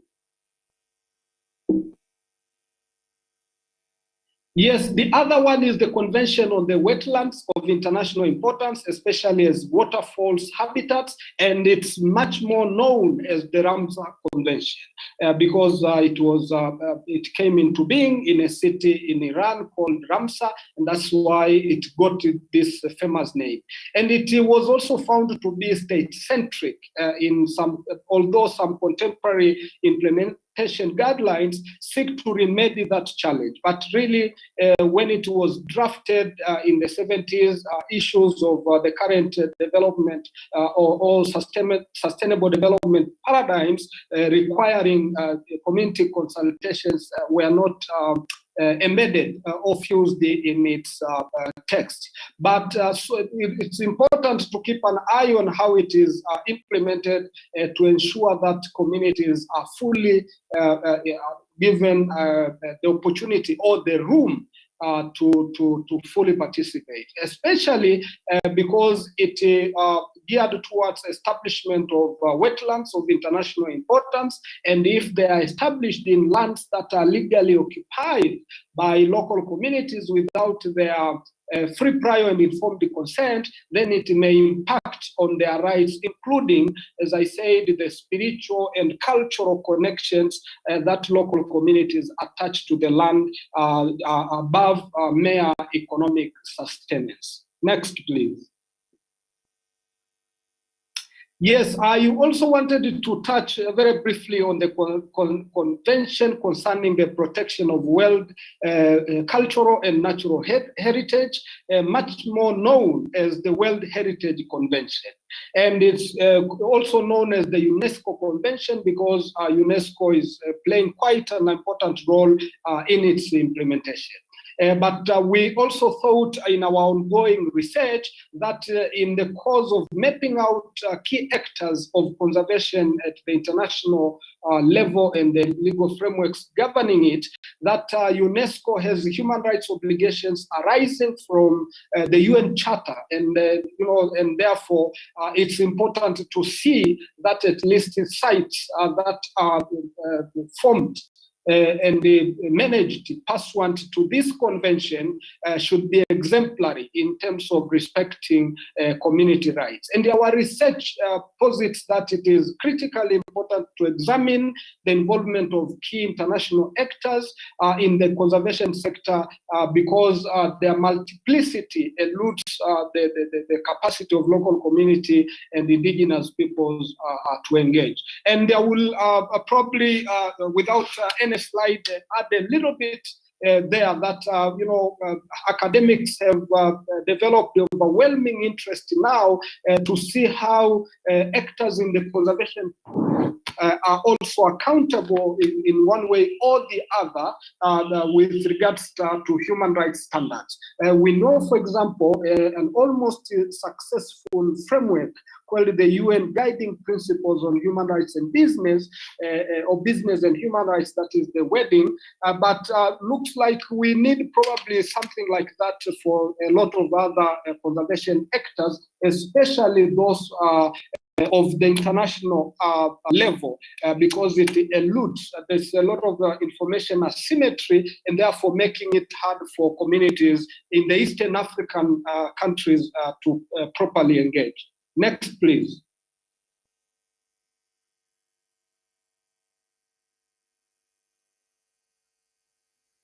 Yes, and another one which is very famous for now, at least, to count down to the conference of the parties, is the United Nations Framework Convention on Climate Change, which, as we know, is the main international legal tool for combating climate change and its impacts. And its objective, as we know, is really to stabilize greenhouse gas emissions, but it's not free from challenges that may bring about land grabbing or accelerate land grabbing and therefore affecting communities. And we found out in our ongoing research that it is important to keep an eye on some aspects of carbon credit or carbon offset, where companies in the global north may come and invest in conservation in the south in order to get credits or carbon credit offset their carbon prints. But another is the now famous scheme called REDD+, or Reduced Emissions from Deforestation and Forest Degradation in developed countries. And our ongoing research found out that ever since research found out that trees can offset up to 18% of greenhouse gases, forests have acquired new dynamics involving human rights violations. And it's merited to speculate already that absent some robust protection mechanisms, these financial flows from the global north to the global south may necessitate multiple evictions in order for government to tap and benefits from the money that may accrue from those schemes. So this implementation of the UN Framework Convention on Climate Change also requires keeping an eye on how that may implicate human rights and land rights, particularly for indigenous peoples and local communities in the Eastern African region. Next, please. Yes, the other one I thought I should talk about as I conclude is the revised African Convention on the conservation of nature and the natural resources. Apologies for typo. And according to this convention, the existing conservation areas must be maintained and extended. Right, so it also, in a way, really brings that aspect, which is very important, of ensuring that African land is conserved. It also provides that parties shall assess the necessity of establishing additional conservation areas to preserve the most representative ecosystem and the conservation of all species. And the reason why I've mentioned this is that while it has been revised recently, it also falls within the group of convention or multilateral environmental agreements that did not, in their framing or in their formulation, clearly embed the rights of communities to be robustly involved before decisions affecting them can take root within their land. Next, please. And by way of conclusion, yes, we have seen that international legal paradigm of sustainable development requires that communities are consulted. They must robustly participate before decisions are effected in their lands. And we said this is because they depend on the natural resource base, and not only for economic sustenance, but also for spiritual nourishment, as well as practicing their cultural rights. But we have seen also that many of the multilateral environmental agreements, especially those that were entered into in the 70s, are much more state-centric and do not robustly allow for community consultation. Although recent reforms in the implementation guidelines have tried to address that anomaly, but because the DNA, the original text has that fails in that category, it is important to keep an eye on how their implementation may in one way or the other implicate on the land rights of local communities. Moderator, I stop there and would be glad to answer questions if there are any. Thank you very much for your kind attention.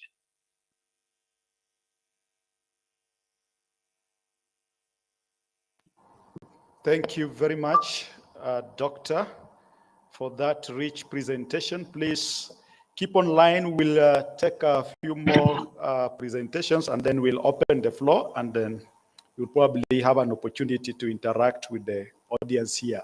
The house is packed. I like the way you started us off by looking at the opportunities or the avenues that the land grabbing has taken advantage of, looking at the global frameworks and the gaps therein, particularly with regard to community participation. And your rallying call is we need to monitor the implementation of these frameworks to just ensure that they work well. Even though there is some form of reforms on how they are being implemented, the frameworks themselves are yet to be reviewed. So a call to us is that if we are vigilant, we can prevent land grabbing, and also we can transform these conflicts. Hold the thoughts there. I know several questions are forming in our minds. As we bring in the second presenter, who will look at the aspect of ownership. We have community land or customary land that is the dominant land in our region, the IGAD region. Majorly it's not registered, and we have a pluralistic kind of management or legal pluralism, formal and informal working together. So Dr. Hussein is going to give a presentation on the state and what is happening with regard to the management of this land. Dr. Hussein Wario has 13 years of experience in development and research, working among pastoral communities in arid areas in Kenya and southern Ethiopia.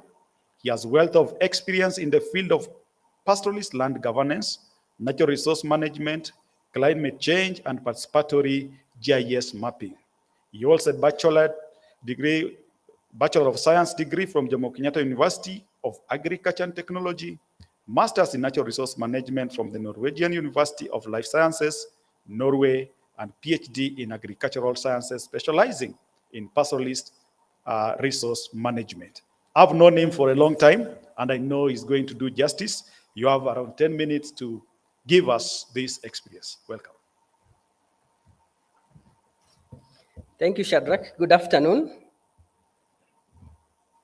I'm going to talk about implementation of Community Land Act in Kenya. It's said to be a paper, but rather it's our field notes as we go about supporting communities to implement Community Land Act. what are the progresses made and what are the challenges? And this is an example from Kenya, but rather, I'm sure it will resonate with other East African or Horn of African countries that are trying to do the same. If you can give me the next slide, please. Generally, Kenya and other East African, I think even Eastern African countries have been trying to put in place legal frameworks, to make tenure rights of communities living in arid and semi-arid regions especially to be more certain. And particularly in Kenya, this reform got enshrined into the constitution, and a law, which we call the Community Land Act, was developed in 2016 to facilitate, registration, recognition, protection, and registrations of community land. And the impetus of this, like in most of the countries and what we are discussing here, was set by the fact that a lot of conflicts that are experienced in the country emanate from land and land ownership issues. And this reform, though previously targeting lands that are also private, were extended to communally owned range lands through this law that we call now the Community Land Act, which has been in focus from 2016. Next slide, please. Just to give you a quick overview, if I get the next slide, is that the areas that we talk about, I don't need to believe about going to the details, is the drylands. And the drylands support millions of communities through pastoral production systems. And their way of production is unique in the sense that they have to be mobile, they have to move because of the variability that is within the environment. And therefore, this law, the law that we have here, has to ascertain or secure the rights of these communities within that context of mobile resource use systems.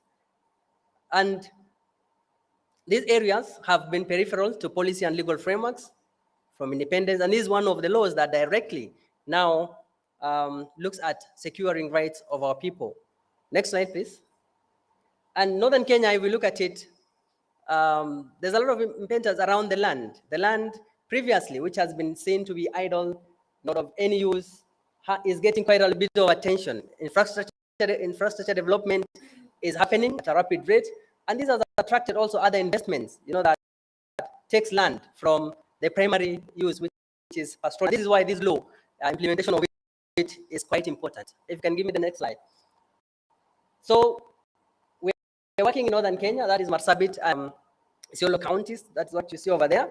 And as we work with communities, what I'm presenting is basically what are some of the issues, that affect the implementation of Community Land Act, either directly or indirectly. And we've done this, of course, through participatory observations and also interviewing or working with communities in the region.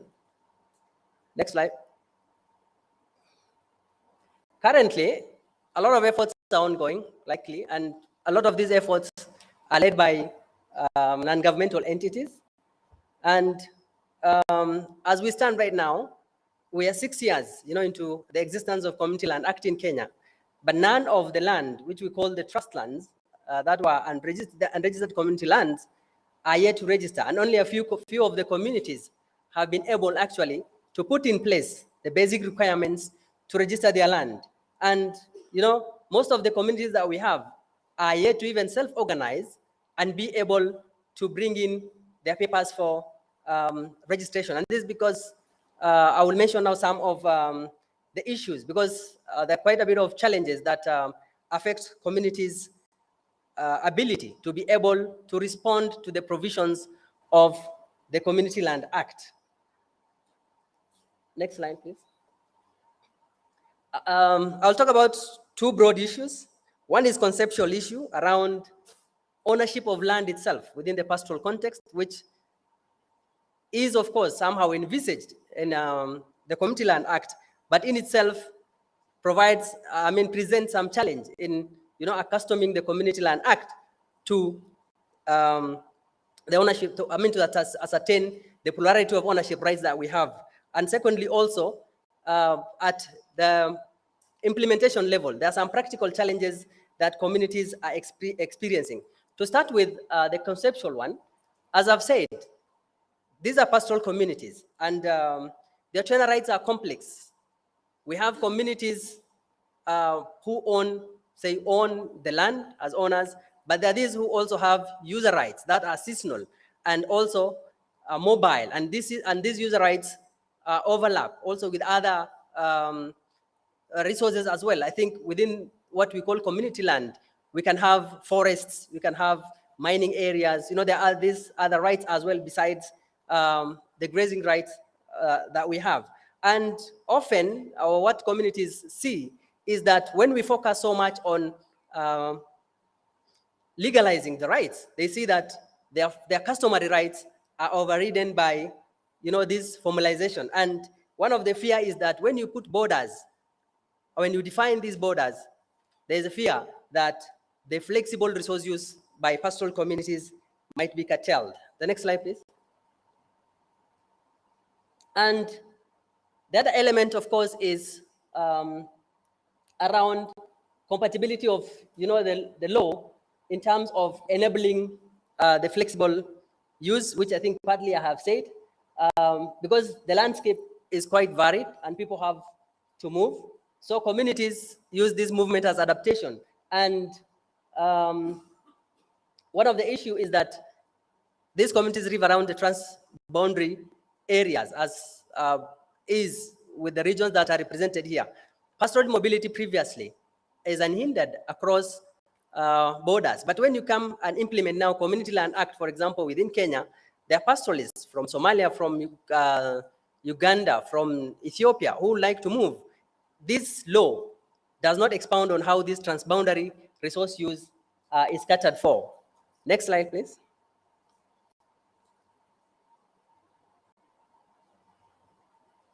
And of course, communities also now, while trying to implement this law, face some practical challenges. One of it is the political will to have these laws implemented seem to be lacking, or rather quite low, because there are certain roles that the national, the county governments are supposed to be playing in our region, but these roles are not picked up as efficiently as required. And also resource allocation, because this is a resource-intensive process.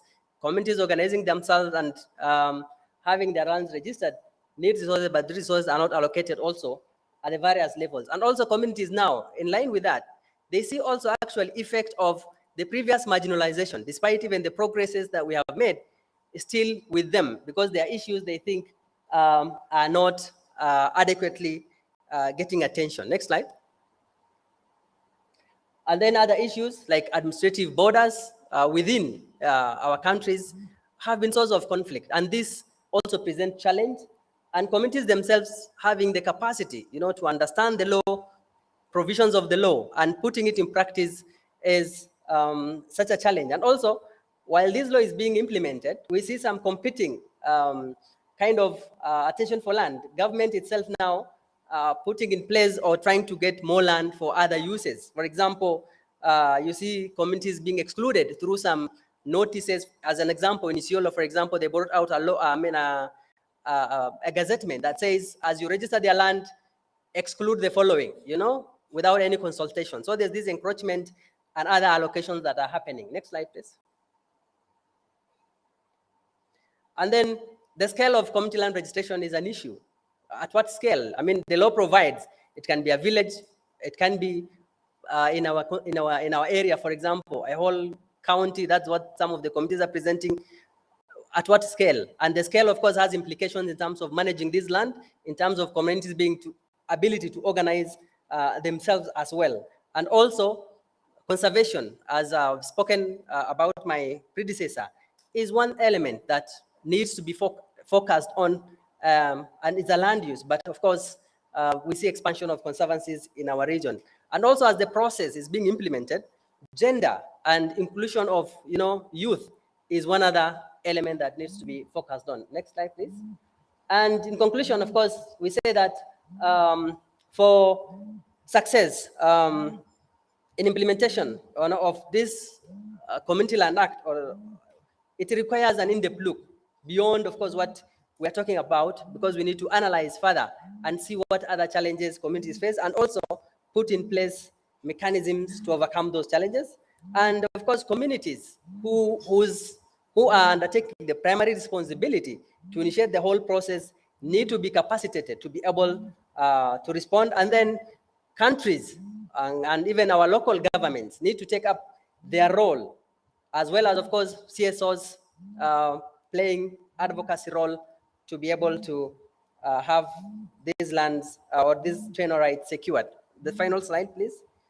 And of course, some of the tasks for ahead, more awareness for our communities, addressing conflicts that are already affecting, within and also across the borders, and as well as making sure that our process are inclusive.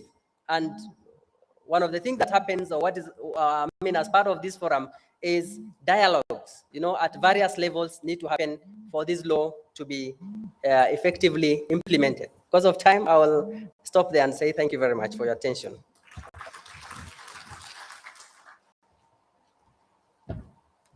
Thank you very much, Dr. Hussein Wario, for that rich presentation. I think he's saying that we can secure the community land through legal processes by implementing the existing laws and policies. However, he has also looked and critiqued what the laws provide and showed some kind of gaps that are existing. I think the major question that I would like to put to us as we think through this is, how can we overcome these challenges? Is it possible to implement the existing laws and policies to move us to a safer place, even as we fill the gaps that are available, or what would be the best avenue to deal with the gaps in the law, while at the same time supporting and securing the community land rights? As we keep that in mind, we want to go into another practical experience, and this will be brought by my colleague and my friend, Ken Otieno. We have a long journey with Ken, so I don't know how to introduce him. Ken is a social scientist with a vast experience in participatory processes, research, policy processes, and quite unique experience in implementing participatory rangeland management, which he has steered Reconcile to be a real champion in. He's also the technical lead in the ILC rangeland management thematic work, and quite vast experience on governance matters. But today, we would like him to share with us a bit on this experience that they have had while trying to secure and promote participatory rangeland management. How does this help and become a tool in minimizing the grabbing of land and transforming conflicts? So Ken, my privilege to welcome you to speak to us in the next 10 minutes.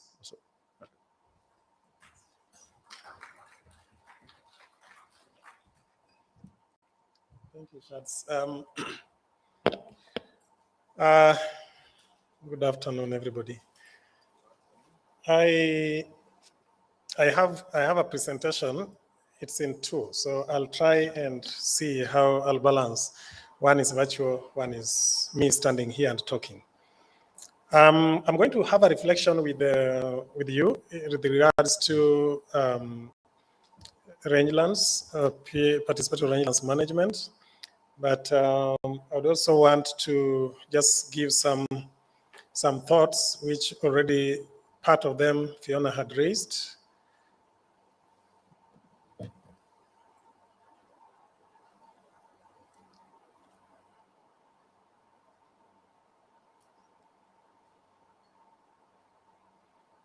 Yeah, but I'll take the privilege just to say that as indicated, I work with Reconcile, and which is a regional and policy research organization working in East Africa. We have 4 thematic areas of work, which is land governance, tenure security and investment, climate change, livelihoods, food security, rangelands governance and management, and supporting the International Land Coalition in terms of providing technical coordination of the rangelands initiative in Africa. So I start by reflecting on the state of rangelands in Africa. I'm saying that 62% of rangelands of the land in Africa is made up of rangelands, and rangelands consists of incredible diversity of ecosystems, and it's also habitat for ranges which ranges from arid shrublands to high rainfall grasslands.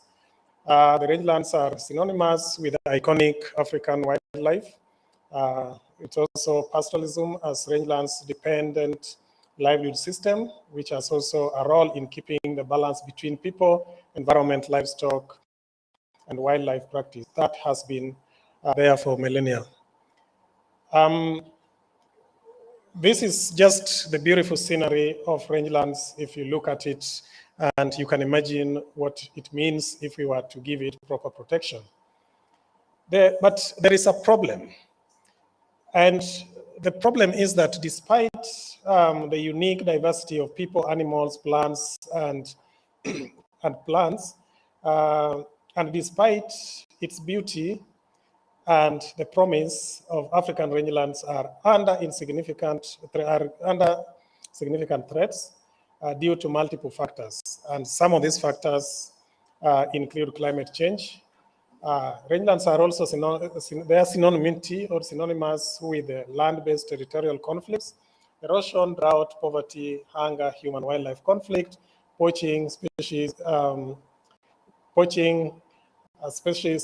loss, and armed conflict. And these are things that we see in many news flash and other conversations that go on. There's also the lack of local governance that support, especially traditional authorities, including developing governance structures, strengthening the existing capacity of governance, and enabling traditional state governance integration. There's less livelihood diversification as we struggle with our rangelands, but also corresponding policies and legal frameworks, which of course the first part of these presenters have already alluded to. So what is the thinking, even as we recognize that there are all these problems that undermines the well-being of rangelands and rangeland resources? I'm thinking that it really requires, there's a need or there's a call to develop strategies, plans which lead to turning challenges into opportunities, turning degradation into restoration, disempowered communities into empowered communities and their institutions, enabling empowerment of communities, governments and stakeholders to restore land and relationships between systematic resilience, as well as a generation for the benefit of the people and nature. Taking a landscape-based rangelands restoration approach is something that is very important, but most importantly, which we have spoken about since morning, is the participatory land use planning. Rangelands resources inventories is also important if we are to ensure that there is targeted protection. And we can see that, the difference between restored rangelands and that which is not restored. And then therefore investing also in youth, because appreciating that you are talking about 60% or over 60% of land is predominantly rangelands, which requires restoration. It is important for us to think about this. And I think this also connects to the use of different technologies and techniques in rangelands management. But I think the main thing for me, therefore, is about what is the experience? How have we dealt with the issues in terms of reversing some of these challenges? And in this, I will be speaking about the rangelands, participatory rangelands management as an effective tool, process, innovation, and technology. And I have a 5 minutes video on that. So I'll ask for the video to be displayed.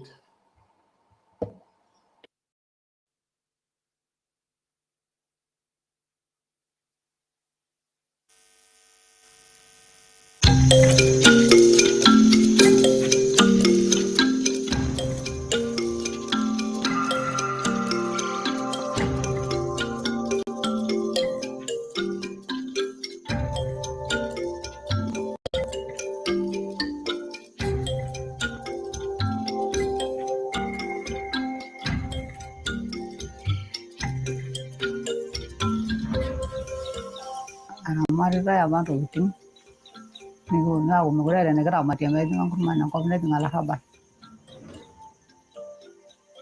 ero ja bi mana ko ne dumi timi na go mugura na dare dendo mana mo na lengo maro ngam ko ne sika mugura re su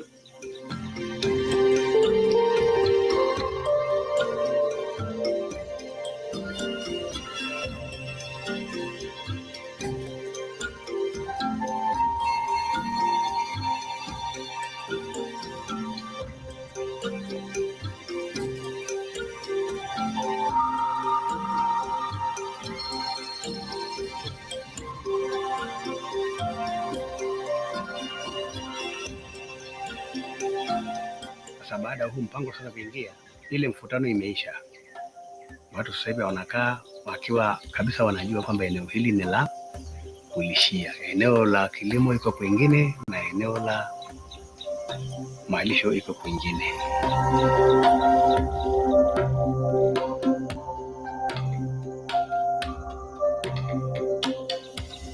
Ini ya bagi kita ngalama ketanun kene tapi kenyur ba ngalama somo logi kena kita nyokarama kenyur logi purtong mo pa poy ade nyur kine tu nyokarama jage nyur kere ke ya tapoy jom ke do panyisu pi magatanun aja de tege gamma lagaw tege nyur ngale de begini tu lagaw age pul kokon tu ke tori tege nyuru pa kokon ka wala ko ribu tin tege mo jini kokon ka wala kan bolo daga poy benda daga jane benda bagi nyur ne ya tege lum ngara ribu tin kalau mau nyanyi bahasa Arab tu jadi nyuri aja bisa kami tu.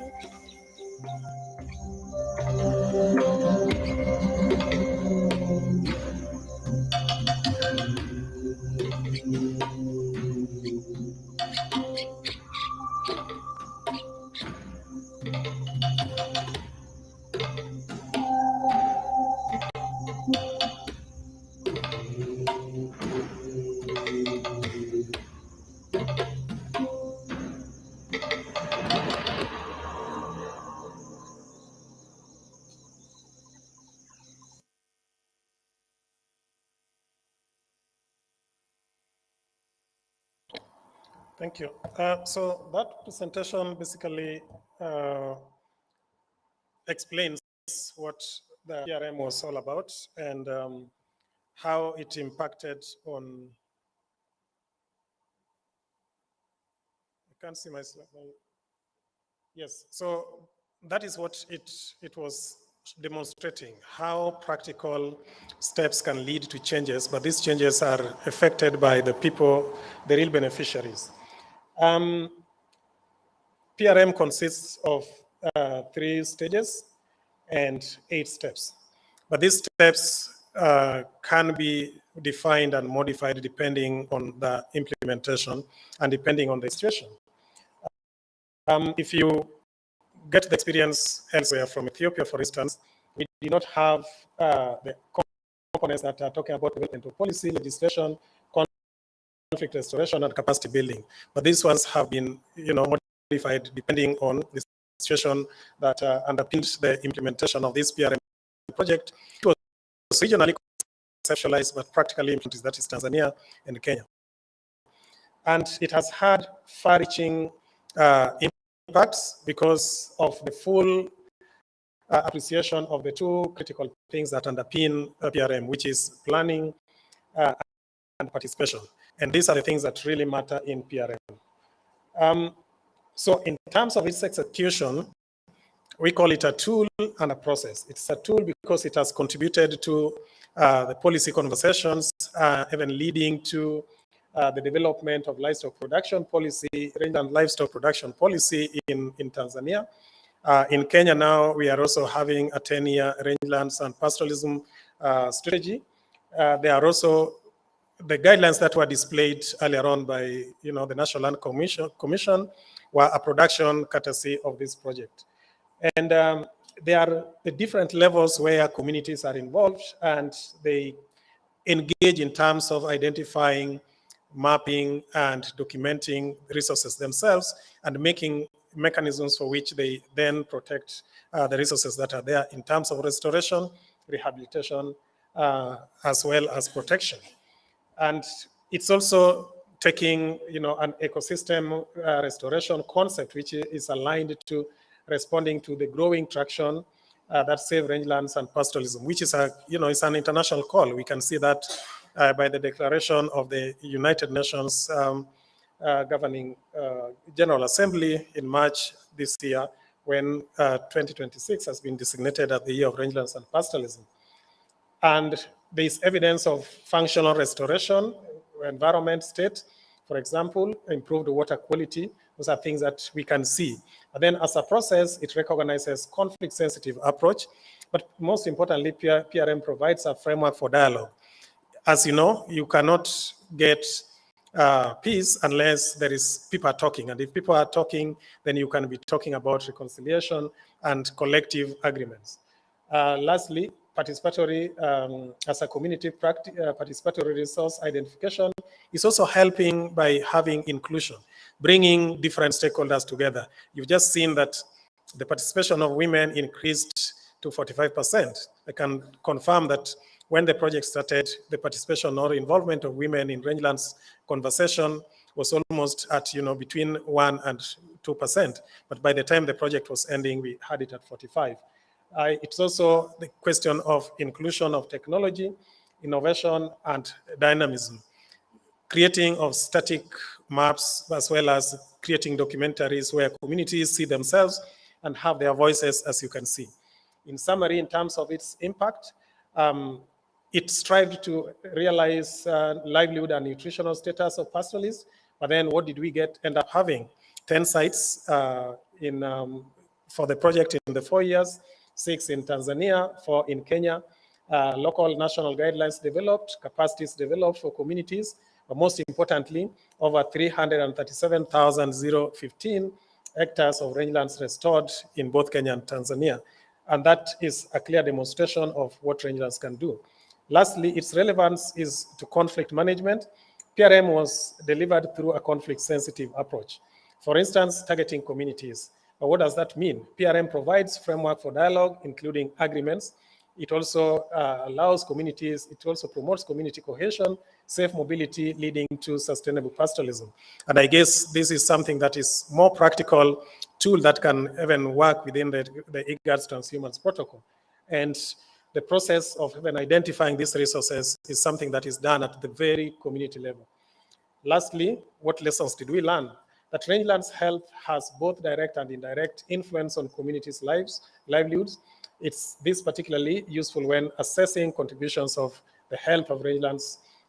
And secondly, even with the knowledge that participation of men, women, elders, youth, children is crucial in terms of sustaining pastoralism. Women's involvement in particular is key in rangelands management, given the much demand for resources for domestic use. And any management model that parcels out rangelands resources and promotes exclusivity often meets with little success. But the landscape approach for this process is something that has realized the full potential and success in its implementation. But lastly, the importance of learning and sharing. This is something that we saw that even during the COVID-19. And you can see there are different photos and everything that demonstrates how rangelands was implemented and how it can impact on you. So thank you very much.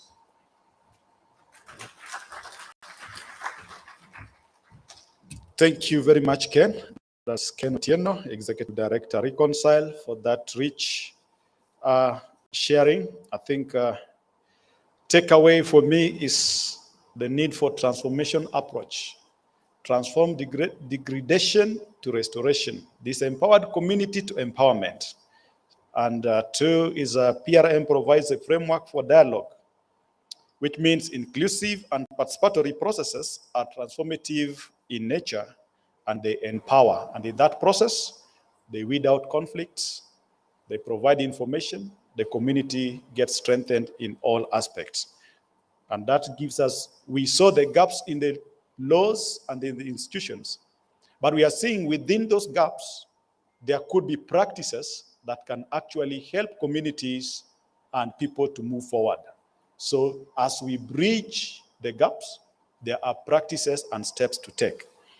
I think we were to get some community voice, but I think before we bring that, we have had men speak, and I would like to bring the discussion back to the plenary. But before that, I have my sister here, Frida, who is a young leader and an ardent champion of gender equality and women's rights. Frida is the executive director of Roots Kenya, a national movement of grassroots women and girls with a very strong mission to facilitate grassroots women and girls' effective engagement and influence in development. I like this part, which I have to say that she spends her time mentoring grassroots women to leadership, empowering grassroots women, feminists, organizing and amplifying their voices. She's a very powerful person. Now, Frida, you've had all these discussions and you're working with the grassroots women. What would you tell us about securing community land rights without dropping the women land rights? You have a floor for just 5 minutes reflection, and then the plenary will be able to also join in. Welcome. Thank you, Shadrach. Because I'm a discussant, I'm allowed to sit. And I want to start with where I can stop because it's bothering me. So I associate with the different practices that have been presented here to protect a vulnerable community from land grabs. And I'm quite familiar with the PRM, so I would want to comment there. Of course, the power and the agency that this model gives to the community to manage their land, their rangelands, and make decision over that land is powerful, and I think something commendable. But I would like to say that it's only transformative if the voices of women and youth are effectively included, and not just in participation, but also in core leadership, women taking up a leadership role in the implementation of that process, and also thinking through what are the different gendered interests of men and women throughout the process. In some community, like where we are working with Chief Ares, who is here with us, some of the women population want a specific parcel of land allocated for them so that in the midst of that rangeland, they can use it to farm crops for their household. That is an interest that may be very specific to women, but not to men. So constantly thinking throughout the whole process, what are the different interests in terms of gender and taking them into consideration, knowing that even as we plan for use of water points, they mean different things for men and women. The other thing is that these models are happening in communities that hold very strong cultural beliefs. Sometimes those beliefs have been very discriminatory to women. So even as we implement the model, we need to be very careful so that we are not reproducing patriarchal norms that actually isolate women further in terms of access to land rights. It was also interesting to listen to Dr. Wario. The Community Land Act, of course, it's something that we really celebrate as a country because it's a law that we've been advocating for a long time. There are few gains that came in there as far as gender is concerned, especially in terms of representation in decision making, and also in terms of the inclusion of women in the community register backed by law. But it's a bit disheartening also to hear how such a law that we considered to be progressive or is geared towards the protection of community land rights can also be limiting. It was interesting to hear him talk about how community land registration can actually undermine transboundary rights of communities, which they've used for a long time to track resources and as a means of adaptation. But of course, until the law gets to its implementation status, you're not able to know or to predict what the challenges would be. So the work is to us as activists to continue auditing the experiences of local communities in the implementation of that laws and to push for the amendments as much as possible.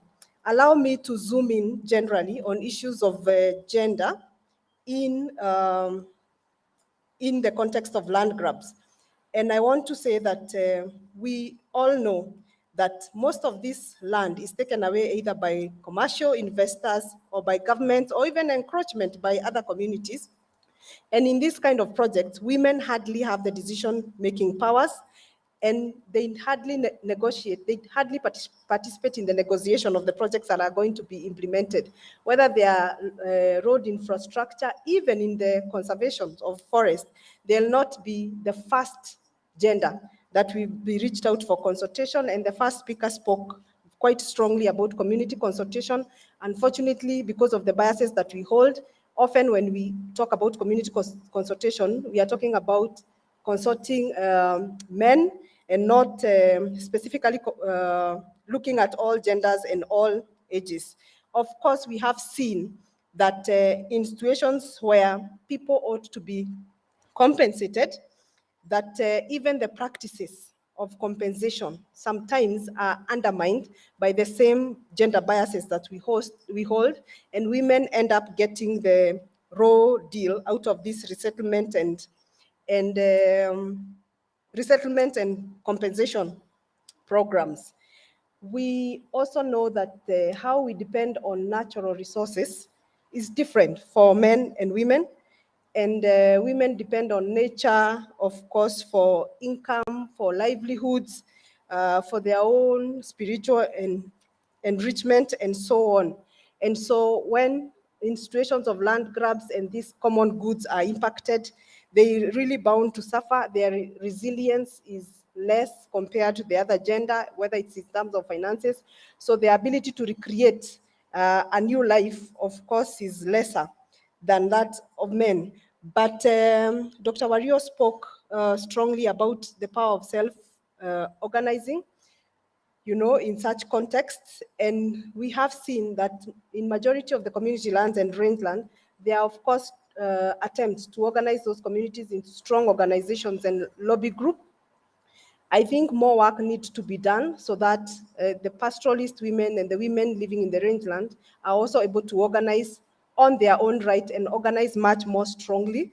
The Pastoralist Women Council in Tanzania, I think, is a strong evidence of how that can be done.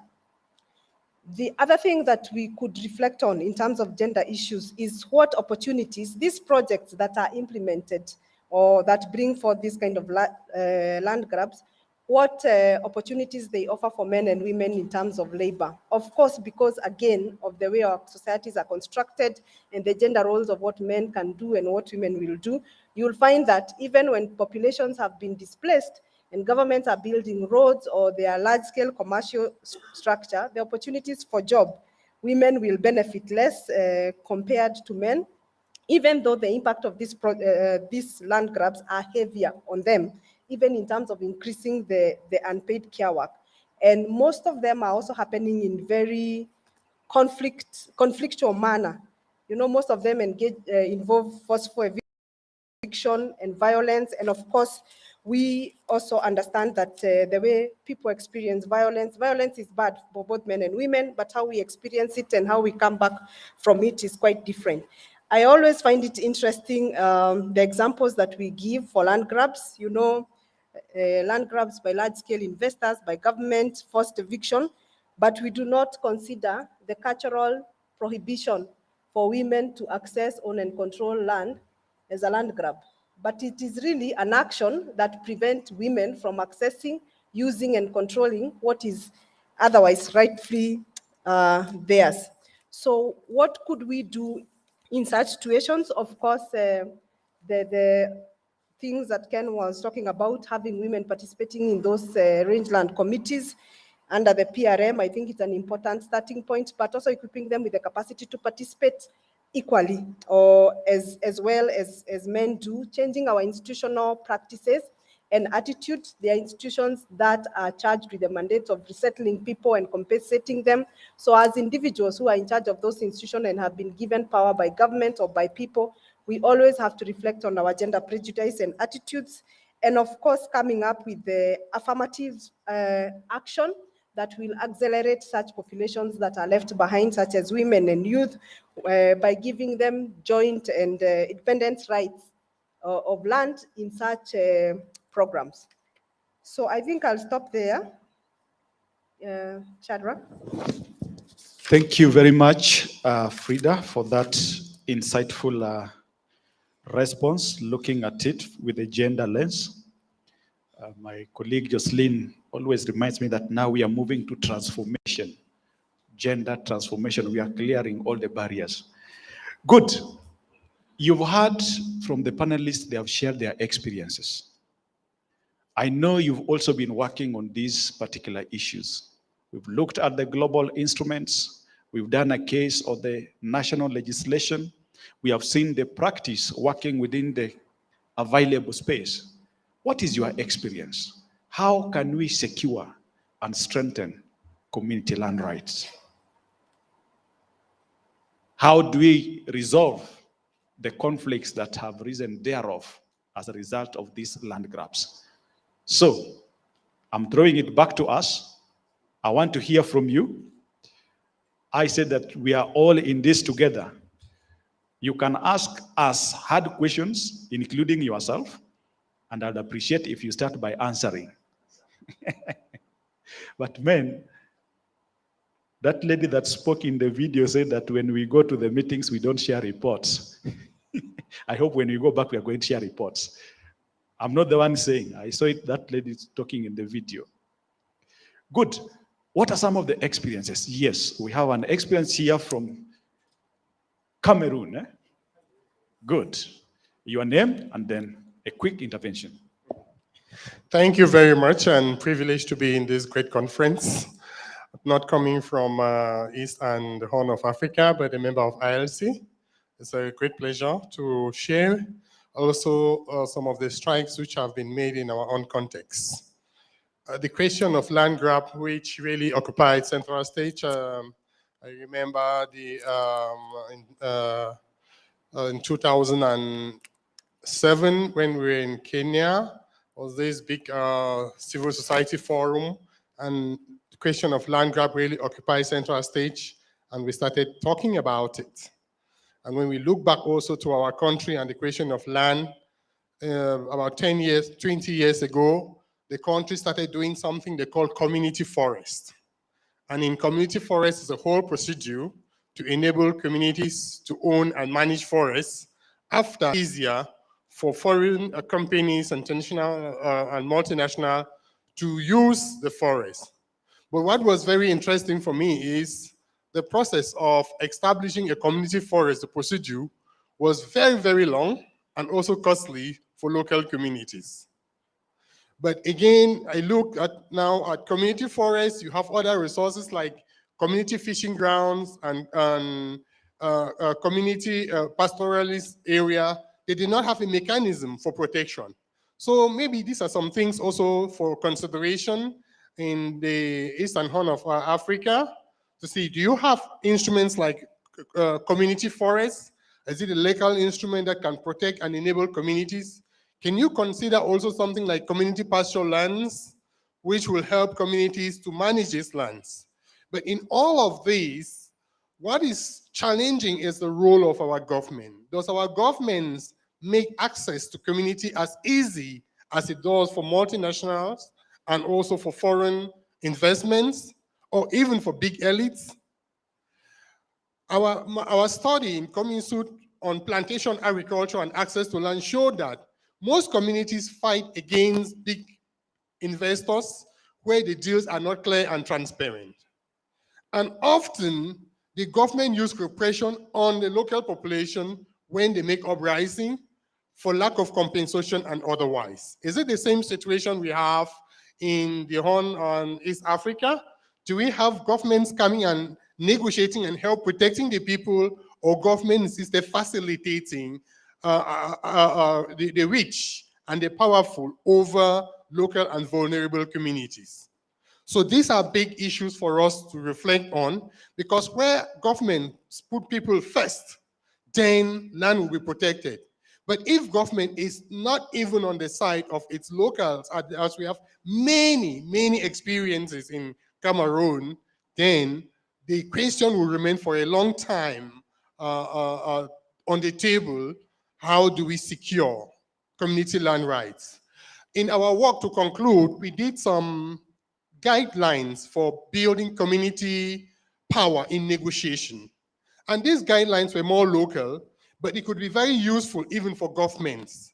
How to engage the processes of consultation such that the local consultation processes go alongside with government processes, so that even if it's a foreign investor, we can all have a common ground. Often, local communities are misunderstood for pushing away investors, but the bottom line is, how do we find the win-win? Where there's a win-win, there's celebration. When it comes to Cameroon, they will tell you, when a big investor is coming, he will bring development in your village. Give the land, even give it for free. Because they say they'll bring jobs, they'll bring development, but before you realize, the big investors, they build fences, they occupy the space, they start taking the locals to prison, they start going into judicial procedures and the like. We need to reflect on this together. Thank you very much. Thank you very much for that intervention. Solid questions there for us to reflect. And so I can make it murkier by asking, we are the government. The people in the positions come from the community. How come? What changes? But that's not for the deliberation. Let's focus on how to secure the community land rights. Yes, let me come to Sudan. Yes? Good. Thank you very much. I'm Yusuf. I come from a country where land is much grabbed than anything else, than opportunities to sleep. A question for myself and the plenary is that when politicians, or when a politician runs out of a resource, they normally look for the resources to identify where the resources are to squander. They look for the nearest resource to grab it. And it always, in my place, happened, the nearest resource was the land. And historically, probably for more than 150 years in Sudan, subsequent government made it very possible for themselves to always grab land without a community challenge. They only take the land. They disregard who lives on this land, who lives off this land, who is psychologically linked to this land, and who really survives out of this land. As if those live on land are not people coming from the country where that land is over and obsessively exploited and stolen officially by law from the communities. The question is how, myself included, and the plenary, and of course, those come from the government departments as ourselves. How can we stop the predators from eating the prey? Thank you. How do we secure our land? How do we improve it? Okay, I'll finish with this row, then move to the next row. Yes.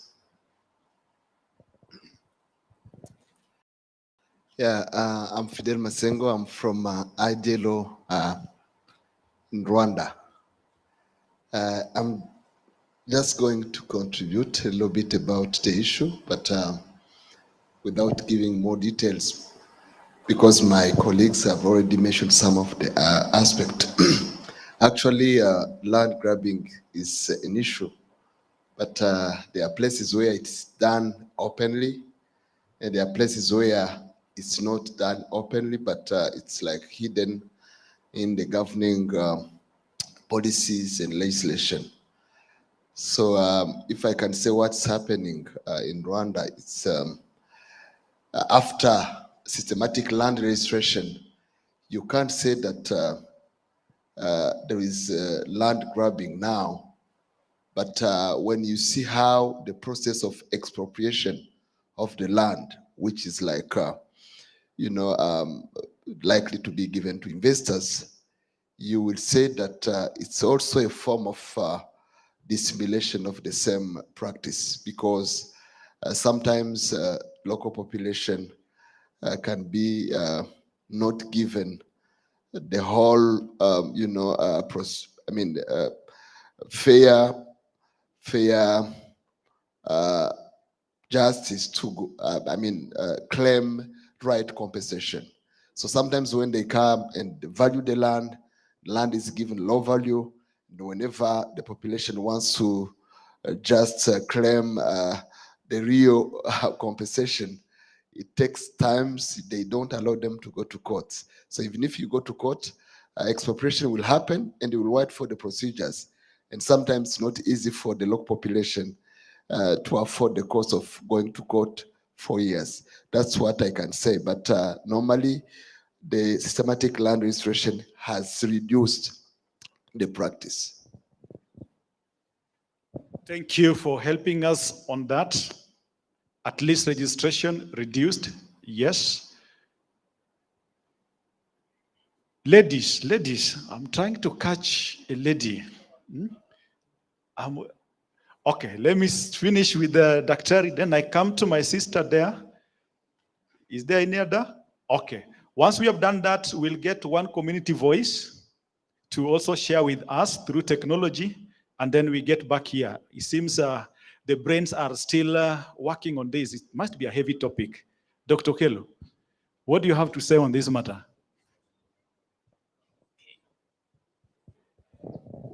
Thank you very much, the presenters. This is a very important session on community land issues. I want to ask a very simple question to all of you. How do we handle issues of community land, that is at the borderlines, at the cross-border issues, where communities, the same community live on both sides of country A and country B. And it involves contestations, not only the borderland areas, but also ownership. And yet these are the same community. I give you an example in Mandera Triangle. It has communities who are homogeneous. Another example is, for example, northern Uganda Cholis. They live on both sides of the land. We have Kassala in Sudan and Eritrea. We have Ethiopia and Sudan. We have Uganda, Busia. But some of these areas have serious community land disputes. How do you recommend recommendations that actually can resolve some of these community land issues? Is it a policy issue? What are the policies involved if they're not congruent with both sides of the countries? So it's to all of you, and maybe anybody in the room who can help us to decongest these issues which involve communities on both sides of two countries or more. I thought Dr. Kello was to help us dissect, but then he has just thrown us into the fire. Let's find our way out. Please, somebody, you need to think on that answer. We need to give Daktari an answer. We can't afford to go home with the, we must get an excellent pass.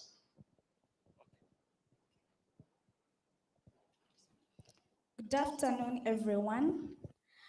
My name is Asimwe Wislev. I'm a student doing governance and international relations. It's a bachelor's degree at Uganda Christian University. And I'm so happy to be here on this such a very wonderful presentation concerning how we can solve all these challenges that we are facing as a region, as Africa, more especially from the community level. And I'm one of the examples, not personally, but my family, where I've been facing land wrangles at a community level.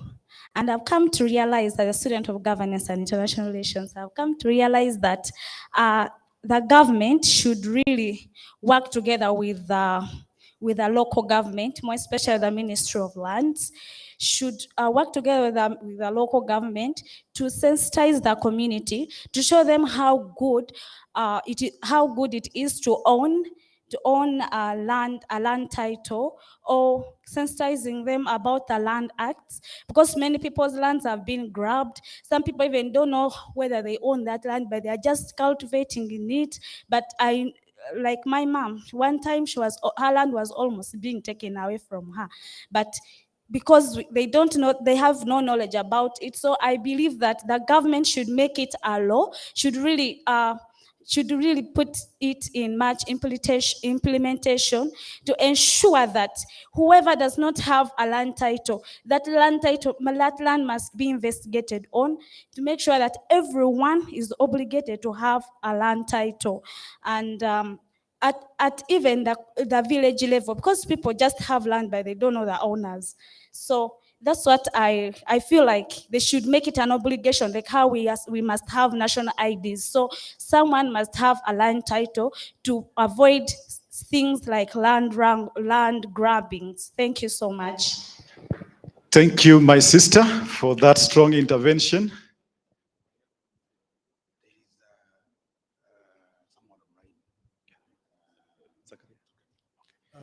Thank you for that. I was coming this way. I'm still trying to catch. Before I come this, was that land grabbing? Okay.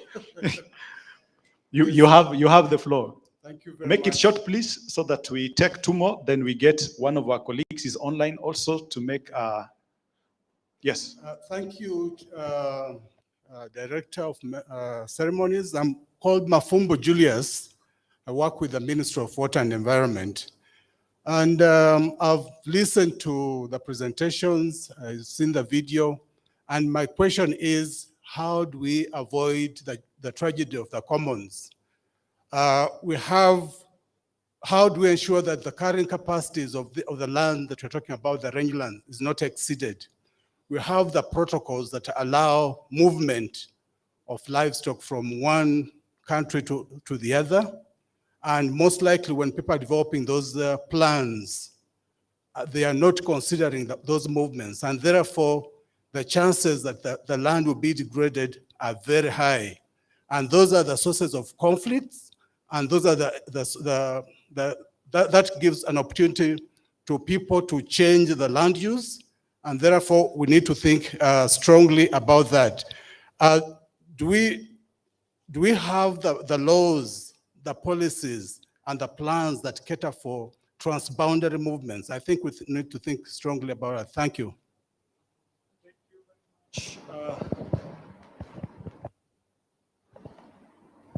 Thank you for that intervention. I think if you link what we are discussing now and what we discussed in the morning, you start getting a happy balance on how participatory, inclusive, and conflict-sensitive land use planning can be a transformative tool to deal with all these things that we are discussing now. There was a hand here. Mr. Bo himself.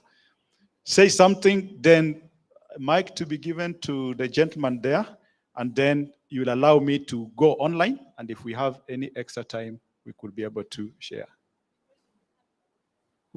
Okay. Thank you. In modern times, really, we ought to use modern methods to demarcate, register, and protect our lands. Not only modern methods, but they should also be scientific. And that is what we haven't done. Whoever is on these lands, the customary lands, the communal lands, the pastoral lands, that is the challenge that we have faced. We have kept the traditional boundaries. We have not moved with times. And that's why the predators have eaten the bread, as somebody says. So my recommendations, one, I think it is important that we should incorporate these communities, families into legal entities. That's very important. And that incorporation should be all inclusive. It should include women, men, guests, all people who use, own, or access the land. Two, it is important that we use modern methods to map and demarcate the lands for families, for clans, sub-clans, and communities in order to acquire legal documentation. Three, it is important that we take these services closer. Government, we need to take these services closer to communities where they can speak for themselves, they know their boundaries, and we do help them to acquire the legal documentation. Specifically for women, it is important that we hold sensitization and awareness sessions to inform them about the benefits of registration and their inclusion. Usually when disputes come around, we have to wait for our aunties who married and went away to come. They're the ones who know where the boundaries are.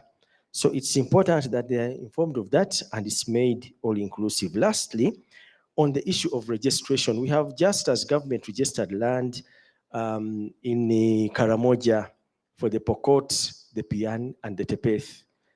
They are now owners, and there is nothing that a land grabber fears more than a legal document. They are now looking at these communities and begging, please don't chase us. So you can see the power of this, but those titles must be all inclusive and must have everybody included in them as we are registering the legal entities. Thank you. Thank you very much, my gentleman there. And then I finish with my friend, Jonathan. Yes, I'm Isaac Galiwango from IDLO, Uganda Country Office. I want to say that we have courts and we have laws. Are they really what our communities value? Is it what really the African looks to as the solution to their problem? When the decision is made, is it what really they consider to be valuable to them? And that is a very big question to the issues of land management in Africa.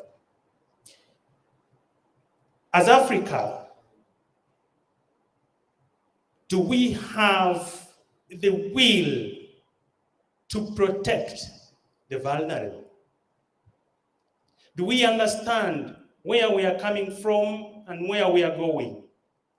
I appreciate the modern developments that are coming, but we need to appreciate our foundation and then integrate, blend, do much research into what it is that the African values point to.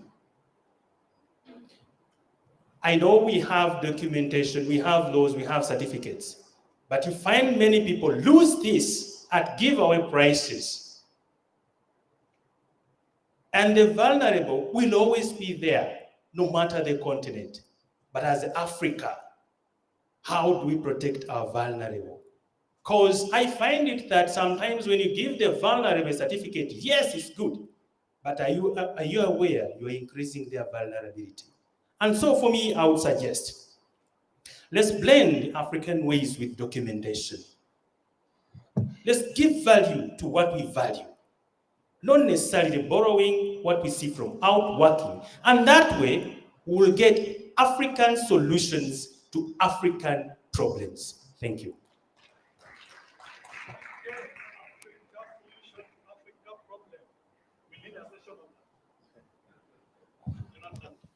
Thank you, moderator, and to all the panelists for your insightful comments. Looking at the theme of the session, I sort of noted that there was a little discussion on land grabbing, perhaps even to understand what are the factors shaping the dynamics around land grabbing in the country or even in the region, who is actually doing the land grabbing and on what scale it's happening. But that said, the first presenter talked about, Dr. Laltaika talked about the need for robust consultation. I think that was the basis of his presentation. And when you talk about robust consultation, decision-making on land or anything else in a community is based on information. And I think the biggest challenge you've experienced personally through our work in the country is the fact that communities oftentimes don't have the information that they need to have that affect their land. So when you talk about protecting them from land grabbing, if we're talking about land grabbing in the context of investment, they need to know even who is behind this investment, how much land do they need, what do they need to use the land for, what are the social and environmental implications of that decision, so that then they're able to, really give meaningful consent to the transaction that is being proposed. Otherwise, in the absence of full disclosure of clear information on what that decision means for landowners or vulnerable groups in the community, it's often difficult, in my view, to protect communities and vulnerable populations from cases of land grabbing. So I know IGAD is big on tools and even other partners in the region. I think a lot of thinking for me needs to go into understanding what kind of tools or frameworks can be used to ensure that before a decision is made on land, these are the basic parameters that should be used for ensuring that the communities have all the information they must have, and as such are able to, give their consent on a particular project that would otherwise lead to the grabbing of their land. Thank you. Thank you very much for that proposal, how to address the information and the knowledge gap. Allow me, I'd promised our colleague, Zakaria, who is online, to give him an opportunity to make a quick 5 minutes interjection based on the Tanzania experience on applying PRM in that. We have an online discussant. Can you connect him? Zakaria Faustin. Yes. Shedrack, how are you? Fine. The floor is yours. 5 minutes. Okay. Thank you for the opportunity of the discussion, because I'm one of the discussants for this session. And I want to bring in the experience of Tanzania from how we can protect the community land from land grabbing. And if we look clearly about what kind of land-based investment models are available, in 2016, we did the assessment of land-based investment models in Tanzania. And during the development of PRM process, we look at how we can address all this situation of land-based investment into protecting land grabbing. And because the regional land face some of the challenges of some of them with land and clear tenure system, we try to do the process very slowly at parent process, how we can support this to realize the land grab, to protect the land grabbing. And along the PRM process, the most of the key success we can demonstrate as Tanzanians is protection of community land or grazing land. Because we add additional value, additional layer of protection, despite of what we have about the land certificate, we also have some other additional layer of protection. Looking at the different conventions available in Tanzania at the national, regional, and international level, this also trigger the speed of land grabbing in the country. But during the parent process, we look all of them and try to localize how we can come with the approach, how we can protect the community land. And one of them, we developed grazing land management guideline, and we try to bring in all the experience and the embedded interest from the different framework, international and local framework, and we build the capacity of the community. So one of them is the level of awareness of the community at the community level. It anchored a lot about how communities empower themselves to take the lead to protect their community land. And one of them, even the widows, the disabled people, they take the lead to protect and to restore their rangeland. And the capacity, the capacity building is not the software, but in the institution we build within the community.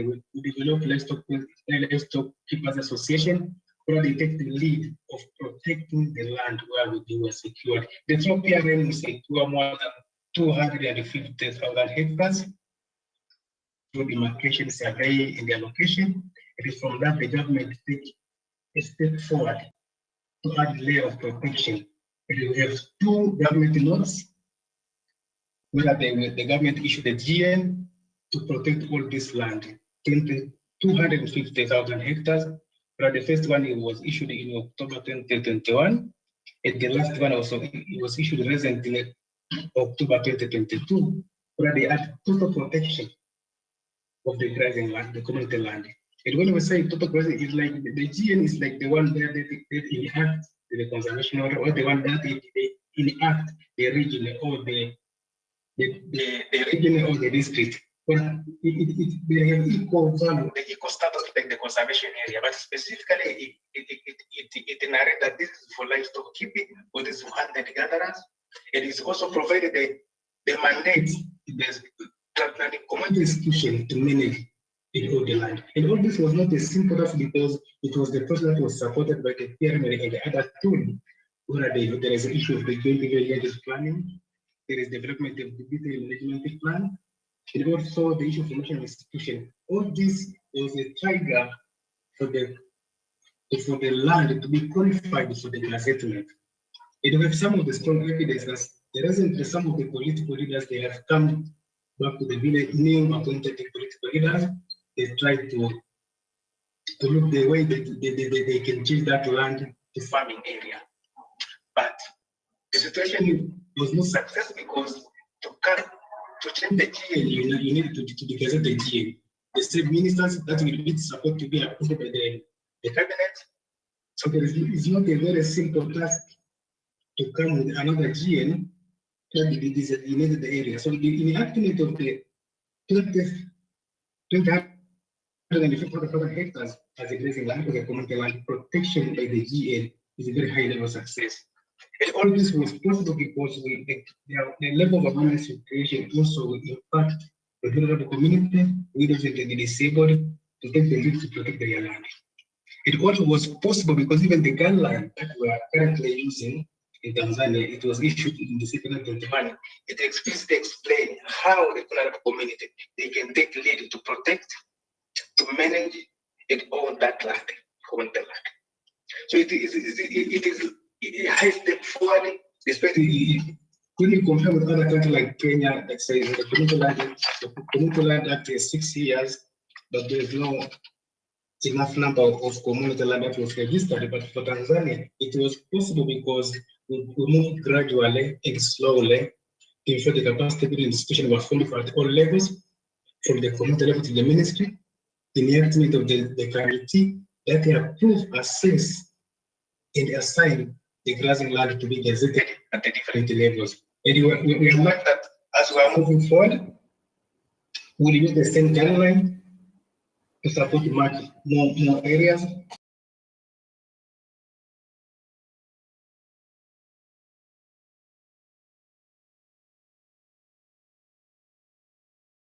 Process. It was very easy to resolve this conflict in this area. But Zachariah, sorry, please, can you round up? We have gotten the point of applying capacity building, including institutions, to empower communities to be able to protect their land.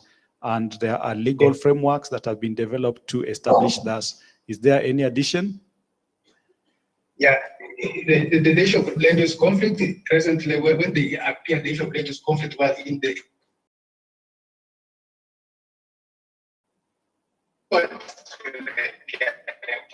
it's very easy to address it. Recently, some of out of the 200,000 hectares, they try to take the land, they open the court in the district court, but the pastoral, they take the lead from their pastoral association, they say they want 3 times. So it is one of the approach where they can defend, they can protect.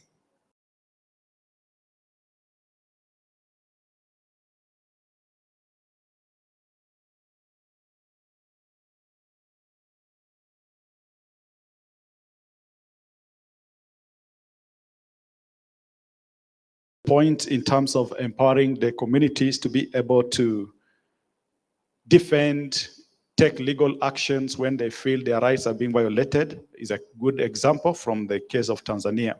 We just have 13 minutes to the close of this session because at 5 exactly we are starting plenary. Please allow me to give the panelists 2 minutes each to just share with us what they have captured. If there's a question you really must respond to, then please do so in the next 2 minutes, and then that will allow our rapporteur around 5 minutes to wrap it up, and then we'll be able to bring this session to a close. I know there are so many people that wanted to speak, but if we are to be on time, please allow us to just leave it there. The discussion is not ending here. During tea and even tomorrow, we need to continue with this discourse so that we can get good recommendations on establishing the East and Horn Africa land transformation agenda. So let me start with Lady. So thanks, Shadrach. I think I want to close by adding 2 things that were not mentioned in plenary, and I thought they're important. One is the importance of community mapping and documenting. And this is something that is already being done across different African countries. I think the power of communities creating their own inventories of land, especially in a state where this data does not exist because of our weak land registration system, as they are, as we work to improve them. But it's a good way of protecting their rights and, of course, of reducing the threats of land grab, because when you know what is yours, then you're better positioned to protect it. The other one is equipping local communities with resources to invest, the means of investment for the land. Some of this land is very attractive to grabbers because they perceive it to be idle, even when it's not. But if we can find means of, getting financial resources to these local communities, women and youth, so that they put this land into use. I've seen that the European Union have invested some significant amount of money for different programs in our country, in Kenya. And some of the interventions are really, like investing in water infrastructure so that an entire local community can start using their huge hectares of land. And that way you reduce the exposure that is on this land. So it's also a practical way of dealing with that. The issue that Daktari asked, I think it's a difficult question on the managing transboundary issue, but from a very layman point of view, I would say, and this is more of a political, it's first a political problem before it's a land problem. And I think it also has to do with how we see ourselves as Africans, as different people. That's why each country is developing its own policies, even when they don't speak to each other. But that's why intergovernmental agencies exist. And we can also learn from the practices of these communities and build better policies out of those practices. Thank you. Ken? Thank you. I think for me, my reflections around this whole conversation is the need to create an environment where communities are able to take charge of their own destiny. We have had experiences around the availability or the absence of them in terms of policies, laws, and how they work. I think the most important thing is how we ensure that if there are legal and policy frameworks, plans, then they must speak to or be made to speak to the needs and the demands of the community. So I think that for me is very important. Lastly is, I think it's also important for us to appreciate that we can use 120, 150 years or 200, as many years as we want to make reflections in terms of what we, making a case for today. But the reality is that those historical information only helps us to create a debate and a conversation. But therefore, we have to move forward. And moving forward is that we are seeing more and more recognition and appreciation of technology. Let us, make communities understand what their problems are and how they can be, how we can make technology be a tool for them to use in terms of shaping their destiny. So I think those are my reflections. I don't see many questions. I think most of them were. I request that you just leave the questions. Thank you. Just leave it at that. Yes, Hussein? Thank you. My quick reaction to the comments from the plenary is that what we see is this divide, conceptual divide in our mindset that affect how the people in power respond to the needs of our communities. By this, what I mean is, for example, when the elder from Sudan says that we have these politicians who make it always easy for land acquisition from communities, there's this at the back of our minds. We have always lived with pastoral lands as being empty wastelands that needs to be put into a better use.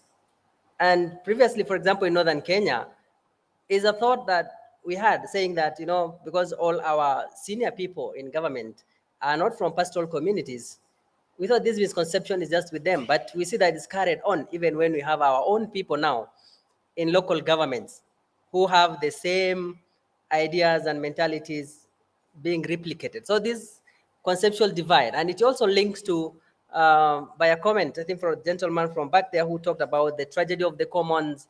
These are the excuses that we've had for far too long to argue, against interest of our communities, that keeps on making us not being really actually even sincere with our own communities in terms of taking actions on what matters. And on legal issues, Dr. Okoel, of course, mentioned issues of transboundary, which is quite important. And on this note, then, we have policies, at regional level. IGAD has a protocol on transhumans. We need to look at and see how does it speak, to the other laws that we have in the respective countries, such that whatever happens within the country is linked to the regional one to facilitate transboundary movements. And to sum it up, definitely, we need to look at what values do our laws add and make sure that our communities' perspectives are taken into considerations always. Thank you. Thank you very much, Dr. Sen. I think at that, ladies and gentlemen, let's have a quick glimpse at what we've been able to deliberate on. Just give us a quick summary on them. Yes, you can take the floor, and then we'll be able to allow the space for others to come in so that we do the joint plenary for today. Welcome, Mr. Omar Siraji. Hello. People are tired. We have reached the tail end. This is just a wrap up of what has been captured here. 5 minutes may not do justice to it, but I will just try to recap. We have had a discussion on whether local communities are consulted in conservation. We have observed that sustainable development in conservation requires consultations with communities. This not only helps in mitigation of possible impacts of land grabs while also undertaking wildlife conservation. Now, local communities are heavily dependent on land for their livelihoods. They also use it for cultural and spiritual attachment. In that regard, we have observed that there's a top-down or state-centric approach We need to change that because this alienates communities whose lands are given away for conservation. We have observed that forests have attracted new meaning because of their importance in greenhouse emissions and offsetting greenhouse gases. So they have attracted new dimensions that involve human rights violations and evictions because indigenous communities that depend on forests for their livelihoods have been evicted in certain cases to protect forests for climate change mitigation. In conclusion on that session, we have observed that the new international legal paradigm requires communities to be consulted in conservation alienation of land. We also need to change the state-centric approach to conservation and transform it into community-based approach. And then we have had a discussion on implementation of the Community Land Act in Kenya and the challenges they have faced. This was a case study of Isiolo and Marsabit counties. We have observed that historical injustices in land have necessitated the inclusion and recognition of community land tenure in Kenya, the Kenya Constitution of 2010. However, despite the enactment of the Community Land Registration Act 6 years ago, many communities have not been able to register their community land. These are the following challenges that they face. Pastoral tenure rights are often complex. There's ownership and user rights access that are based on seasonal and historical arrangements between communities. This may not be captured well when it comes to registration. Formal tenure can also override those unwritten user agreements and user rights. There's also the transboundary nature of natural resources and cultural ties to land that extend across borders that may not be captured. And then, in conclusion, we have observed that we require the implementation of community land registration requires in-depth look. We need to build the capacity of communities to take up the role of registering their land. We also need CSOs to play an advocacy role to support communities in registering community land.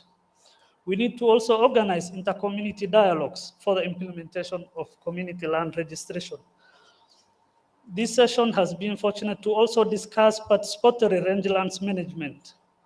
We have observed that 62% of Africa is rangelands. We have incredible diversity of ecosystems, but the challenges are that there is climate change, land degradation, changes in land use, and conflicts over such resources.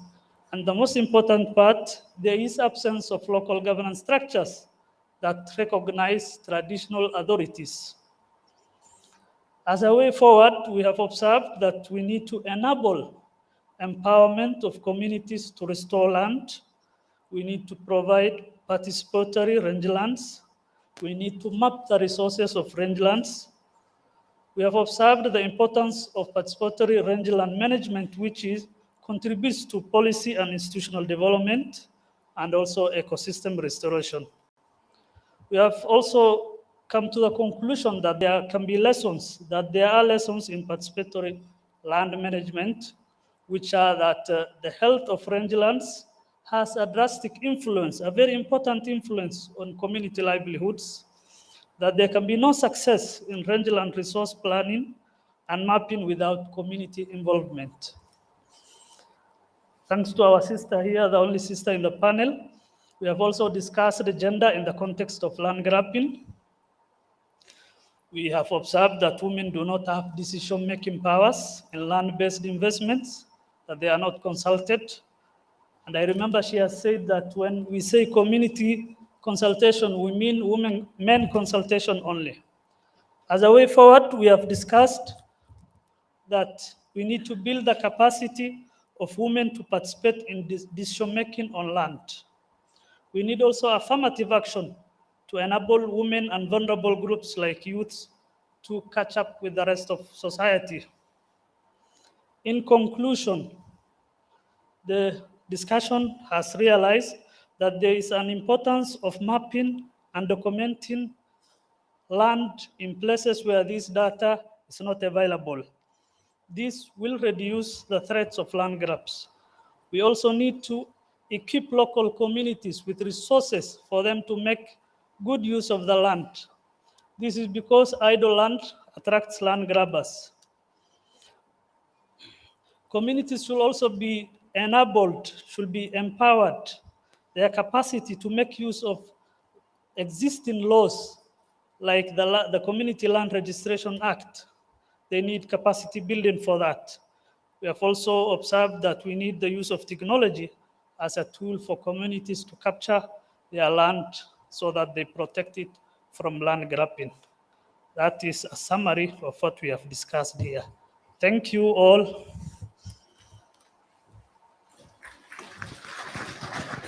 That's quite a good capturing summary of the deliberation. If there are anything you'd like to add, the rapporteur is still here. And as we have agreed that we are going to carry on with this discourse, so we are going to set ourselves ready for the closing session just in the short time. But I have a homework for us. We have talked of community.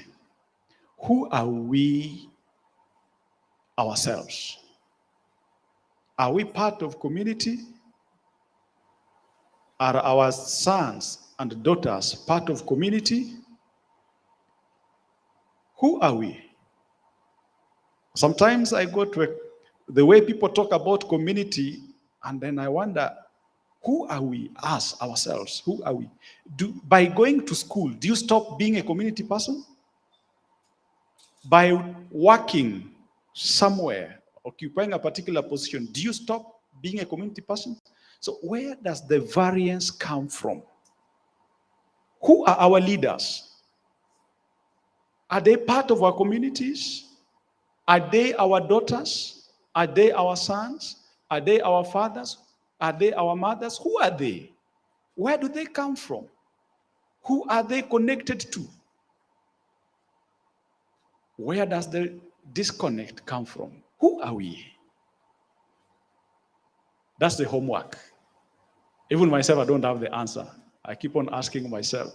Because one day I was in a meeting and they're talking about the community, and I thought, I came as a community person, but they said the community was not in the meeting, but I was in the meeting.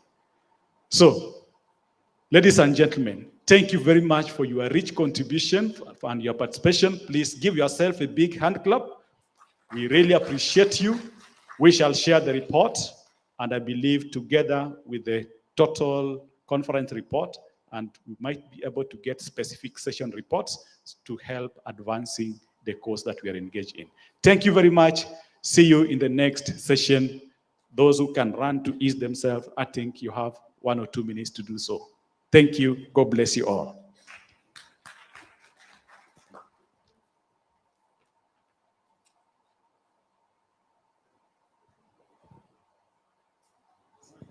I asked the question about the community and I forgot about our panel. We really appreciate our panel for that preparation. I think the community took the day.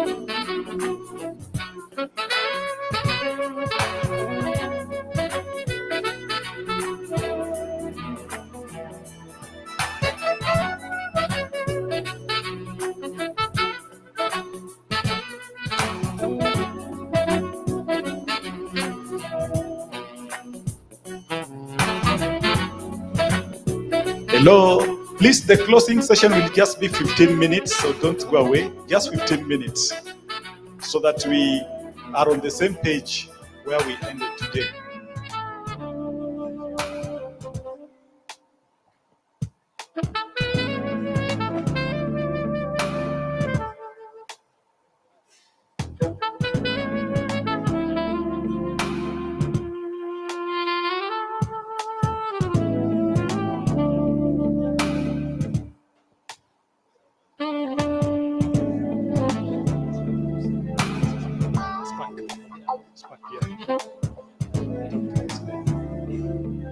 Okay, I'm told there are some community people online. As people are streaming in, can we listen to them? IT, are we able to listen to those who are online? Shadrach, yes. I'm going to kindly ask that everybody takes their seats so that we can do the 15-minute reflection. We close out, we have some tea, and we allow people to go. It's been a long, exciting day. Over And to you. tomorrow we have a VIP guest. So I'd kindly like to ask everybody, please take your seats. It's not going to be very long. We sit down and we close out today's session. This will not take more than 15 minutes. In fact, we might even be able to finish this in 10.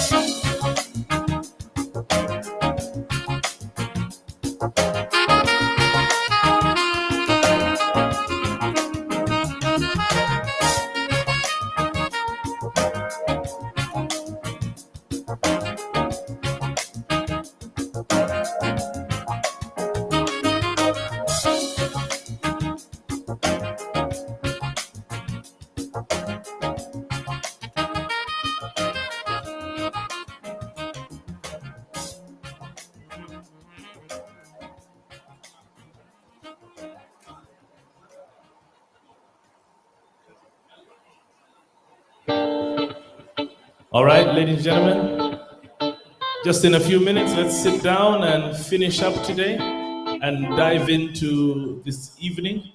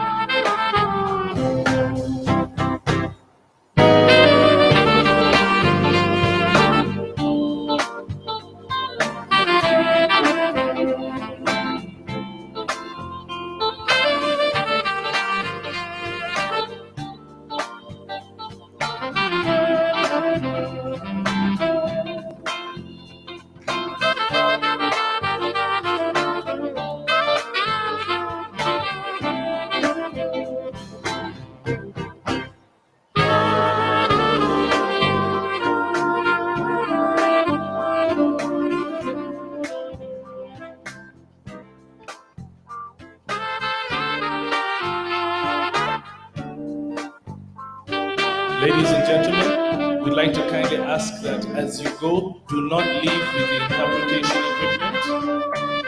So, veuillez ne pas partir avec les écouteurs. Veuillez rendre les écouteurs ici dès que vous avez terminé. Merci beaucoup. Kindly take your seats. We're just about to have our reflection. And then after that, have a cup of tea and we are good to go.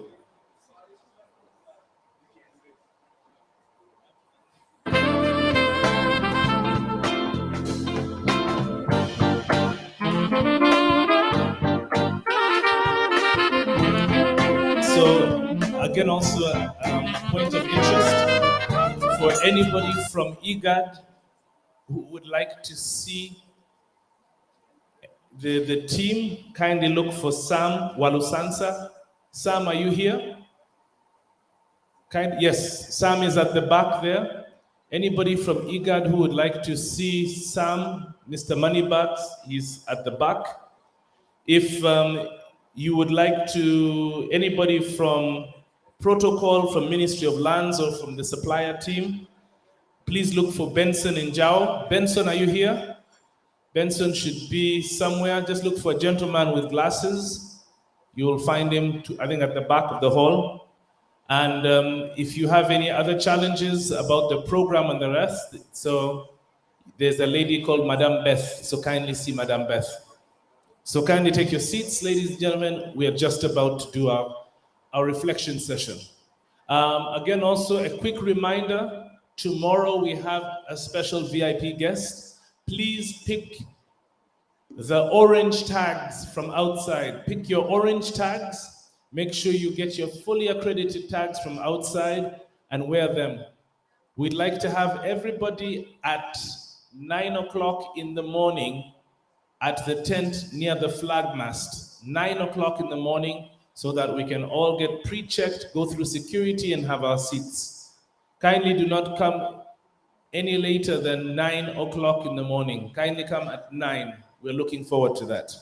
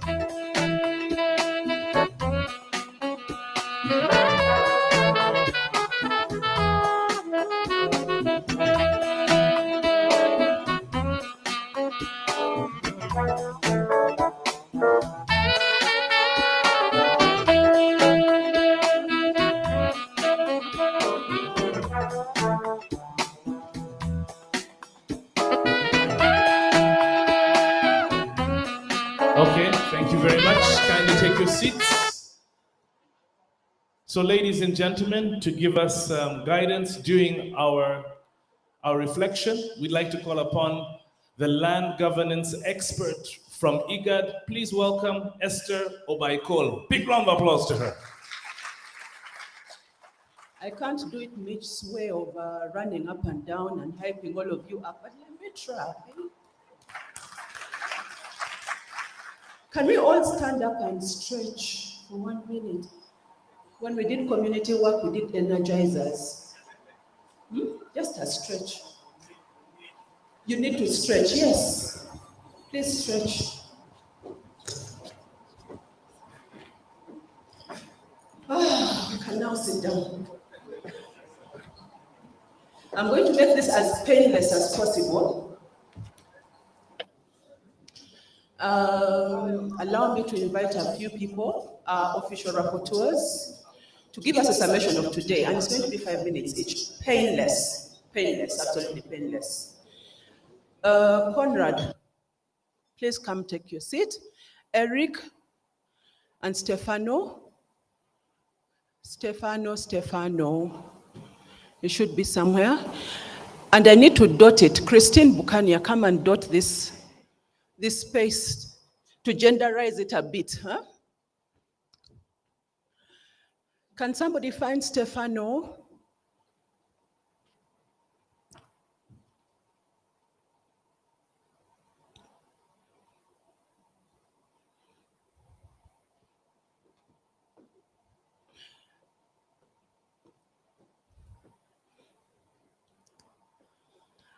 While we find Stefano, allow me to start. And I'm going to start with, you're all going to introduce yourselves, so I'm not trying to introduce you. Christine. Just your reflections. How do you see this conference? What has it meant to you? What's the atmosphere? From a knowledge management expert. Thank you. Thank you, Esther, for inviting me to this panel. And good afternoon, colleagues. I work with IGAD, and so I work with the land governance team quite a bit, but more from a general programming and planning perspective and also knowledge management. So coming here today, I think if I speak from just the first impression when I walked into the room, I think I kind of just got a wow moment because I could see how much effort had gone into preparing, first of all, the venue. And of course, then we had been sent the program, but I saw, like the preparations, we had a very good program set up in front of us.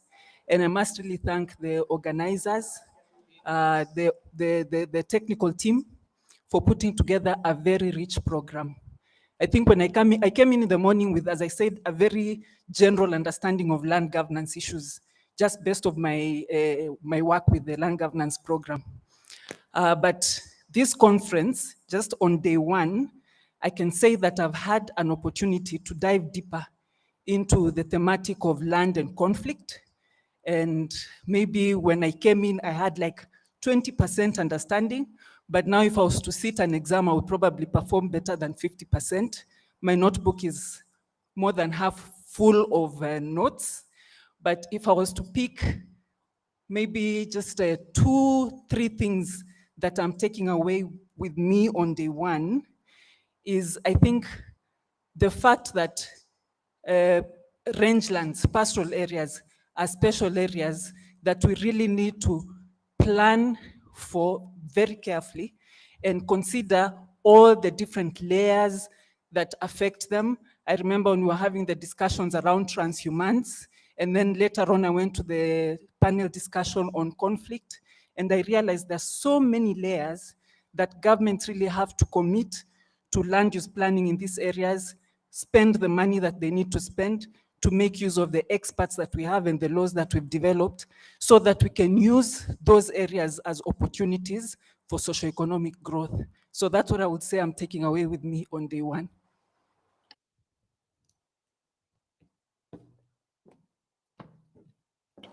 Thank you, Christine, for those reflections. So you are actually in class. Good for you. Yes, I was. I hope you have others in class with you too.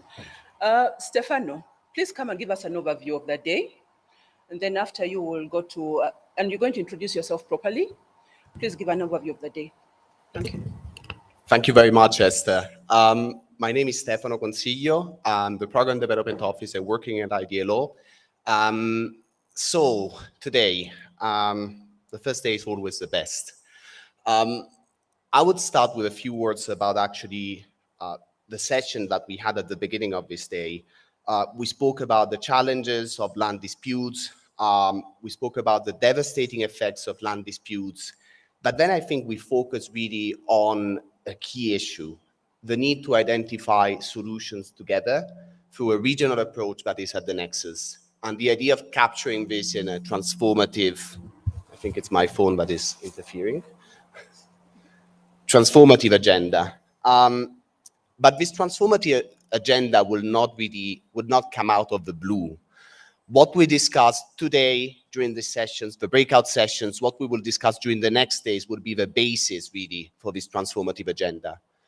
And as someone involved in development, I think that this is the perfect setting. Something that has been repeated many times today, it's been, we need to do this through a participatory approach. We cannot follow a top-down approach, a copy-paste approach.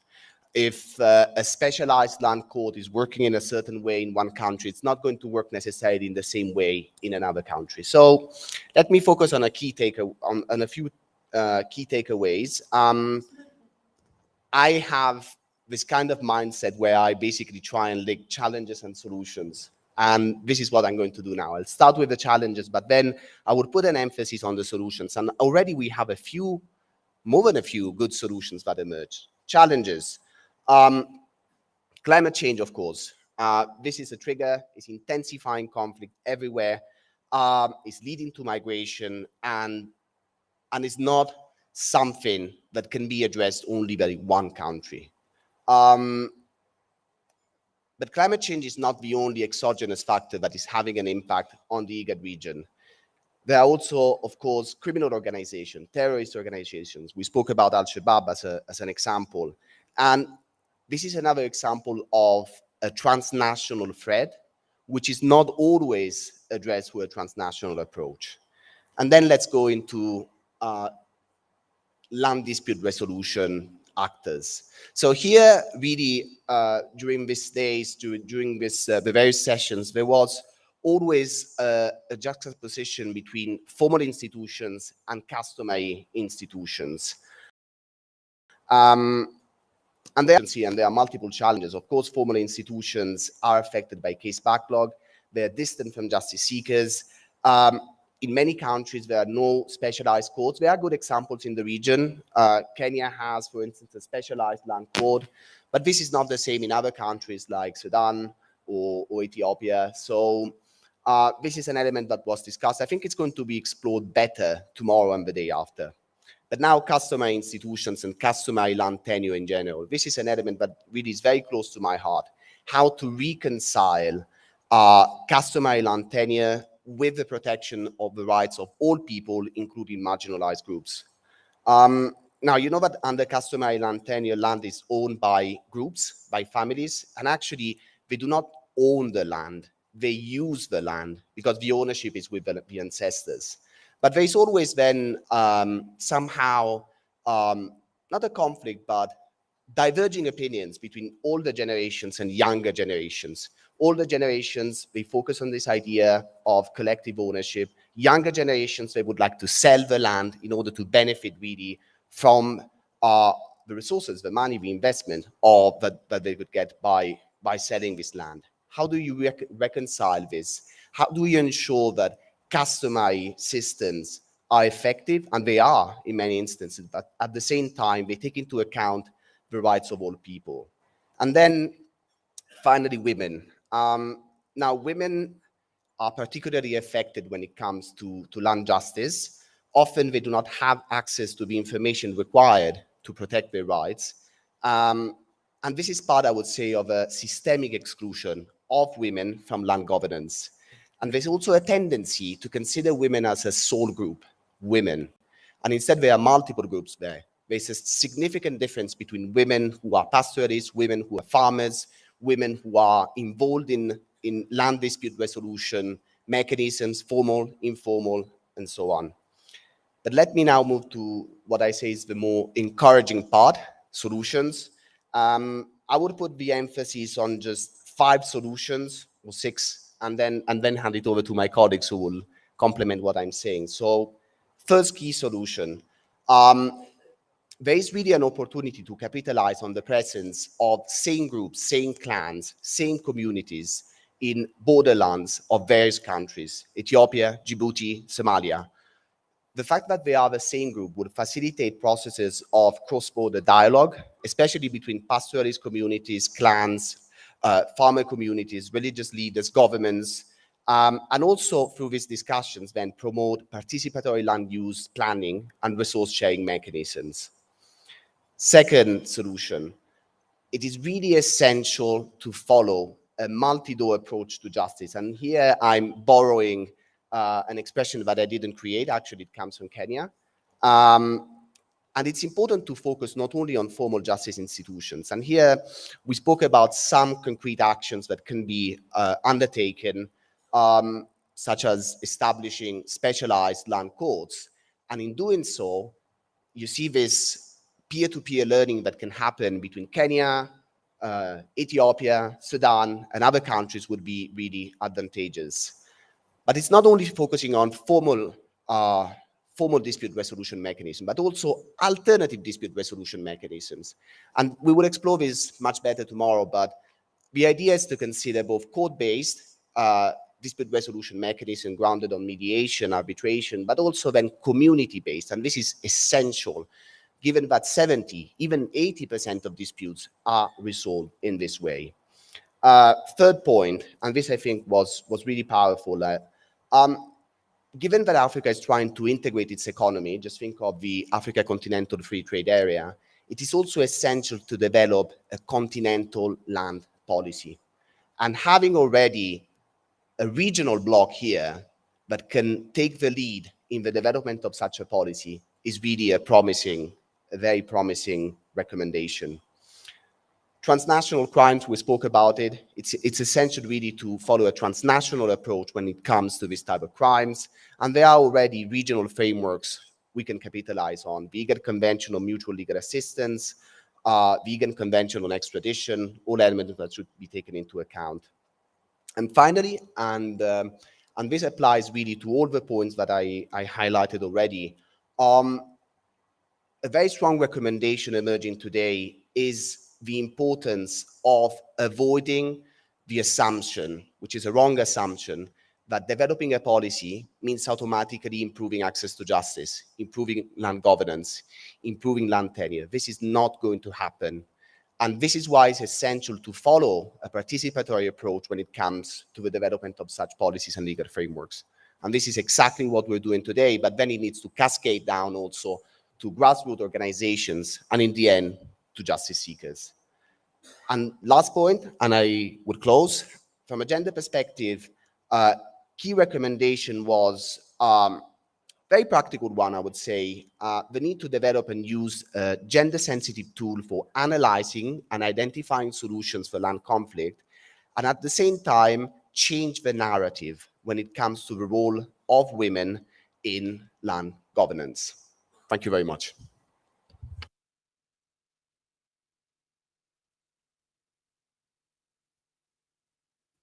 Thank you, Stefano, for that. We will keep building this. If you think there's something missing from today that needs to go into the statements made, kindly do forward those to us. We will ensure that we capture the points.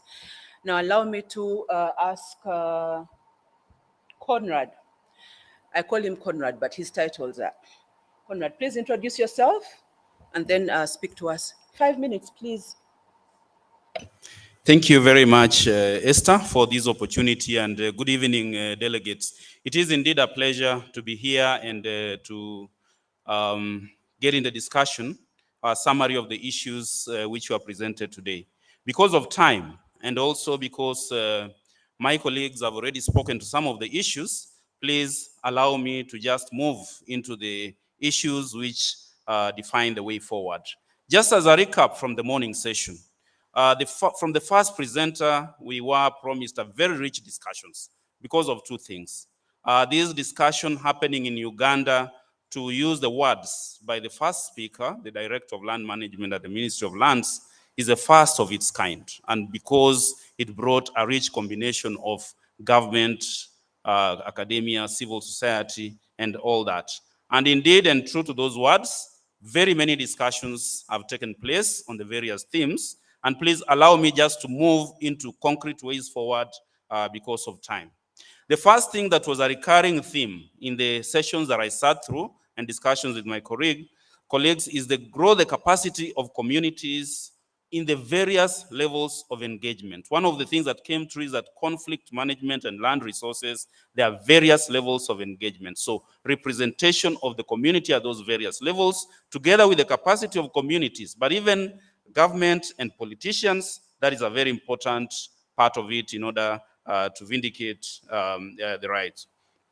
And also enhancing representation, right from community planning structures. We had very constructive examples of warrior planning in Ethiopia. We had joint village planning and resource sharing in Tanzania, and how that has addressed conflict. In Kenya, we have the devolved system of government with county governments doing county spatial planning, and with clarification of the roles at various levels, it will ensure coherence in land use planning. In Ethiopia, you had a very good example of the land use planning manuals, which are used to sensitize communities, and also use of indigenous community knowledge in the planning of those resources. There's also something that was mentioned here, that solutions are obtained, and I quote, through negotiated solutions, and not just imposed solutions for ownership and sustainability.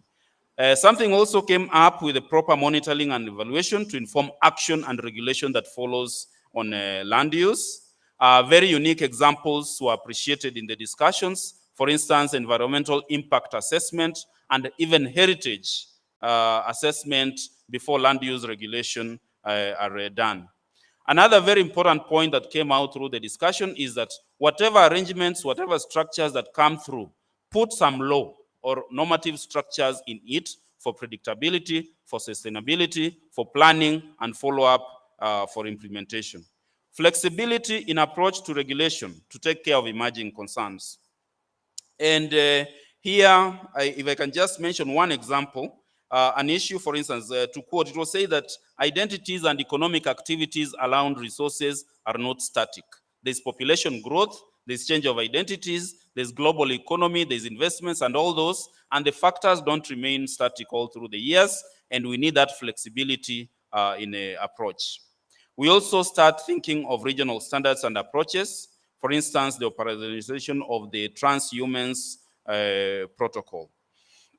In the last session that I participated in the afternoon, it was about securing land tenure. Very good reflective questions also came out. As we plan and implement security land tenure and safeguarding the rights of the various users, we need to go beyond and think, is it social or a legal issue? Is it a question of access or ownership?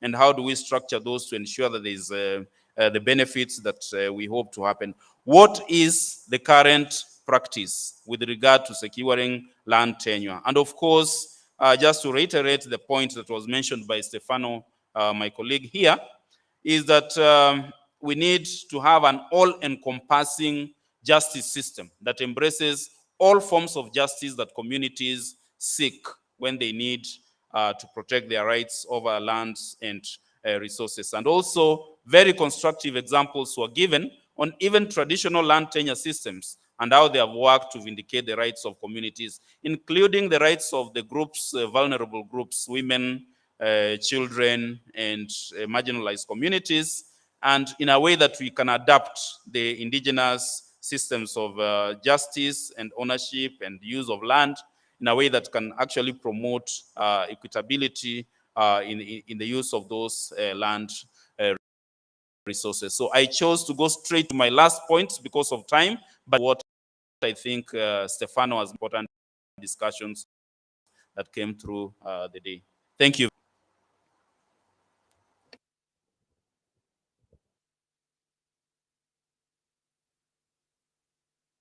As you can see, I'm doing consultations already. Eric, please make it painless. And Okay, introduce yourself. Yes, good evening, everyone. My name is Eric Fige. I think I'll pick it up from where Dr. Bosire left.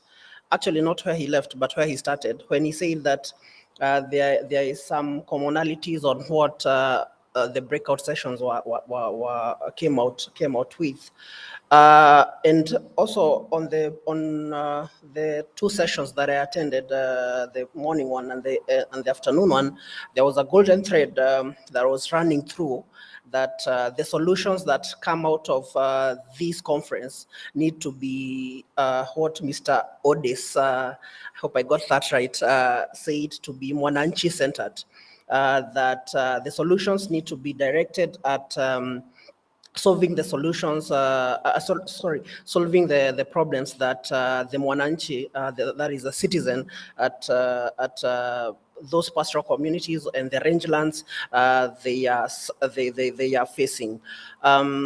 Another thing to note that I noted is that there is the need to study both the formal and the informal systems of conflict management and try and, if I may say, have settle the differences. Settle the differences between the formal and informal systems, and get so that there is no longer a clash between both systems that always leads to negative results for the people living in those areas. Of course, before the use of land planning as a conflict transformational tool, there is also need to understand the land governance system and also understand the users, which all goes back to the issue of the whole process being mwananchi centered. I think those are the main issues that I pulled out of the discussions, but we will add the flesh in the main report that we shall prepare for the conference. Thank you. A round of applause for our moderators and our observer. Thank you so much for today and for your patience with us. We've taken longer than we thought we would. We appreciate that there are still so many of you in the room. We don't take that for granted. Thank you very much. Tomorrow, we are going to have a different lever or gear, and it's going to be our official conference opening day, and it's a little bit complicated because it's highly political as well. So today we've been having a technical meeting. Tomorrow it will be more half technical, half political. Then the following day we'll have a very technical day as well. But to help us manage tomorrow, allow me to invite Mitch, who can start from the back. Yes. What would you like me to say from the back? No, come. You say that I like running. I only run for a purpose. So Esther, don't worry. But let's give a big round of applause to Esther, ladies and gentlemen. Great. So my job is a simple one. What we're going to do is that we're quickly going to just wrap up what is going to happen tomorrow. Number one, I'd just like to make a quick reminder that everybody should have their name tags. Kindly have your name tags picked from outside. It's very important. We've got a VIP guest. It's critical for you to have these tags. Number two, reporting time for the tent at the flag post. Please go to the tent at the flag post at 9 o'clock tomorrow. So, demain matin, on n'est pas ici, on est dehors dans la tente. And it is from 9h du matin. So let's be right there at 9 o'clock in the morning. Let's kindly not bring any phones or laptops because sometimes they can be complicated. But if you want to come and work, you can come up to this room, work, and then we'll lock the room, have that session and come back. Because in the afternoon, we have the Chief Justice's session here, and then we have 2 breakaway sessions downstairs like we did today. So that is a wrap up of everything. I'd like to say thank you very much for having a fantastic day. Please tap your neighbor and say, did you have a nice time today? Ask your neighbor, did you have a nice time today? Very good, very good. All right.